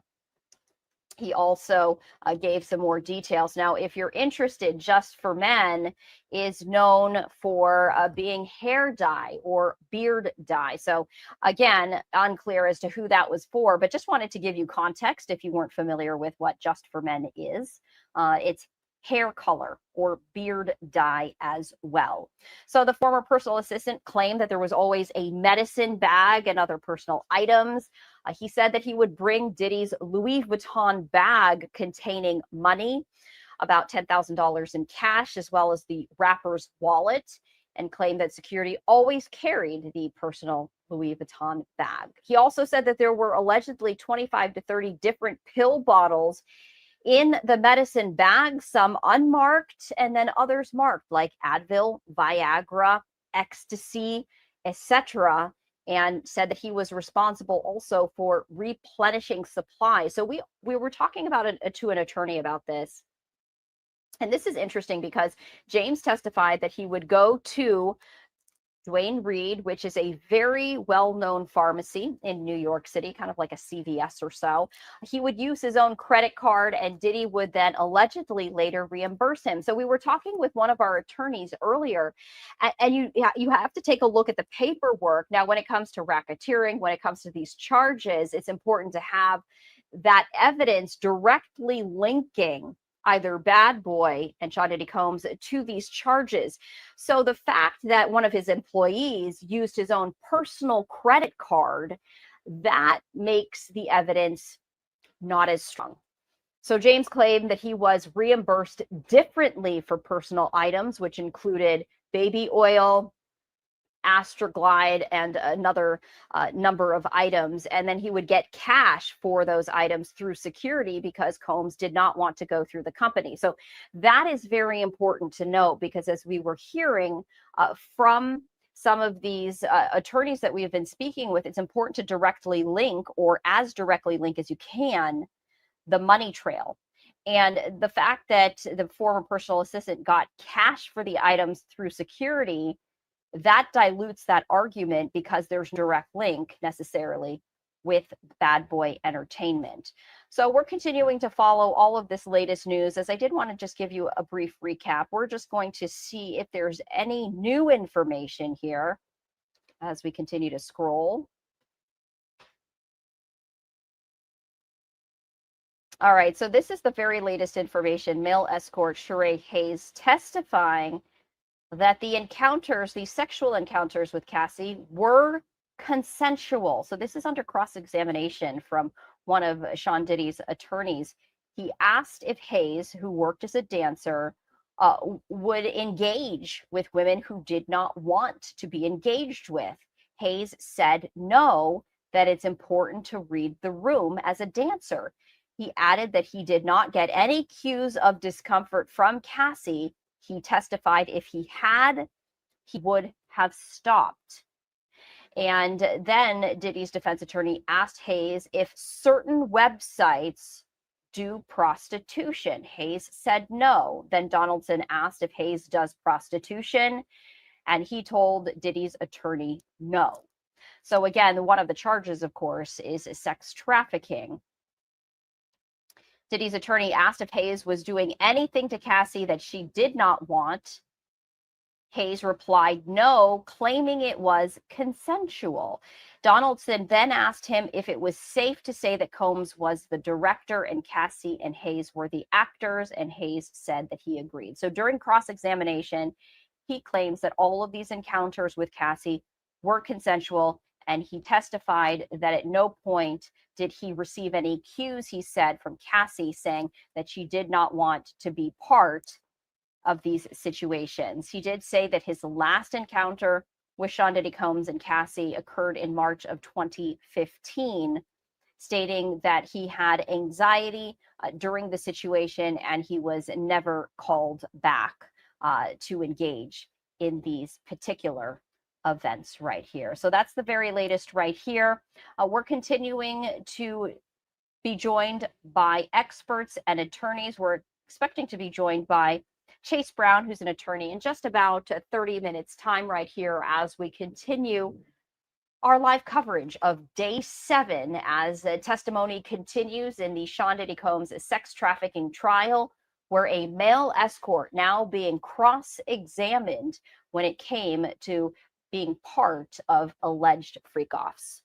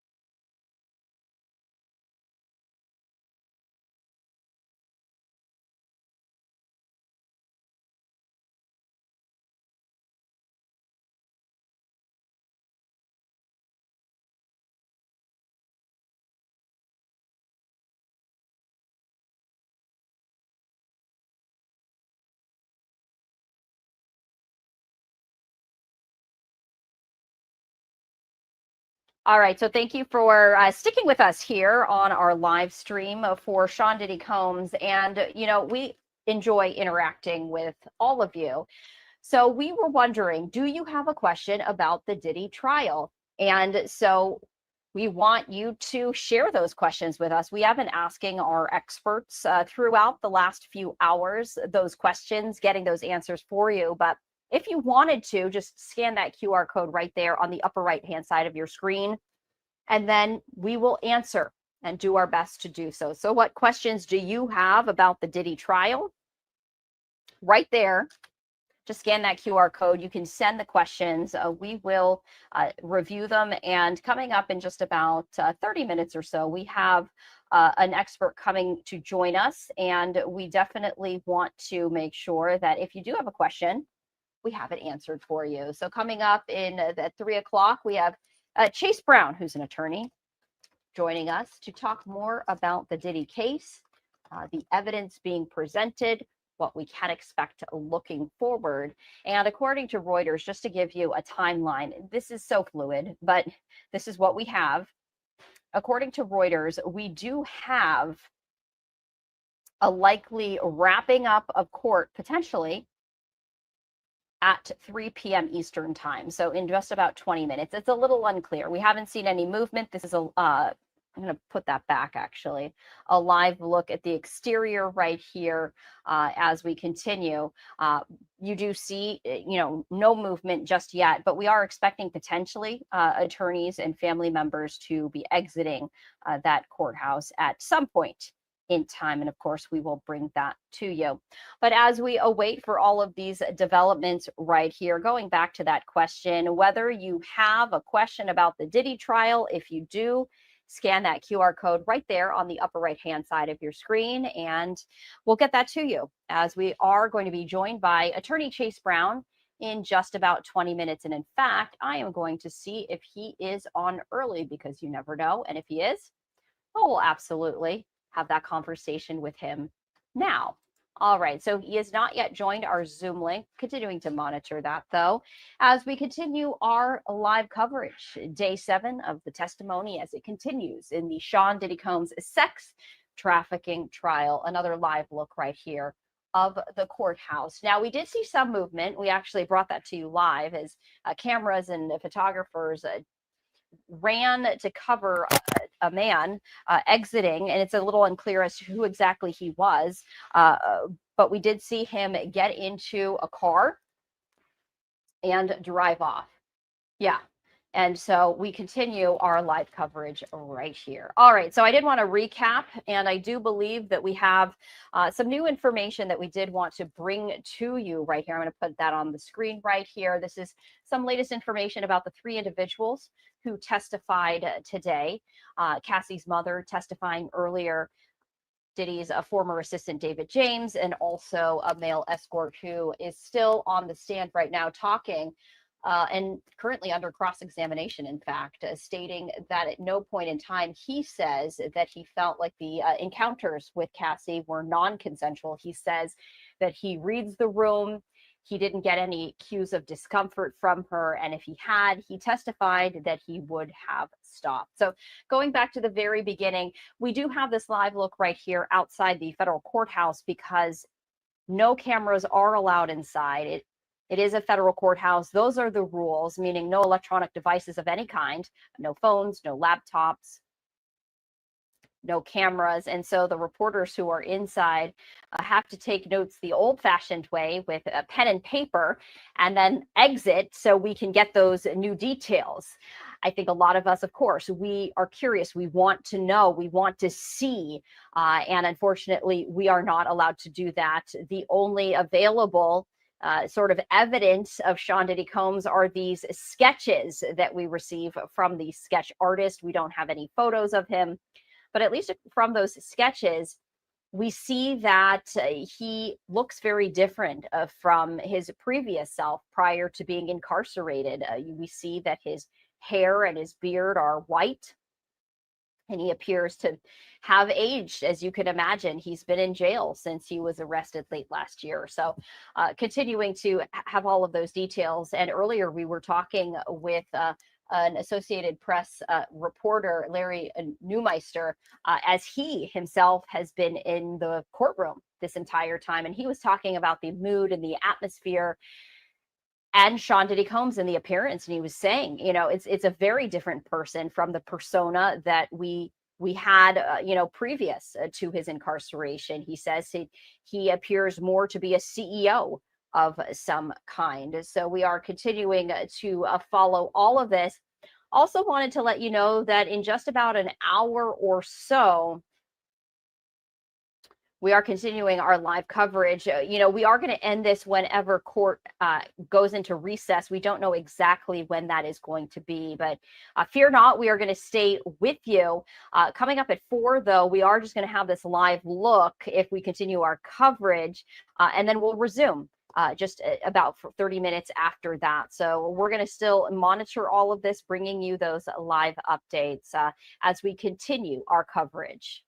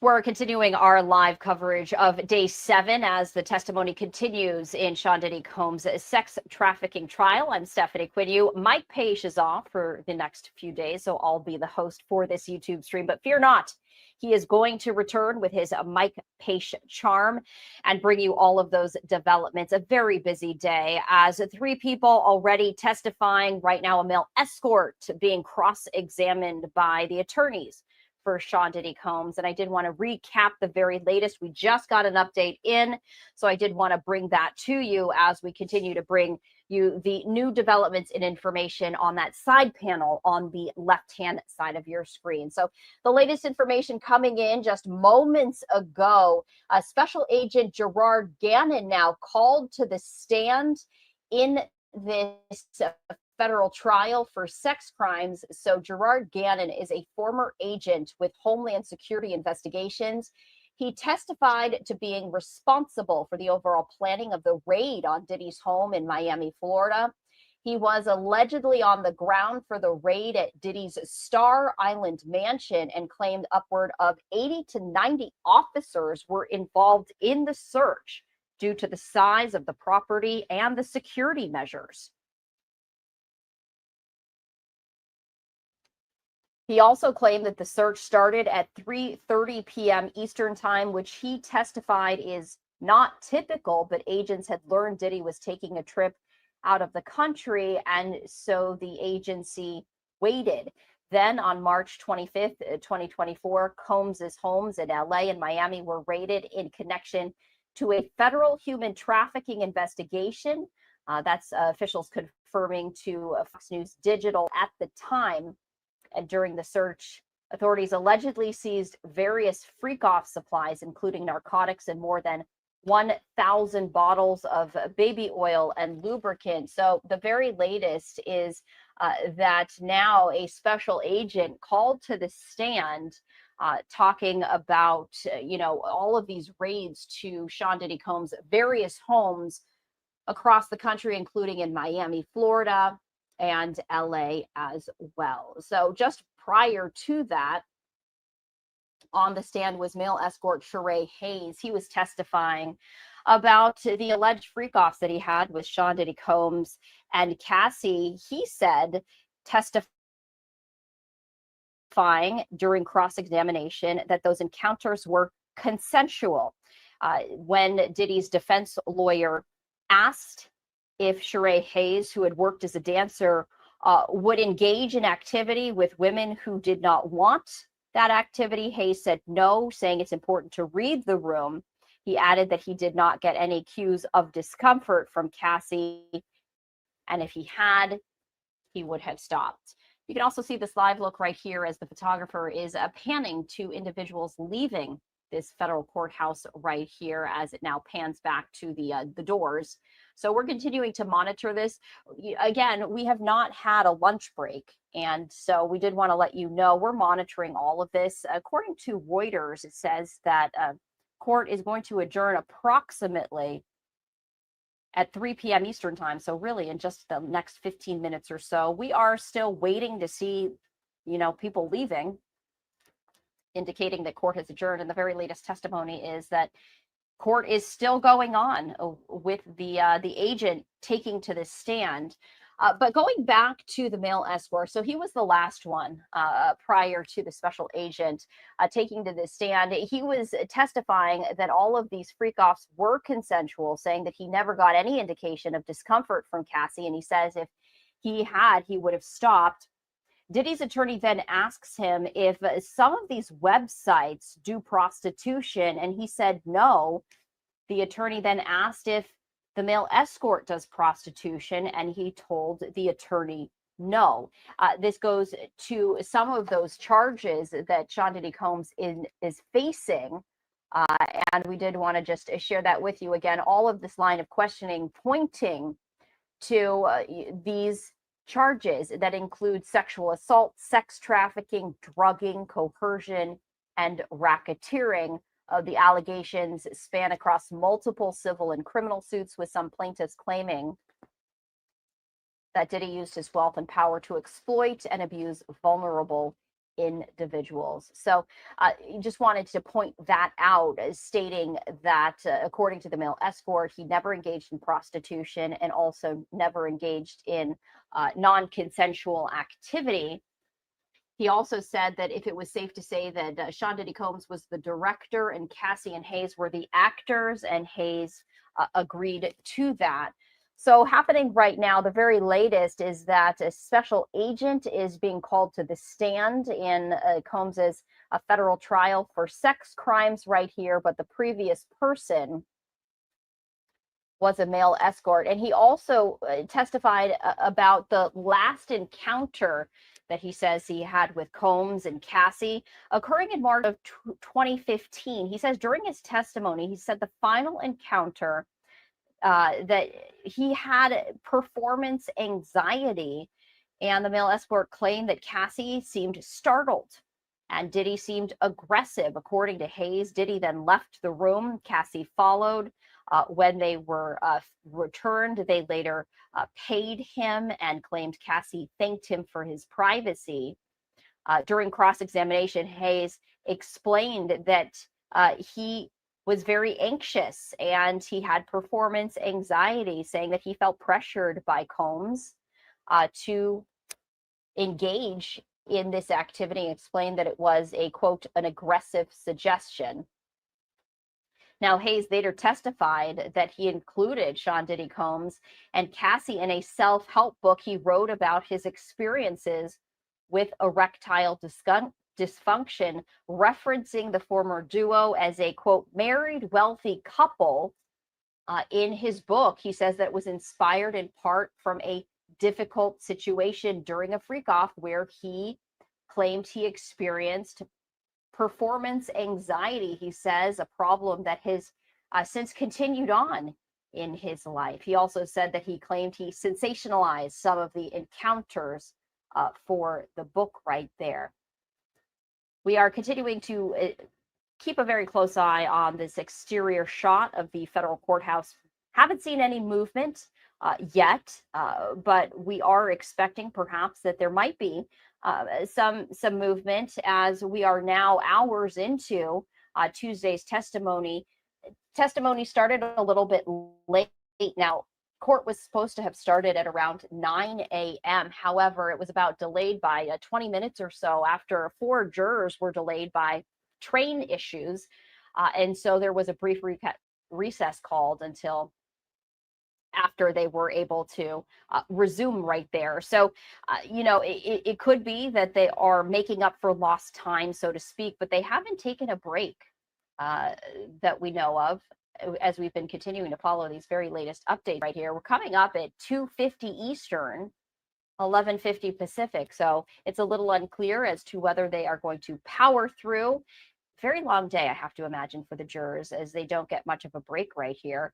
But we do see now the camera kind of panning a little bit further to give that look as we continue to provide a recap of the testimony that we have heard so far today. Right now on the stands, though, a special agent testifying right now about the raids on Sean Diddy Combs' home in Miami, Florida, saying that the search began at 3:30 p.m., which is not typical. So we're going to stay with us. And in just a moment, we're going to be joined by Chase Brown, who's an attorney, talking more about the nuances and all of the information and perhaps some of the questions that you may have, as this is a very nuanced case. And so we continue our coverage.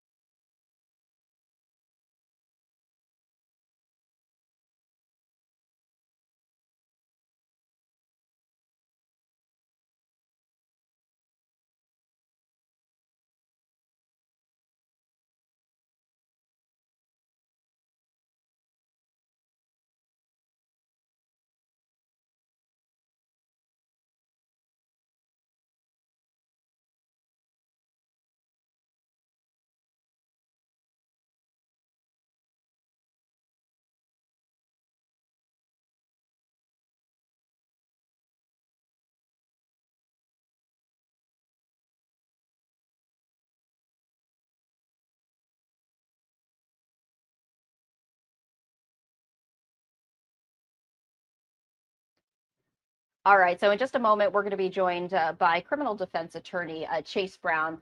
But as we continue our live coverage right here, I did want to bring you the very latest as testimony continues. And what's so interesting is that there really hasn't been a recess for lunch right here as we continue to take a look outside the federal courthouse right here. The shot really actually got a little bit dark, I have to say. The lighting not so good. In fact, you can barely see the doors, but we're continuing to keep a close eye. This is the only live look that we have at the moment, and so we will use it. But of course, we're going to continue to see if we can have other live looks as well. According to Reuters, who we take a lot of live looks from, Sean Diddy Combs' family and attorneys are expected to exit the courthouse any moment now. Is supposed to wrap up at around 3, but really no indication that is actually going to happen, as right now a special agent has now been called to the stand to talk about being responsible for the overall planning of the raid on Diddy's home in Miami, Florida. He was allegedly on the ground for the raid at Diddy's Star Island mansion and claimed upwards of 80 to 90 officers were involved in the search because of the size of the property and the security measures. He said that the search began at around 3:30 p.m., which is not typical, he said, but agents had learned that Diddy was taking a trip out of the country. So HSI waited on that. And then on March 25th, 2024, Combs's homes in LA and Miami were raided in connection to a federal human trafficking investigation. That is what officials told Fox News Digital at the time. And of course, during that search, very infamously, authorities allegedly seized freak-off supplies, including narcotics and more than 1,000 bottles of baby oil and lubricant right there. So it does appear, this was 18 minutes ago, the very latest information. Now a new update right here, Special Agent Gerard Gannon testifying to reviewing every item officers seized during the raid. He said that not only was he responsible for planning and executing the raid, he was also positioned near the evidence van and could see the evidence being retrieved, telling the court he was responsible for viewing every item that came into the van, evidence that was then taken to an office where Gannon went through it and organized items recovered into categories. On March 25th, as we mentioned, Combs's homes in LA and Miami were raided in connection to that federal human trafficking investigation. So that's the very latest information. You know, we were sharing with you just previously, I did want to pull that up as we continue to wait right here to be joined by Chase Brown, but I did want to pull this up. Okay. All right. Well, you know what? It does look like Chase is actually ready to join me now. And there's so much to talk about as we continue all of these latest developments as we continue. Chase criminal defense attorney Chase Brown, thank you for taking the time to join us as we are now well into day 7 of testimony in the Sean Diddy Combs sex trafficking trial. So much to get to. I want to ask you this because I'm curious myself. It doesn't appear that there's been a lunch break. Why is that? Is it that they just want to get in as many witnesses as possible? Is that typical? Yes, absolutely. Very typical. There's a lot of witnesses to call. I've heard reports that this trial may take up to 8 weeks. So if they can get as much in as possible to move it along, and then certainly scheduling does take a play because these agents and civilian witnesses and whatnot, you have to get them all together at the same time in sequence. So they want to move this along, get through it as quick as possible. So if they're going to take the time they need, to get through these witnesses.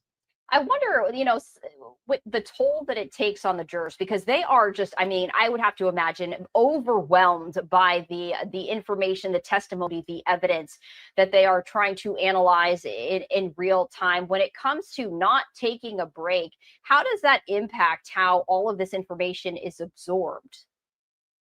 So, there's something to be said about taking a break from certainly a case like this, where some of the testimony can be very graphic and troubling and even traumatizing for a juror. So a break, if anything, just to kind of decompress is very important. And there is so much information to take in. So at a certain point, the breaks might just be for the jurors themselves, just to take a break from the case, step back. But it is certainly an information overload. There's so much coming at them. And frankly, the jurors are not going to really know what's going on. They're listening to these witnesses, whereas the lawyers and the judge, they may have an idea of what's going on. So the jurors really need to pay attention because this is all information they're hearing for the first time. It's interesting, and you just pointed it out. The judge, the attorneys on both sides are experts, of course, in the law, and they're viewing this from a very different perspective from a juror who is a layperson who may have never even heard a lot of these terms before. When it comes to, outlining the case from both sides and outlining it in a way that resonates and connects with the typical juror, how does that work? Because we're talking about, really high level charges, racketeering, sex trafficking. You hear about RICO and people might not be familiar. So when you're trying to outline evidence pointing to your argument? How do you do that to allow the juror to really understand what's going on? Absolutely, Stephanie. You have to simplify everything. You have to break it down. You have to teach them. You have to take all these legal terms and this complicated investigation and terms and evidence and bring it down to a level that anyone, the average layperson, can understand. It takes a lot of work. It's very hard because as a prosecutor and even defense attorney, you have it in your head and you have the experience, but you have all this experience to back it up. The juries have no idea. So it's very challenging to simplify it. And that's a struggle the entire trial, because you can lose the jury very quickly. If it's overcomplicated or they get bored or something they don't understand, you will lose them, and they're missing out that whole part, which could actually be very important. So right now on the stand is a special agent right now describing the raids in Sean Diddy Combs' home. You know, previously we haven't been hearing from those so-called experts. We've been hearing from Cassie, her mom. We've been hearing from former assistant, a male escort. Now we're getting into the legal testimony right here. What are they looking for from this particular person? They're looking to explain the investigation. I mean, you've heard civilian witnesses testify to their personal experiences.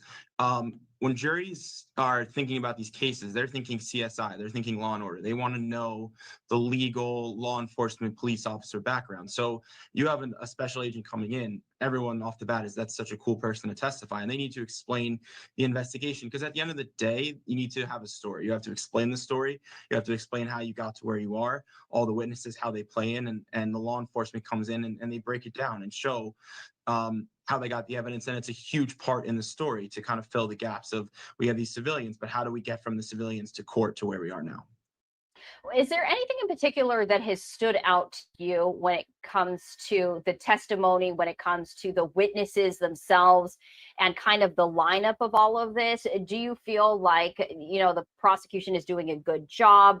Are they playing it safe? Are they taking some risks? What's your overall sense of how this is going for either side?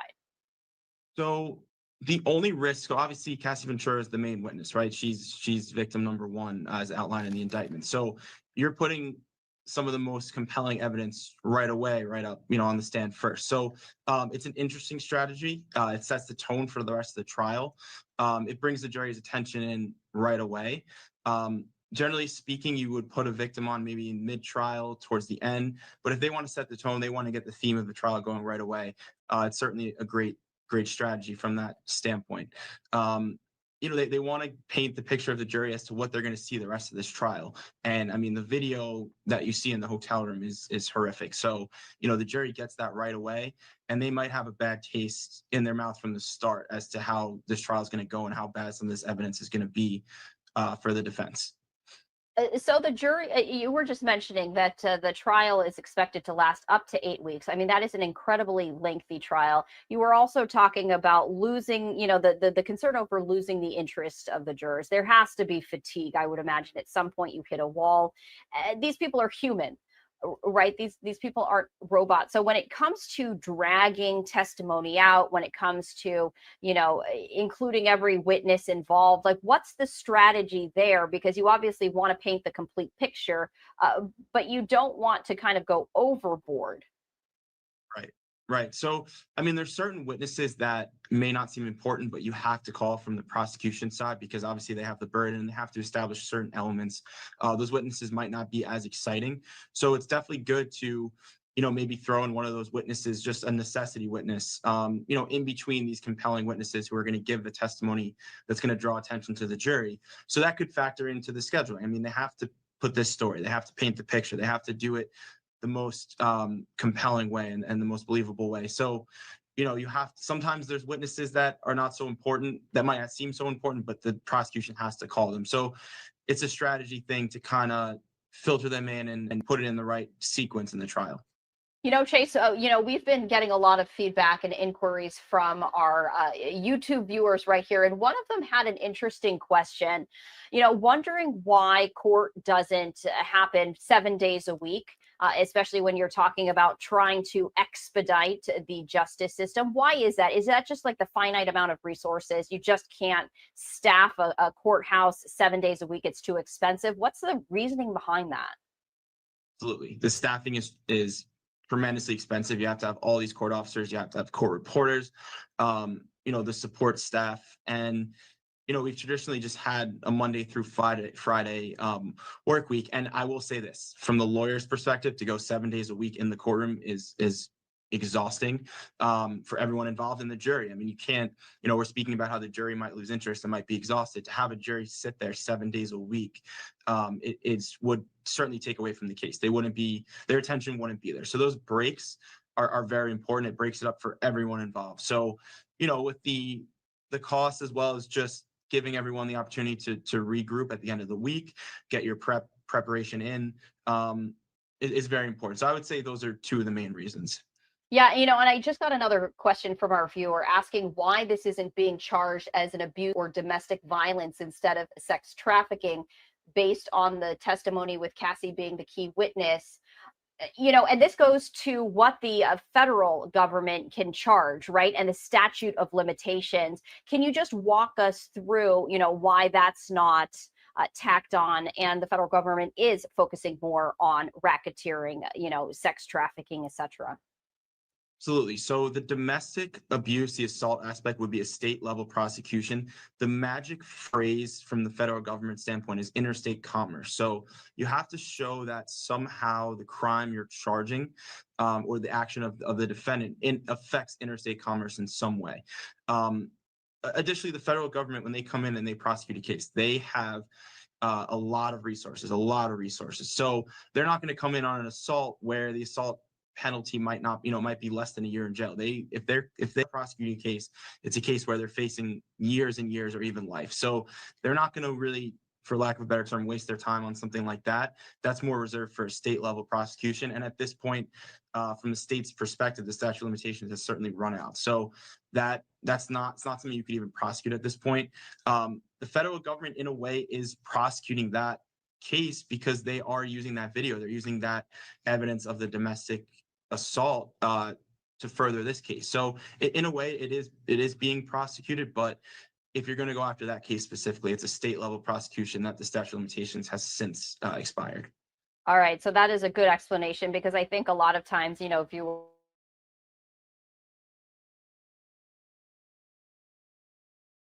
there's so much learning that's taking place, as this is actually happening right here. Has there been any surprises to you when it comes to witnesses, cross-examination strategies, or is this playing out pretty much, the way it would normally do so? So there was one surprise I saw today, actually, where Cassie Ventura's mother testified, and I believe the defense attorney did not cross-examine her at all. That's a strategy call, and it is surprising. I mean, from the defense's standpoint, obviously there's nothing that they would have gotten out of her from a cross-examination that would have helped them. And it kind of sends a message to the jury that, there's nothing we want to even cross her on. She didn't hurt us. She didn't hurt our case. So it definitely sends a message, but it is something that did surprise me at first. But I'm sure they have a strategy. I'm sure there's a reason behind it. But from this, so far, that has been something that has surprised me. So you were mentioning the strategy, and maybe, I'm just wondering here off the top of my head, Cassie's testimony was just so explosive. Perhaps they almost want to put that in the past so the jurors focus more on, the witnesses to come. Do you anticipate any surprises from the defense in terms of, the people called to the stand? I know a lot of discussion has been whether Sean Diddy Combs himself is going to take the stand, and pretty much every criminal defense attorney I've spoken with say they would not advise their client to take to the stand. But, just curious, are they going to be calling, any of his children or maybe his mother to the stand to shed light in that arena? Is that something that they could do, or would they really stay away from that? It depends. I mean, it's a strategy call to see how the trial progresses. If there's something that hurts them so bad that these witnesses, such as his mother or children, could rebut. I mean, the thing is that from a defense standpoint, the second you call a witness, the burden obviously is always on the prosecution. They have to prove it beyond a reasonable doubt. And you want to keep that burden clear to the jury. The second you call a witness from a defense standpoint, subconsciously that burden shifts. The jury is now going to start to see, okay, the defense is introducing evidence, and in their minds, they're not going to say it, but in their minds, that burden might shift. So you have to be very, very careful in calling a witness from the defense standpoint. It has to really be worth it. If it's not something that's going to significantly help you, then it's better just to stay away from calling anyone and just rely on cross-examination and hurting the credibility of the government's witnesses. So it's something you have to play out, but it's a very calculated and important decision that needs to be thought through. No, absolutely. I mean, everything has to be so intentional, as you can imagine. We did actually just get a new look that I did want to share with our viewers right here. This is just a different angle of the doors of the federal courthouse. So I'm just curious, just in terms of the timing of this, you mentioned that it is a strategy not to take a lunch break, but when you kind of power through, does the judge typically wrap up the testimony and the days sooner rather than later, understanding, of course, people are human and they're tired, they're probably hungry. Is that what's typical? If you power through, you kind of end the day earlier, or gosh, they could just go for hours more? No, you certainly would end the day earlier. I mean, you don't want to break up a witness. Like if you're in the middle of a direct of a witness and they're at an important part, you don't want to break up that direct for a lunch break. So that's sometimes why it's better just to go straight through. You certainly would end earlier for the day because, again, it just takes such a mental toll on everyone in the courtroom, the judge, the attorneys, and the jury. So you want everyone to be focused on the case and not be fatigued. So you wouldn't work extra hours because you skip through lunch. It's something that from the flow of the trial, it makes sense to keep going through lunch, but then ultimately end earlier for the day. I also want to ask you this, because there are obviously differences between federal court and, just, I guess, your typical, as we are taking a live look at the camera, kind of on the move right here. I'm just going to, because people might get seasick. So I'm just going to put the stationary shot back in place, but then obviously monitoring this as we see the photographer on the move right there, just capturing whoever, might be leaving whenever they might be doing that. But can you explain what the differences are? I mean, no doubt the law is the law and you have to uphold it. And there are, there's the legal process that remains in place. But what are the nuances, specifically at the federal court level? Federal court level is in terms of, there's definitely an evidentiary difference. The rules are much clearer, much more laid out. I mean, from a federal government standpoint, their resources, I think, really differentiates it. You're going to have a lot more of a thorough investigation. You're going to be able to show a more thorough investigation because they have those resources. So I would say that the difference between state court and federal court is that the resource difference and how long the investigation takes and how in depth it is. And yeah, I mean, it's the law is obviously different. The statutes are much more broad. A lot more is at stake. I mean, again, like I mentioned, the interstate commerce aspect. So there's a lot more to it in terms of how far and deep the investigation spans. I mean, in this case, you saw that the search warrant was done in March, I believe, of 2024, and then he wasn't arrested until September. So there's so much investigative work going on before they even get to a courtroom in front of a judge for the first time, because they have the ability to conduct this investigation for so long. So we're taking a live look right here at the entrance, and we do see that a lot of people are now exiting the court again. Who exactly the individuals are, we don't have their names, but I did want to just at least share with our viewers. And it does appear, I just wanted to have another shot, the shot that we took down, because obviously you can see that people are now leaving. And I have to wonder, as we take a look at this, and we've been talking about the jury, we've been talking about just the high profile nature of this case. We see the crowds out there. We see the massive amounts of media outlets, with all the pictures and all the videos. How does that factor in, if at all, when it comes to just absorbing all of this, just understanding? Obviously, every juror takes each case seriously, no matter who is involved. But I mean, the fact that it is so high profile, I have to imagine, does influence how you perceive everything. It does. It can be a distraction, in my opinion, because it gets in the way of the actual case. I mean, the jurors are obviously not privy to any of the press and what they're reporting and the circumstances, because the courtroom is limited to just what's admissible evidence, and that's all the jury is supposed to know. They're not supposed to have any outside influences or information. So it certainly can be a distraction. It sometimes can romanticize the process and how the case is going.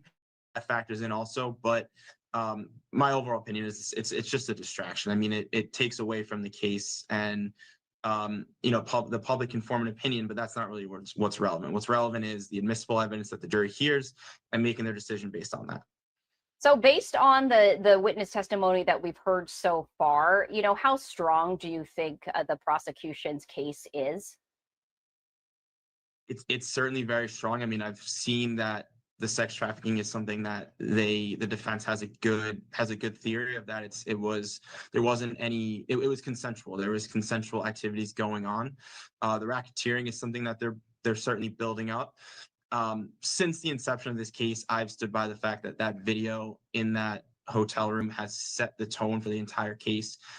It just gives you a picture of who he really is, and just puts a bad taste in the jury's mouth. So now every time they hear evidence, in the back of their head, they have how violent he is, how aggressive he is, how he treats women. So I think that they're on the way to building it up. It's certainly going to take a lot more time. There's a lot more witnesses because they have a lot more to prove, but it's going pretty well, I would say, so far.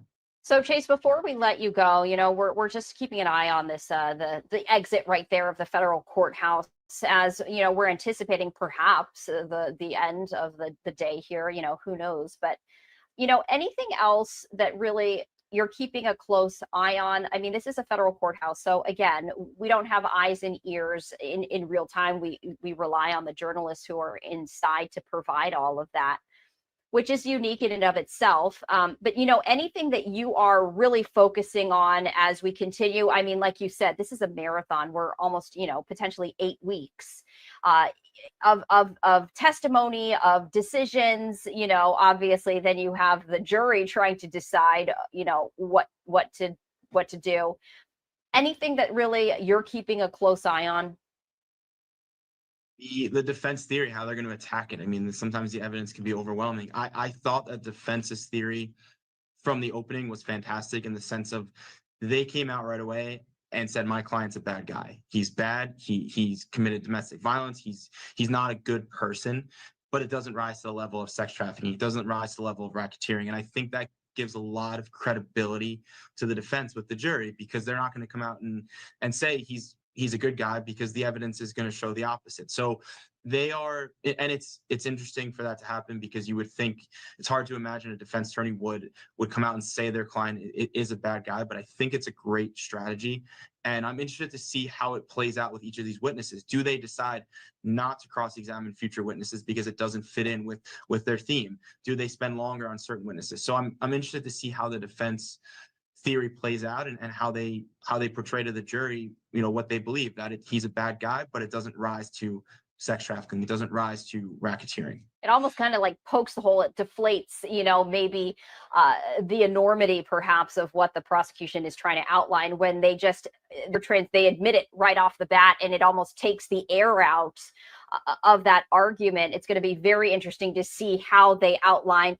I have to imagine they are strategizing around the clock, given the gravity of all of these charges. Chase, we appreciate you joining us here on Live Now from Fox, and no doubt we are going to be speaking with you again, as goodness gracious, we have weeks likely of a testimony before all is said and done. So we appreciate it. Hey, Stephanie, take care. Absolutely. This is another live look right here outside the courthouse, as we are waiting perhaps for some sort of activity right here. We did have a couple of different shots, but now we just have this one as we continue. And, as we do continue our coverage right here, we're looking ahead to the next hour, as we do. So much of what we have talked about is human nature, is psychology, is getting into the minds of Sean Diddy Combs, into the witnesses, how to potentially even pick apart their words and their arguments, their gestures. And so coming up at 4 o'clock, we are going to be speaking with Dr. Daniel Bober, who is a psychiatrist, talking more about the human nature aspect to all of this, because as we were talking about with Chase, every single person is a human. Sean Diddy Combs, the jury, the judge, the witnesses who are taking this stand. How does this all come into play? There's so much emotion involved in this particular case. How does that impact?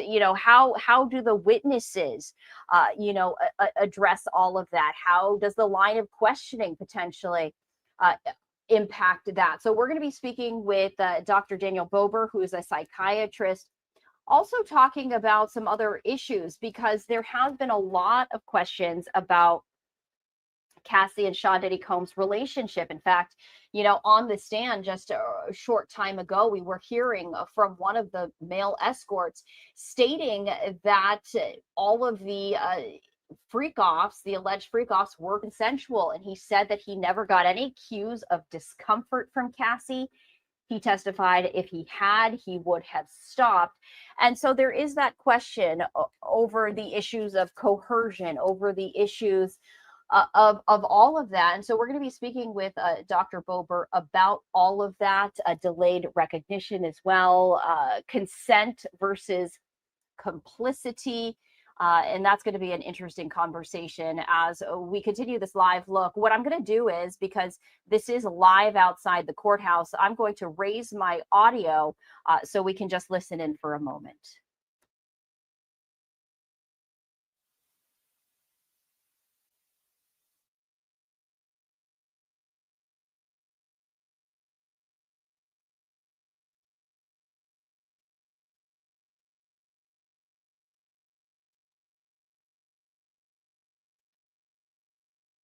All right, so we did want to just let you know, we just got this information. The judge has dismissed the jury for the day, instructing them to return tomorrow at 9 a.m. Eastern Time, continuing the testimony of Gerard Gannon, who is a special agent with Homeland Security Investigations. He will continue to testify on direct examination. So did want to let you know that that concludes day 7 here in the Diddy trial, as we are sharing all of the very latest information with you. This is a live look outside right here, but everything now wrapped up, as the judge has just informed everyone that they will resume testimony tomorrow. And so we are going to just update this banner right here. I'm going to say this: a judge dismisses jury in Sean Diddy Combs' sex trafficking trial. So this is in real time. You're listening perhaps as I type this. But you know what? That's what we do here, because we are in real time.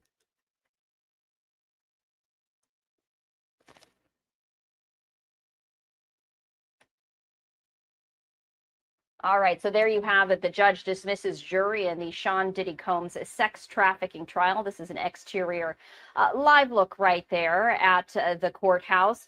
We, of course, will continue all of our coverage, once court resumes at 9 a.m. tomorrow, just bringing you the very latest right here.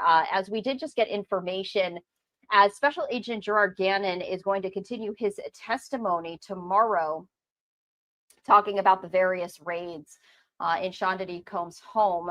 But on the stand before he left, he claimed that law enforcement officials recovered semi-automatic rifles during the raid of Combs' home in Miami, testifying that he was personally in all of the rooms at his Star Island mansion, aside from the basement. And there were some photos that were entered into evidence from one of the rooms, including images of AR-15s on a top shelf. There were platform, high heels, sex toys, baby oil, lingerie, and other items seen in the room. One image showed the lower part of an AR-15 rifle inside of a towel. Two upper receivers.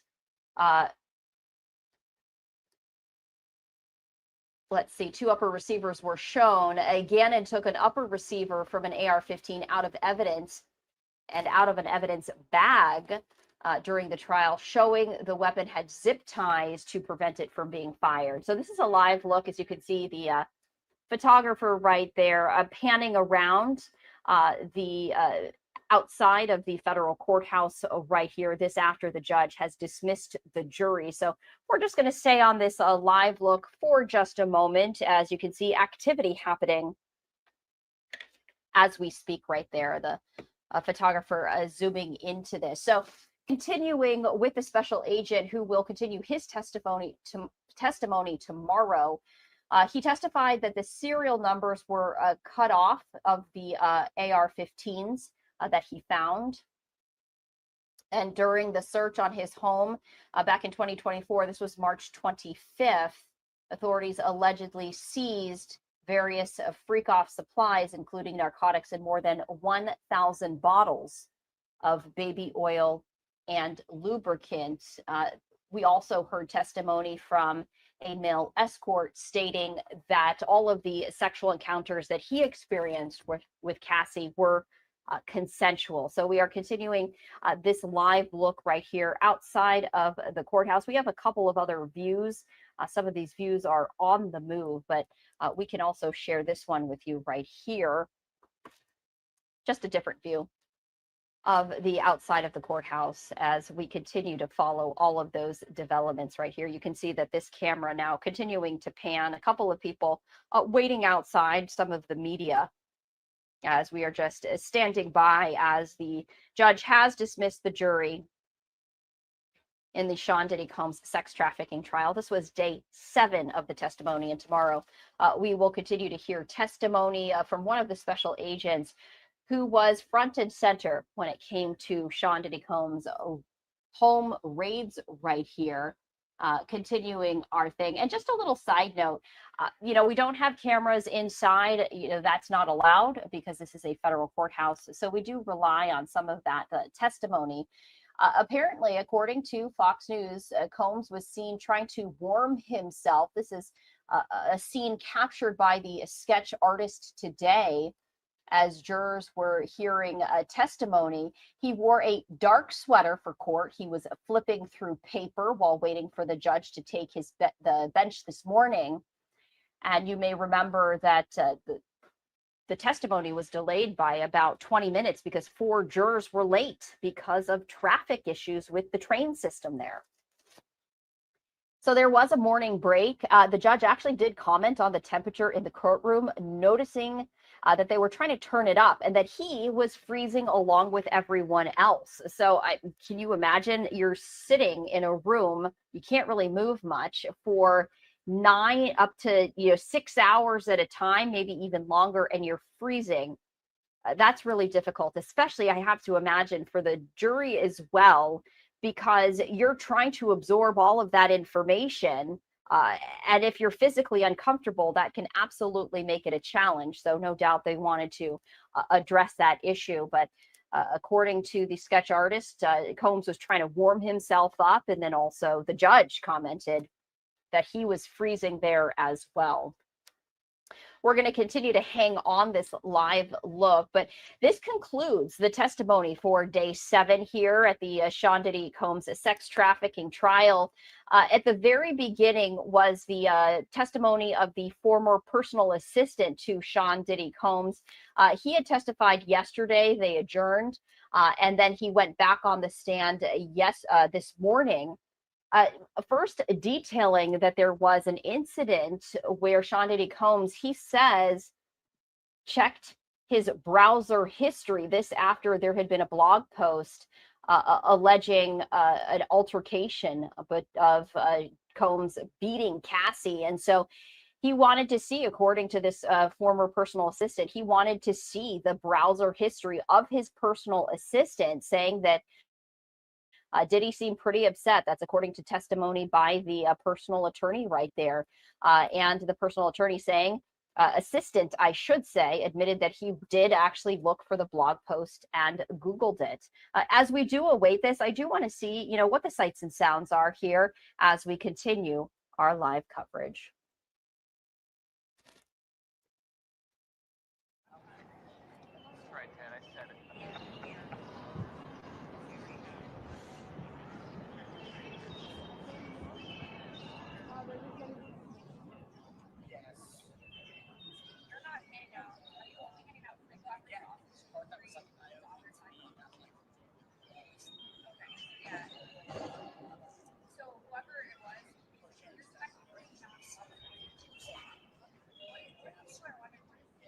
Ready when you are. Period.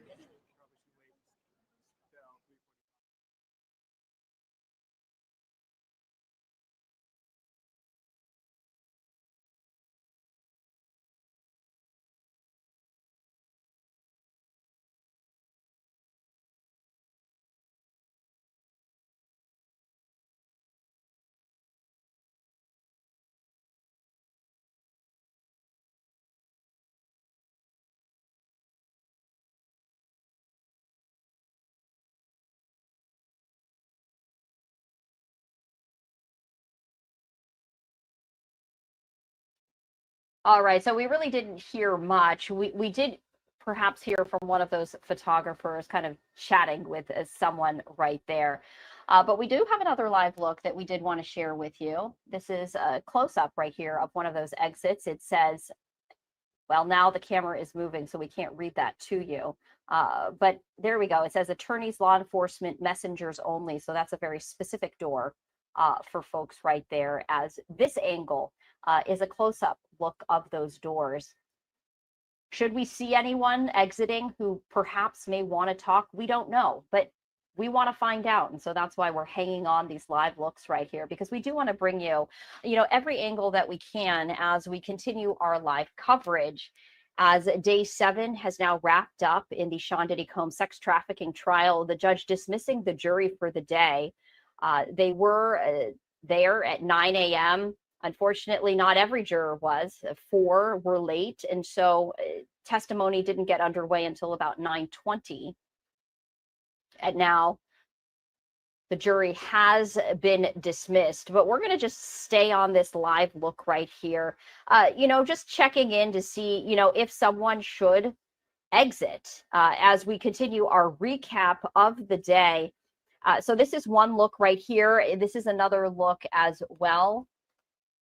It's a wider version right here. So, we're going to monitor both to see if anyone should leave. And of course, we will bring that to you. But earlier I was talking about the personal assistant that was taken to the stand right here. He claims also that he was responsible for setting up the hotel rooms for the alleged freak-offs between Sean Diddy Combs and Cassie.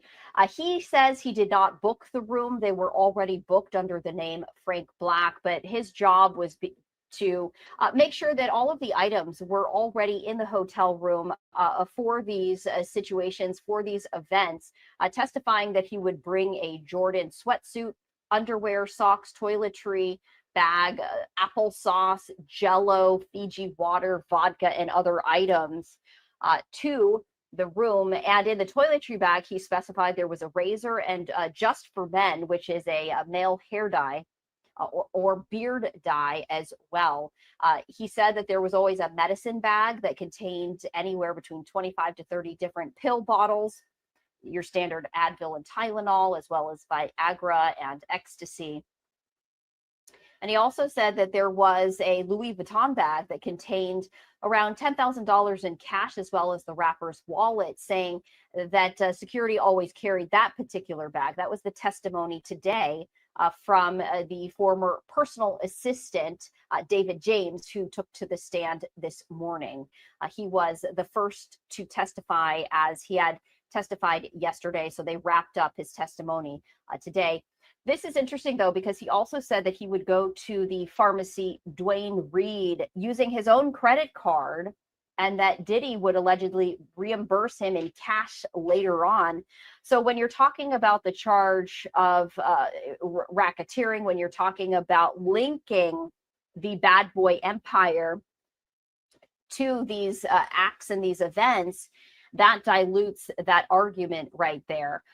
And so he was using his own personal credit card. He was also being paid in cash. So when you're talking about the paper trail, that makes it very difficult to directly link anything as we continue this live look right here of folks just leaving the courthouse right there. We're going to continue to obviously monitor that as we continue to share the very latest details. And we also wanted to let you know that Cassie's mother also took to the stand a little bit later on. This was very brief. This was only about 15 minutes in length as she testified against Sean Diddy Combs. Now, her daughter, Cassie, spent 4 days last week testifying about the alleged abuse that she endured during her 10-year relationship with Diddy, testifying that she was being told to pay money. And so I did want to bring that up right here. So the jury was shown an email. I do see some movement right here. I'm just going to change the shot right here. As you can see that folks are waiting outside. Again, unclear as to who, if anyone, should be speaking, but we just wanted to share that with you as we continue to take a live look.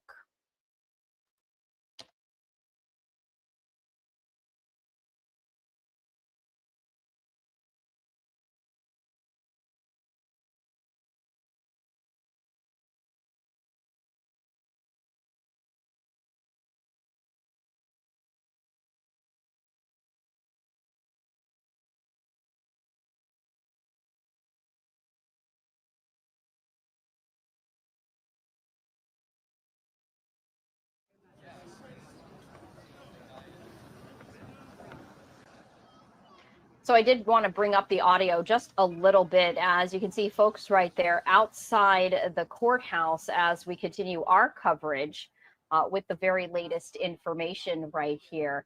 And I am going to pop that up in a box so we can continue this live look right here on Live Now from Fox. But I also wanted to add a little bit more information about the individuals who testified earlier today as we continue this live look outside the federal courthouse in Manhattan. And yet another live look right here that I wanted to bring in, although it does seem like it's on the move. All of these shots truly are on the move as we're just anticipating, we're waiting. We don't know who, if anyone, should be leaving the courthouse, but there is a look right here. It's a little hard to see because this look is very dark. So I did want to just show this because what I was seeing, this is a live look, is that we were seeing law enforcement moving these metal barricades right here. So I wanted to share that with you. It does look like, we do know that the judge has dismissed the jury, but it looks like, additional developments happening as the metal barricades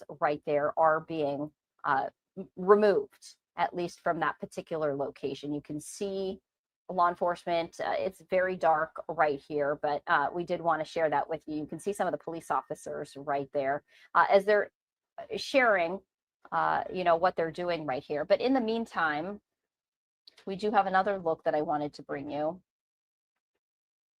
as we continue to wait to see, if anyone is going to be speaking, what's going on. There we go. So that's a different look. That's more of a stationary look of the exit right there.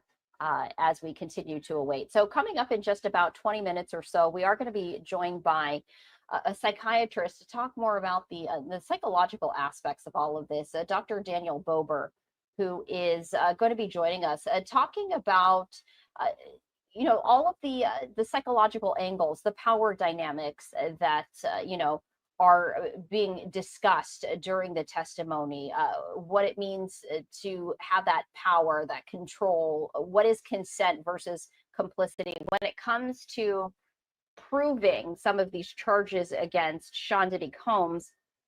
How does that human nature come into effect, or does it not? Because again, as the judge will dictate to the jury, you can't have that emotion.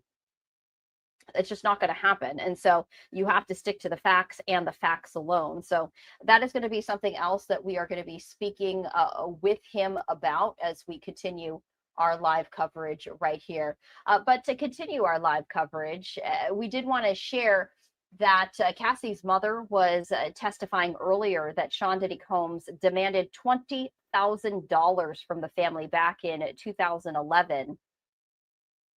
The jury was shown an email from Cassie to her mother on December 23rd, 2011. So just 2 days before Christmas. And in that email, Cassie said that Diddy would release 2 sex tapes. Cassie's email also claimed that Sean Diddy Combs would have someone hurt her and rapper Kid Cudi, who she was dating at the time. Now, Cassie's mother testified that she was physically ill and didn't understand a lot of it and claimed the sex tapes really threw her, but she understood that Diddy was allegedly going to hurt her daughter. She then explained under oath that she understood that Sean Diddy Combs wanted $20,000 to recoup the money he spent on Cassie. At the time, Sean Diddy Combs was allegedly upset that Cassie was with someone else, and it was expected that the money would come from Regina and her husband. Regina claimed that they took a home equity loan to pay Diddy, and when she received wiring instructions, she then wired the money from her checking account to the bad boy account. 5 or 4 days later, she says the money allegedly came back. Cassie's mom said she didn't have any conversations with Diddy about the money, and she doesn't have a copy of the wiring instructions, telling Assistant U.S. Attorney Emily Johnson, quote, "I was scared for my daughter's safety." When we were talking with the attorneys, when it comes to directly linking Bad Boy Enterprises with the charges against Sean Diddy Combs, you know, the fact that she doesn't have a copy of these wiring instructions is damaging to the argument by prosecutors, because again, you can testify, but if you don't have the necessary evidence to back it up, that makes it more challenging to prove beyond a reasonable doubt all of these charges. So we did hear that from her. She was only on the stand for about 15 minutes. And in fact, the defense did not cross-examine her. Now, earlier we were speaking with attorney Chase Brown, who was outlining the strategy of that, stating that it sends the message to the jury that the defense doesn't need to cross-examine because there is no need for it, that their line of strategy is strong enough, that their case is strong enough. So that is a particular strategy that we will continue to see, if that actually plays out in their favor. Cassie's mom also discussed some of the upsetting photos that they were shown to the jury, saying that she memorialized Cassie's bruises that she allegedly received from the beatings at the hands of Sean Diddy Combs. So the jury was shown photos of bruises, and her mother testified that she took those photos to, quote, make sure they were memorialized. Regina, Cassie's mom, confirmed that her daughter told her that Diddy beat the singer. The jury was then shown more photos of those bruises. Cassie's mom saying that she first learned of the alleged beatings back in 2011, and she testified that she had previously read an allegation about these alleged beatings in a blog post she called her daughter, but Cassie denied that. And so that was a very brief testimony from Cassie's mother. She was then not cross-examined, and she was allowed to leave the stand. After that, there was testimony from a male escort known as the Punisher. So he testified for at least an hour or so, and we're going to get to that right now. What I am going to do is I'm just going to, prepare for our conversation with the psychiatrist. I'm going to see if he can join us. Actually, at the moment, it does look like he's actually on right now. And so we're just going to raise the audio to this. I just want to make sure that he's ready to go, and we'll bring him right on in.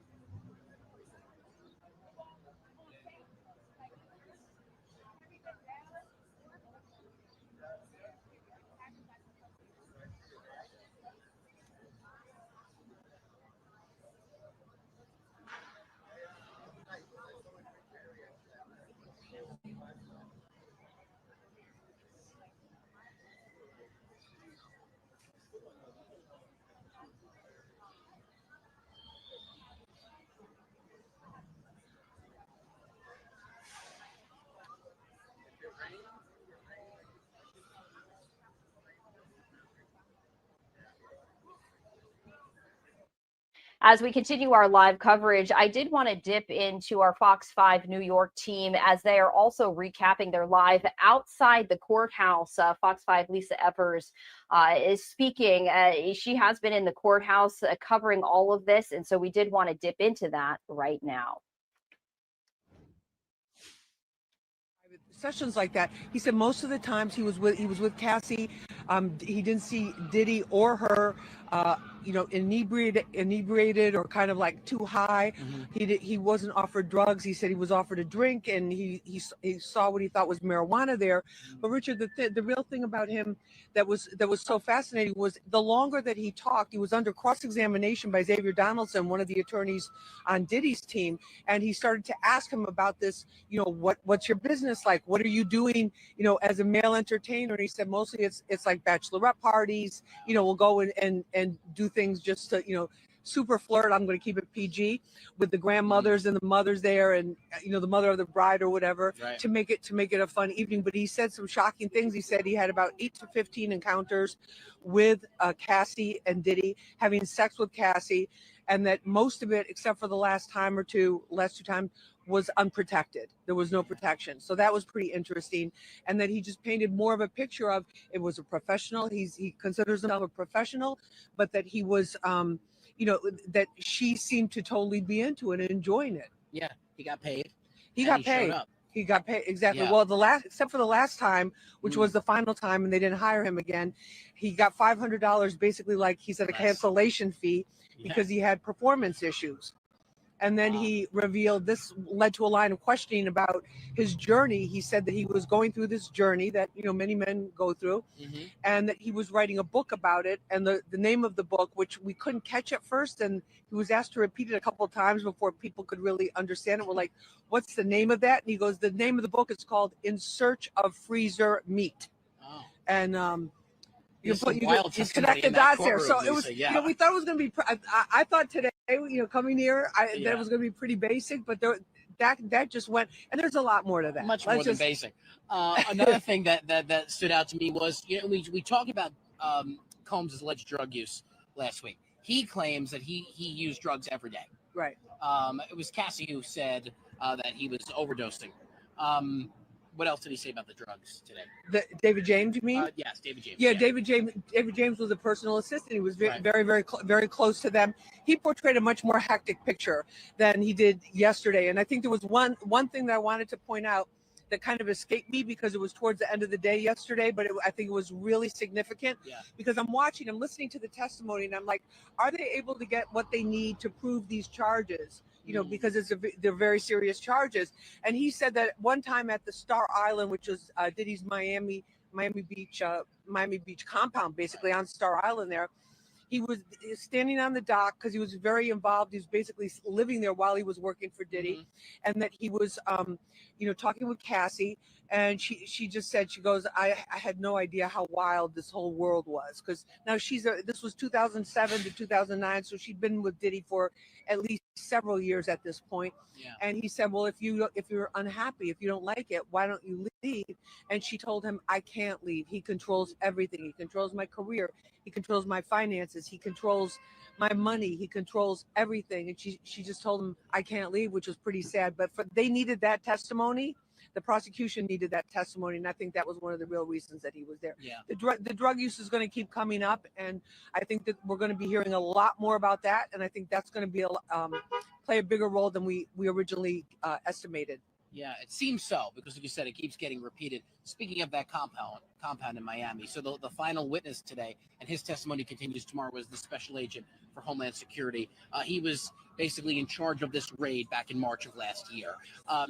Tell me a little bit more about what he said today, because some of this was interesting about what they found. Right, and he said, and he wanted, and I think they wanted to portray a very clear, because there was some criticism of that raid, particularly from extended members of the Combs family, about why did they need that big show of force? Why did they need, as he testified, as Agent Gannon, Homeland Security Investigations Special Agent Gannon, who's one of the leaders of this whole special group that they have. Right. He said that they had 80 to 95 law enforcement descend on that compound in March of 2024. And he Remember said, that day. yeah, you can't, nobody can Right. forget it. And he said the reason was because they had, their intel basically had let them know there was security there was armed security there. It was a very complex, they have of course they have the blueprint and the schematics of the property, but he said they wanted to make sure that there was no danger to anybody. So they timed the raid. This was interesting. He testified they had a search warrant, but the search warrant, Richard, was. Oh, are you okay? Yes. Okay. The search. We're on the streets. What can Yeah, we're on the and we're the live. edge here. And we're live. That's why I have my sneakers on. That'll go You got viral. the fancy. You got the fancy. I have my shoes. shoes. I know. I should put sneakers You on. got your fancy shoes.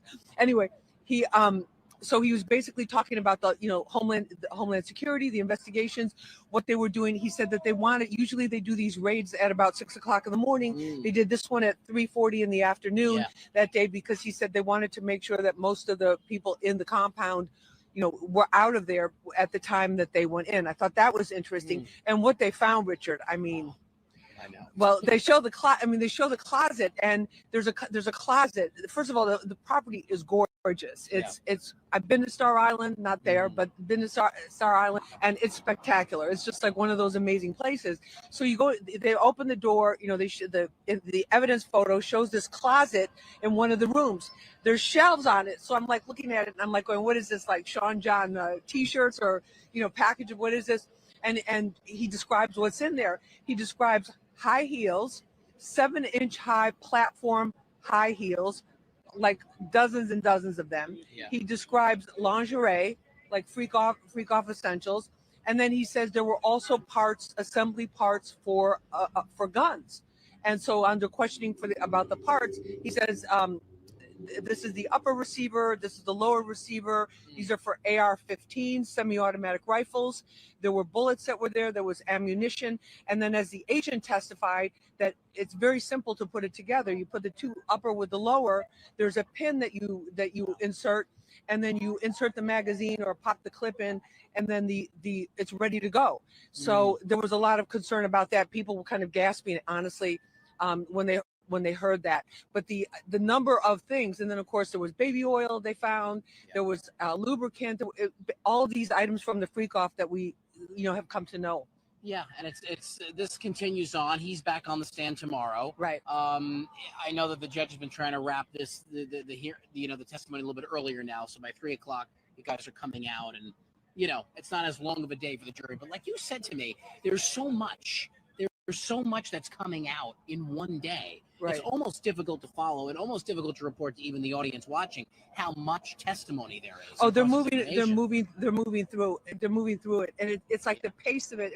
And one of the lawyers that I've talked to about the case, he said, just for my own understanding, he goes, Lisa, this is not like state court. This is not like 100 Center Street, Manhattan Criminal Court.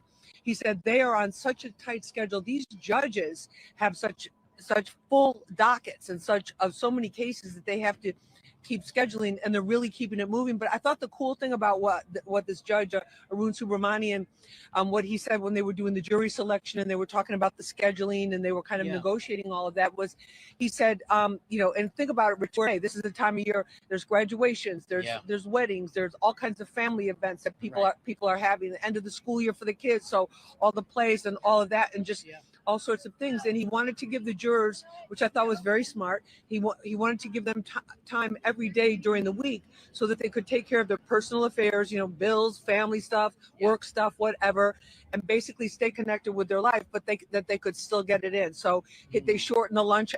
It's not a lunch hour, it's a lunch half hour. Right? Yeah. And then he brought in, this is how smart they are about how, just it's human nature, basically, right? Yeah. So to get the jurors in there on time, so nobody gets stuck on the subway or the train or whatever.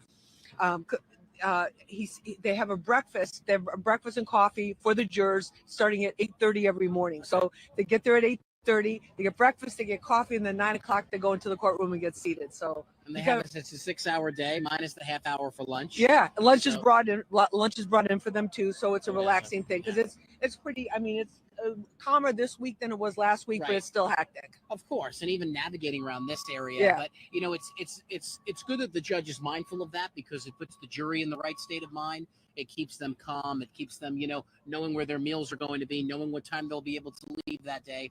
I think for them that could help either side. I guess it could help the prosecution. It could help the defense.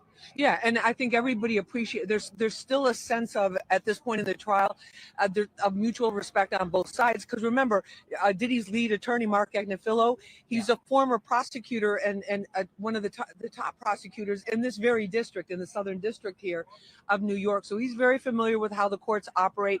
Diddy's defense team, they're trying to do as much as they can. They did score points. So the witness, that the male sex worker, was Shay McCrae, Hayes or whatever. Sheree Hayes. Sheree Hayes. There Thank you. go. I'm close. Yeah. He was basically talking about how Cassie seemed to be enjoying the sex with him on a professional level, and that really doesn't. Does that really help? Yeah, the prosecution? and I think the thing we have to remember, a couple things. I think we have to remember that everybody is innocent until they're proven guilty, because there's been such an unprecedented barrage of publicity about this case and Diddy, and the most salacious things are the things that are the biggest headlines.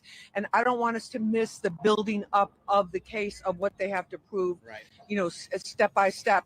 And I think that's the whole thing. Is like, it's not about whether what your idea or anybody's idea of sex trafficking is. It's about, what does the law say? What are the requirements point for point that they need to prove?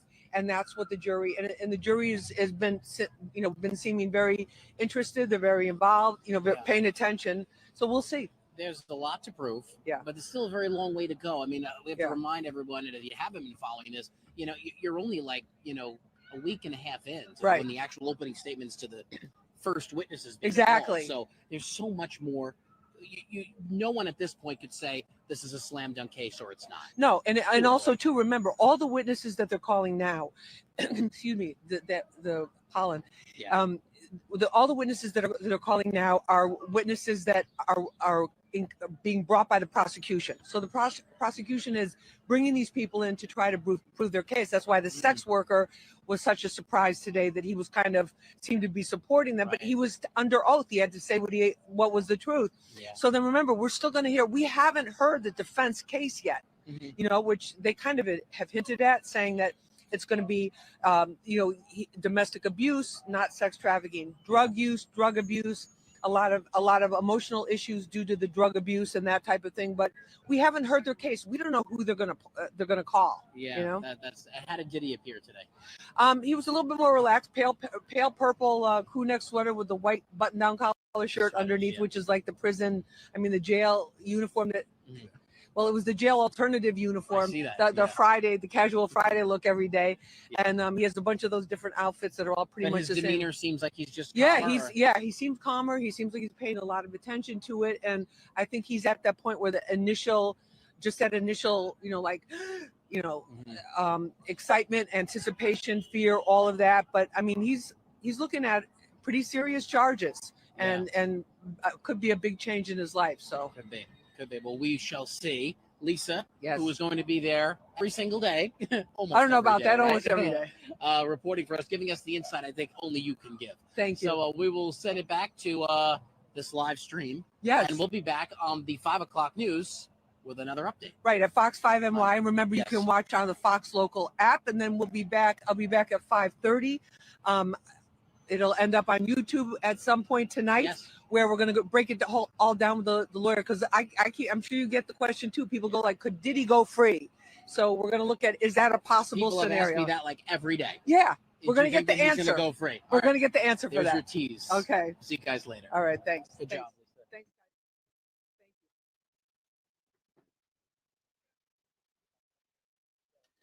All right, thank you to our Fox 5 New York team for that coverage as we continue our own coverage right here.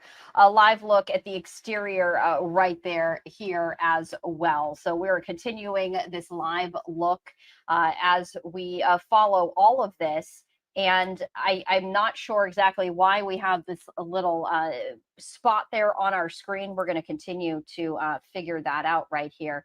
But I am going to do a key or recall, which is not changing anything. So we're going to continue to monitor that as we continue our live coverage there as well. We do want to turn to this, and I did fix it, Carla, as I talked to my producer. This is live, raw, and unfiltered, as we did fix the issue there on our screen as you're taking a live look at the exterior right there. But we did want to recap. We were hearing from Fox 5 New York reporter Lisa Evers as she was live there in the courtroom, really giving the detail in terms of the demeanor and everything as we continue to follow this as well. So the judge has dismissed the jury in the Sean Diddy Combs sex trafficking trial right here. They are going to resume tomorrow at 9 a.m. Eastern time. And you can absolutely count on Live Now from Fox to bring you the very latest on that as we continue our coverage. So continuing tomorrow on the stand, Special Agent Gerard Gannon continues his testimony as he claims that law enforcement officials recovered semi-automatic rifles during the raid of Combs's home in Miami, Florida. Again, in testifying in court that he was personally in all of the rooms of Diddy's Star Island mansion, except the basement, and going through some of the various photos of evidence right here. I'm going to get to all of that, but I also wanted to let you know that coming up in just about 10 minutes or so, we're going to be joined by Dr. Daniel Bober, who is a psychiatrist, talking about the very latest when it comes to the human nature, because as you can imagine, there's a lot of psychology behind this when it comes to questioning all of the witnesses, when it comes to the jury and trying to appeal to them, when it comes to outlining the evidence, when it comes to the witnesses themselves. So we are going to be speaking with psychiatrist Dr. Daniel Bober in just a moment as we continue our live look right here with the exterior of the courthouse there in New York. Joining Dr. Bober in just about 10 minutes or so.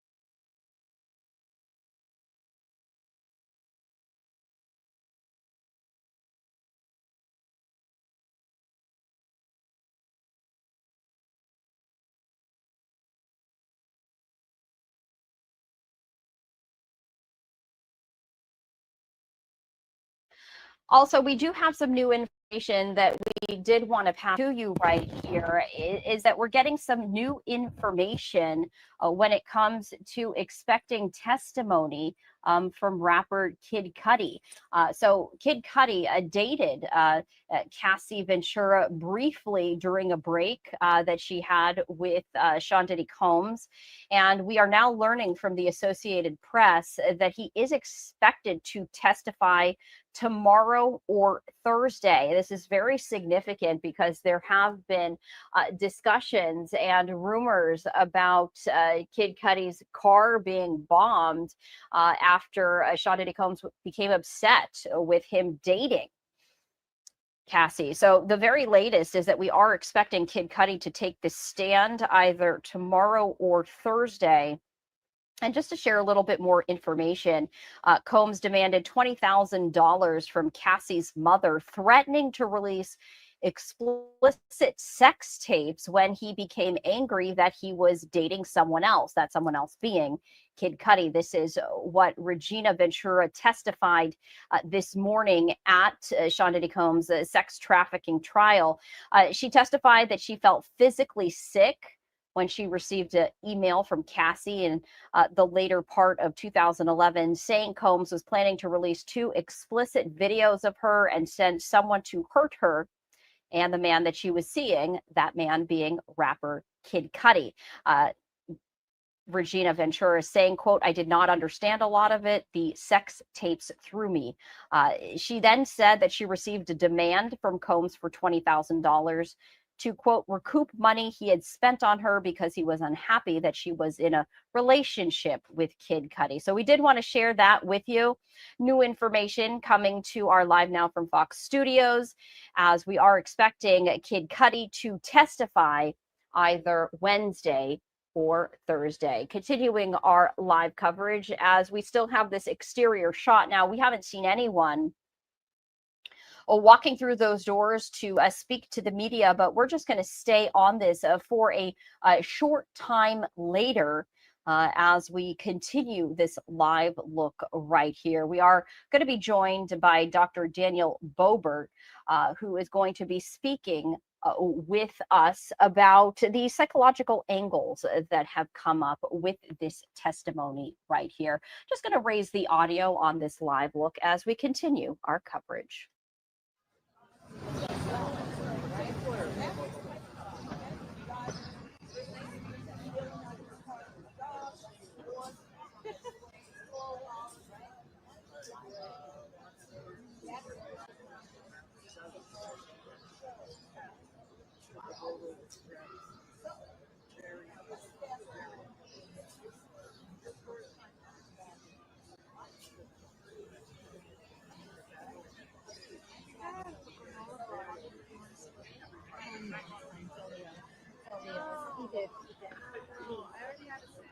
It's okay. No, it's yours and ours. Please. You're gonna make me eat.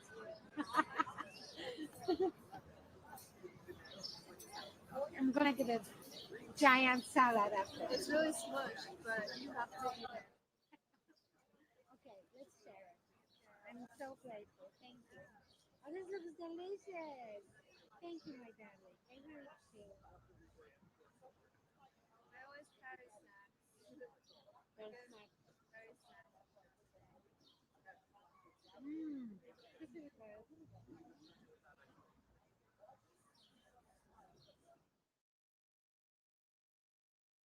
We're not hearing really much sound outside the federal courthouse in New York City right there. But if you're joining us here on this live stream, we did want to give you an update looking ahead to tomorrow. The testimony is set to resume at 9 a.m. Eastern time.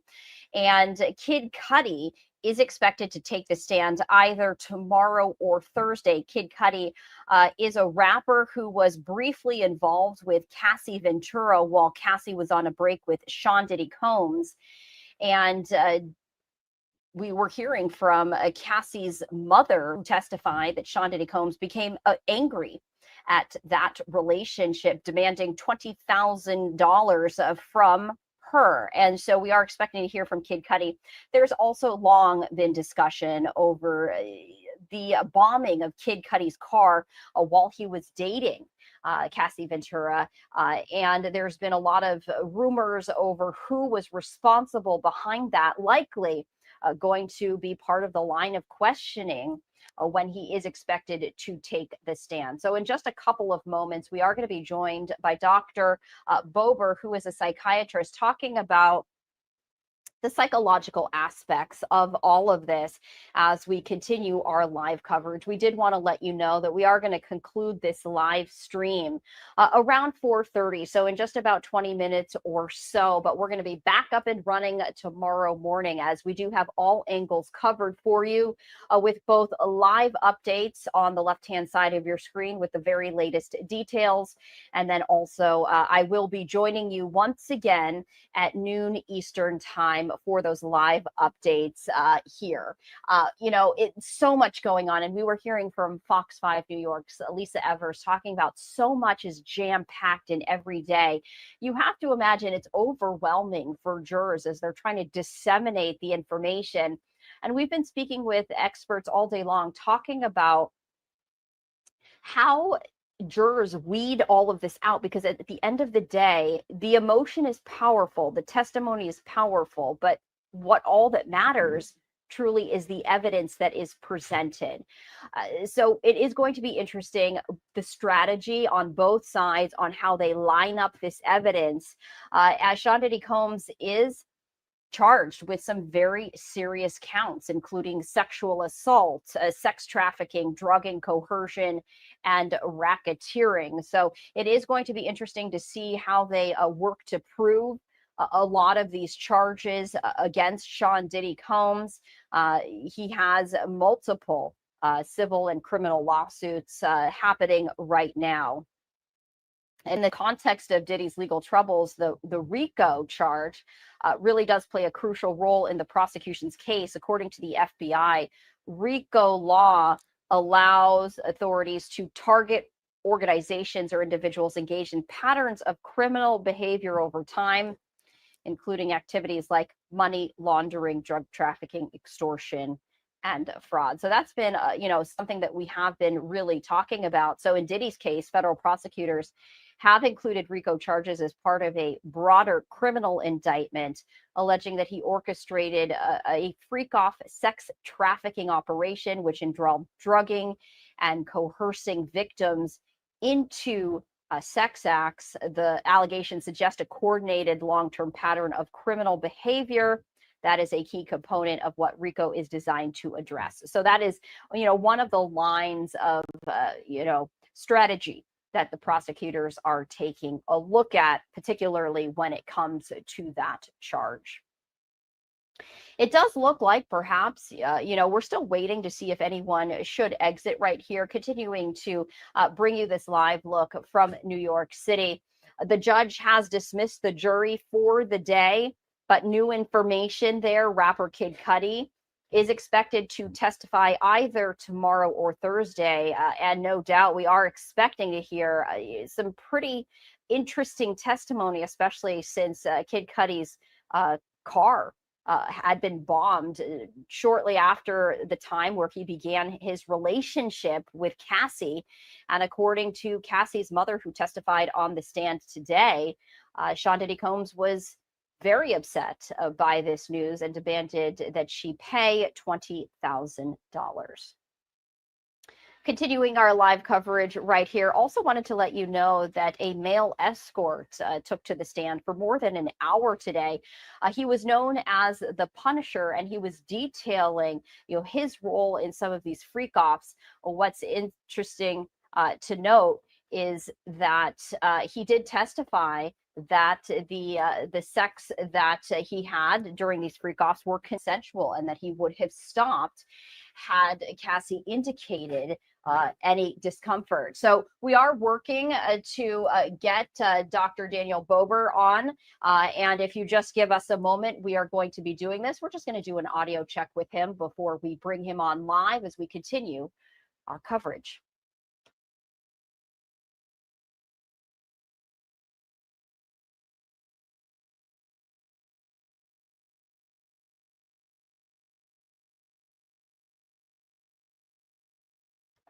All right, so we do have Dr. Daniel Bober, who is a psychiatrist, joining us now to talk more on this. Dr. Bober, we appreciate you taking the time to speak with us. I mean, there is so much human nature and psychology involved in this particular case. The witness testimony, the way that the jury is absorbing and analyzing all of this, the way that both the defense and the prosecution is outlining their strategy. A lot of this has to do with the question of power, the question of being part of this, and I want to bring up the particular words, but consent. That has been that's been a word that has come up a lot. Did Cassie consent to these acts? And we were hearing from a male escort saying that it did appear that she was consenting because she never said no. When you take a look at all these complicated issues, can you break it down for us about the importance of the nuances to all of this? So I think compliance doesn't necessarily indicate consent. But as you said, it's very nuanced. There may have been times where she quote unquote consented, and there may have been times that she felt coerced. But anytime there is a power imbalance, you always have to question whether that consent is in fact truly consent. Also, with people who have a history of trauma and low self-esteem, sometimes they have very poor boundaries. They're prone to manipulation, and there can be what we call a trauma response, or what we call freezing or fawning. Fawning is people pleasing. You don't want to offer resistance because resistance in the past has led you to become harmed. So it's a very, very tricky issue. And for sure, the defense will seize upon that ambiguity. And so let's talk about that, because the line of questioning is important, but what the jury has to walk away with and analyze, that's critical. And, the judge is going to give those final instructions. We just lost that live shot right there. So we're going to bring that up. But, those last questions, the last set of instructions, I should say, is crucial, because they do indicate really that you can't allow your emotions to influence at the end of the day. And when we're talking about this, and it does look like, unfortunately, we have lost the live shot from outside the courthouse, as we do know that the judge has dismissed the jury. So we do have a live look of the New York City skyline right here. But as a psychiatrist, what can the jury take away when it comes to the issues of power, the issues of consent and coercion and compliance? Is that evidence, and how do they frame that? How do they work with that? Well, these are well-established psychological theories. So I think a lot of this is going to come down to a battle of the experts. We know, for example, that there are things like delayed recognition and cognitive dissonance. All these things play into it. People may be traumatized and may not recognize it as trauma at the time, because trauma can cause fragmentation of memories. People go through defense mechanisms, minimization, rationalization, normalization, where they tell themselves it really wasn't so bad. They sort of lose their reference point. And then when they look back on it, they realize that it was trauma. There's different reasons that people do this. A lot of it has to do with genetic factors. Some of it has to do with their own trauma history. But the point is, it's not so clear cut. And if you look at some of the text messages that were exchanged between Diddy and Cassie Ventura, some of them looked quite loving and quite tender. So you have to wonder at times if she was in a different state of mind, if she did feel like she was a prisoner or a slave or under the control of another individual. But there may have been times that she was. So it is very nuanced. It's very tricky.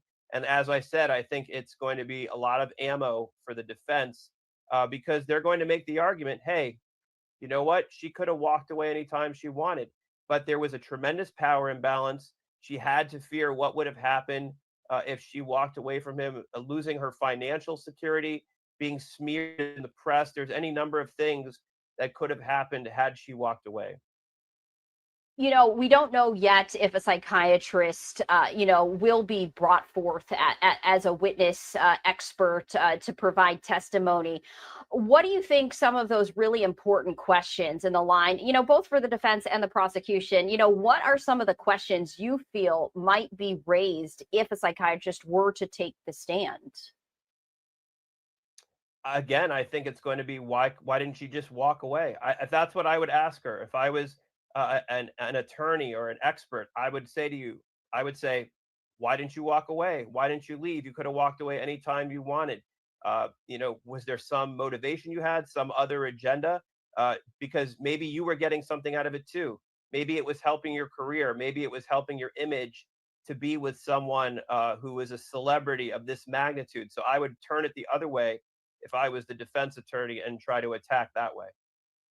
Is there anything particularly that has stood out to you when we're hearing the testimony from not just Cassie, but her mother who took the stand? We also heard from the male escort who took the stand, saying that he never saw Cassie uncomfortable. And if she would have said something, he would have stopped. We're hearing from a number of other individuals, Sean Diddy Combs, a personal assistant, anything that stands out to you from your expert perspective? So for me, I'm not necessarily moved by the sorry, for me, I'm not necessarily moved by the fact that she didn't speak up, because think about people who are in a cult. You know, are they going to speak up when authorities come? Maybe they were threatened. Maybe they were told if they spoke up, something was going to happen to their family or some other form of coercion. So just because someone doesn't speak up, they may not feel free to speak up. They may feel that if they speak up, that there are going to be consequences, whether they're abandoned on the street, cut off financially, threatened with violence or assault. So it's very difficult to know. As we look ahead, you know, it's going to be very interesting. We just learned that the rapper Kid Cudi is going to be taking the stand tomorrow.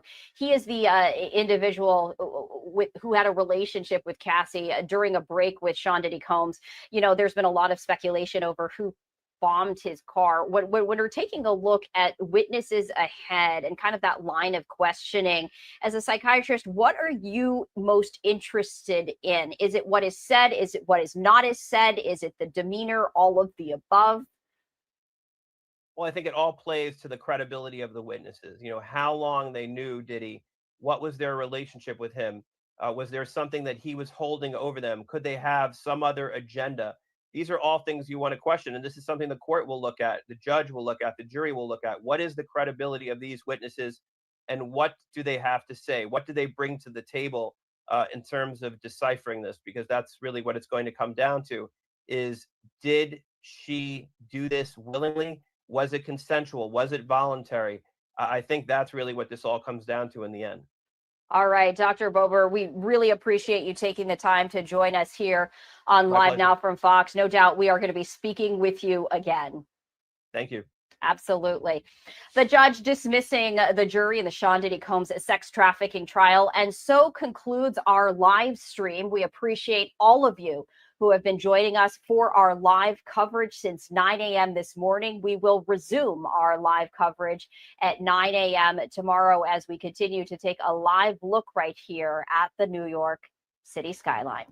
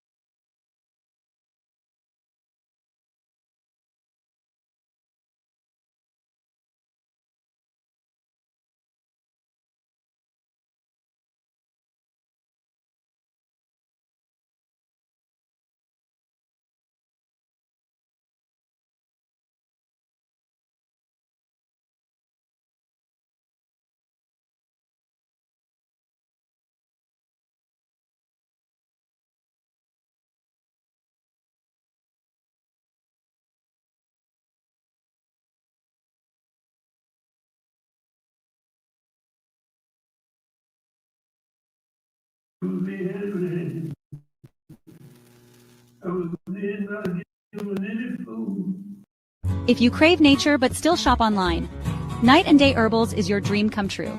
Discover premium herbal soaps, shampoos, and CBD products. All organic, all for you. Shop now at nightandayherbals.com.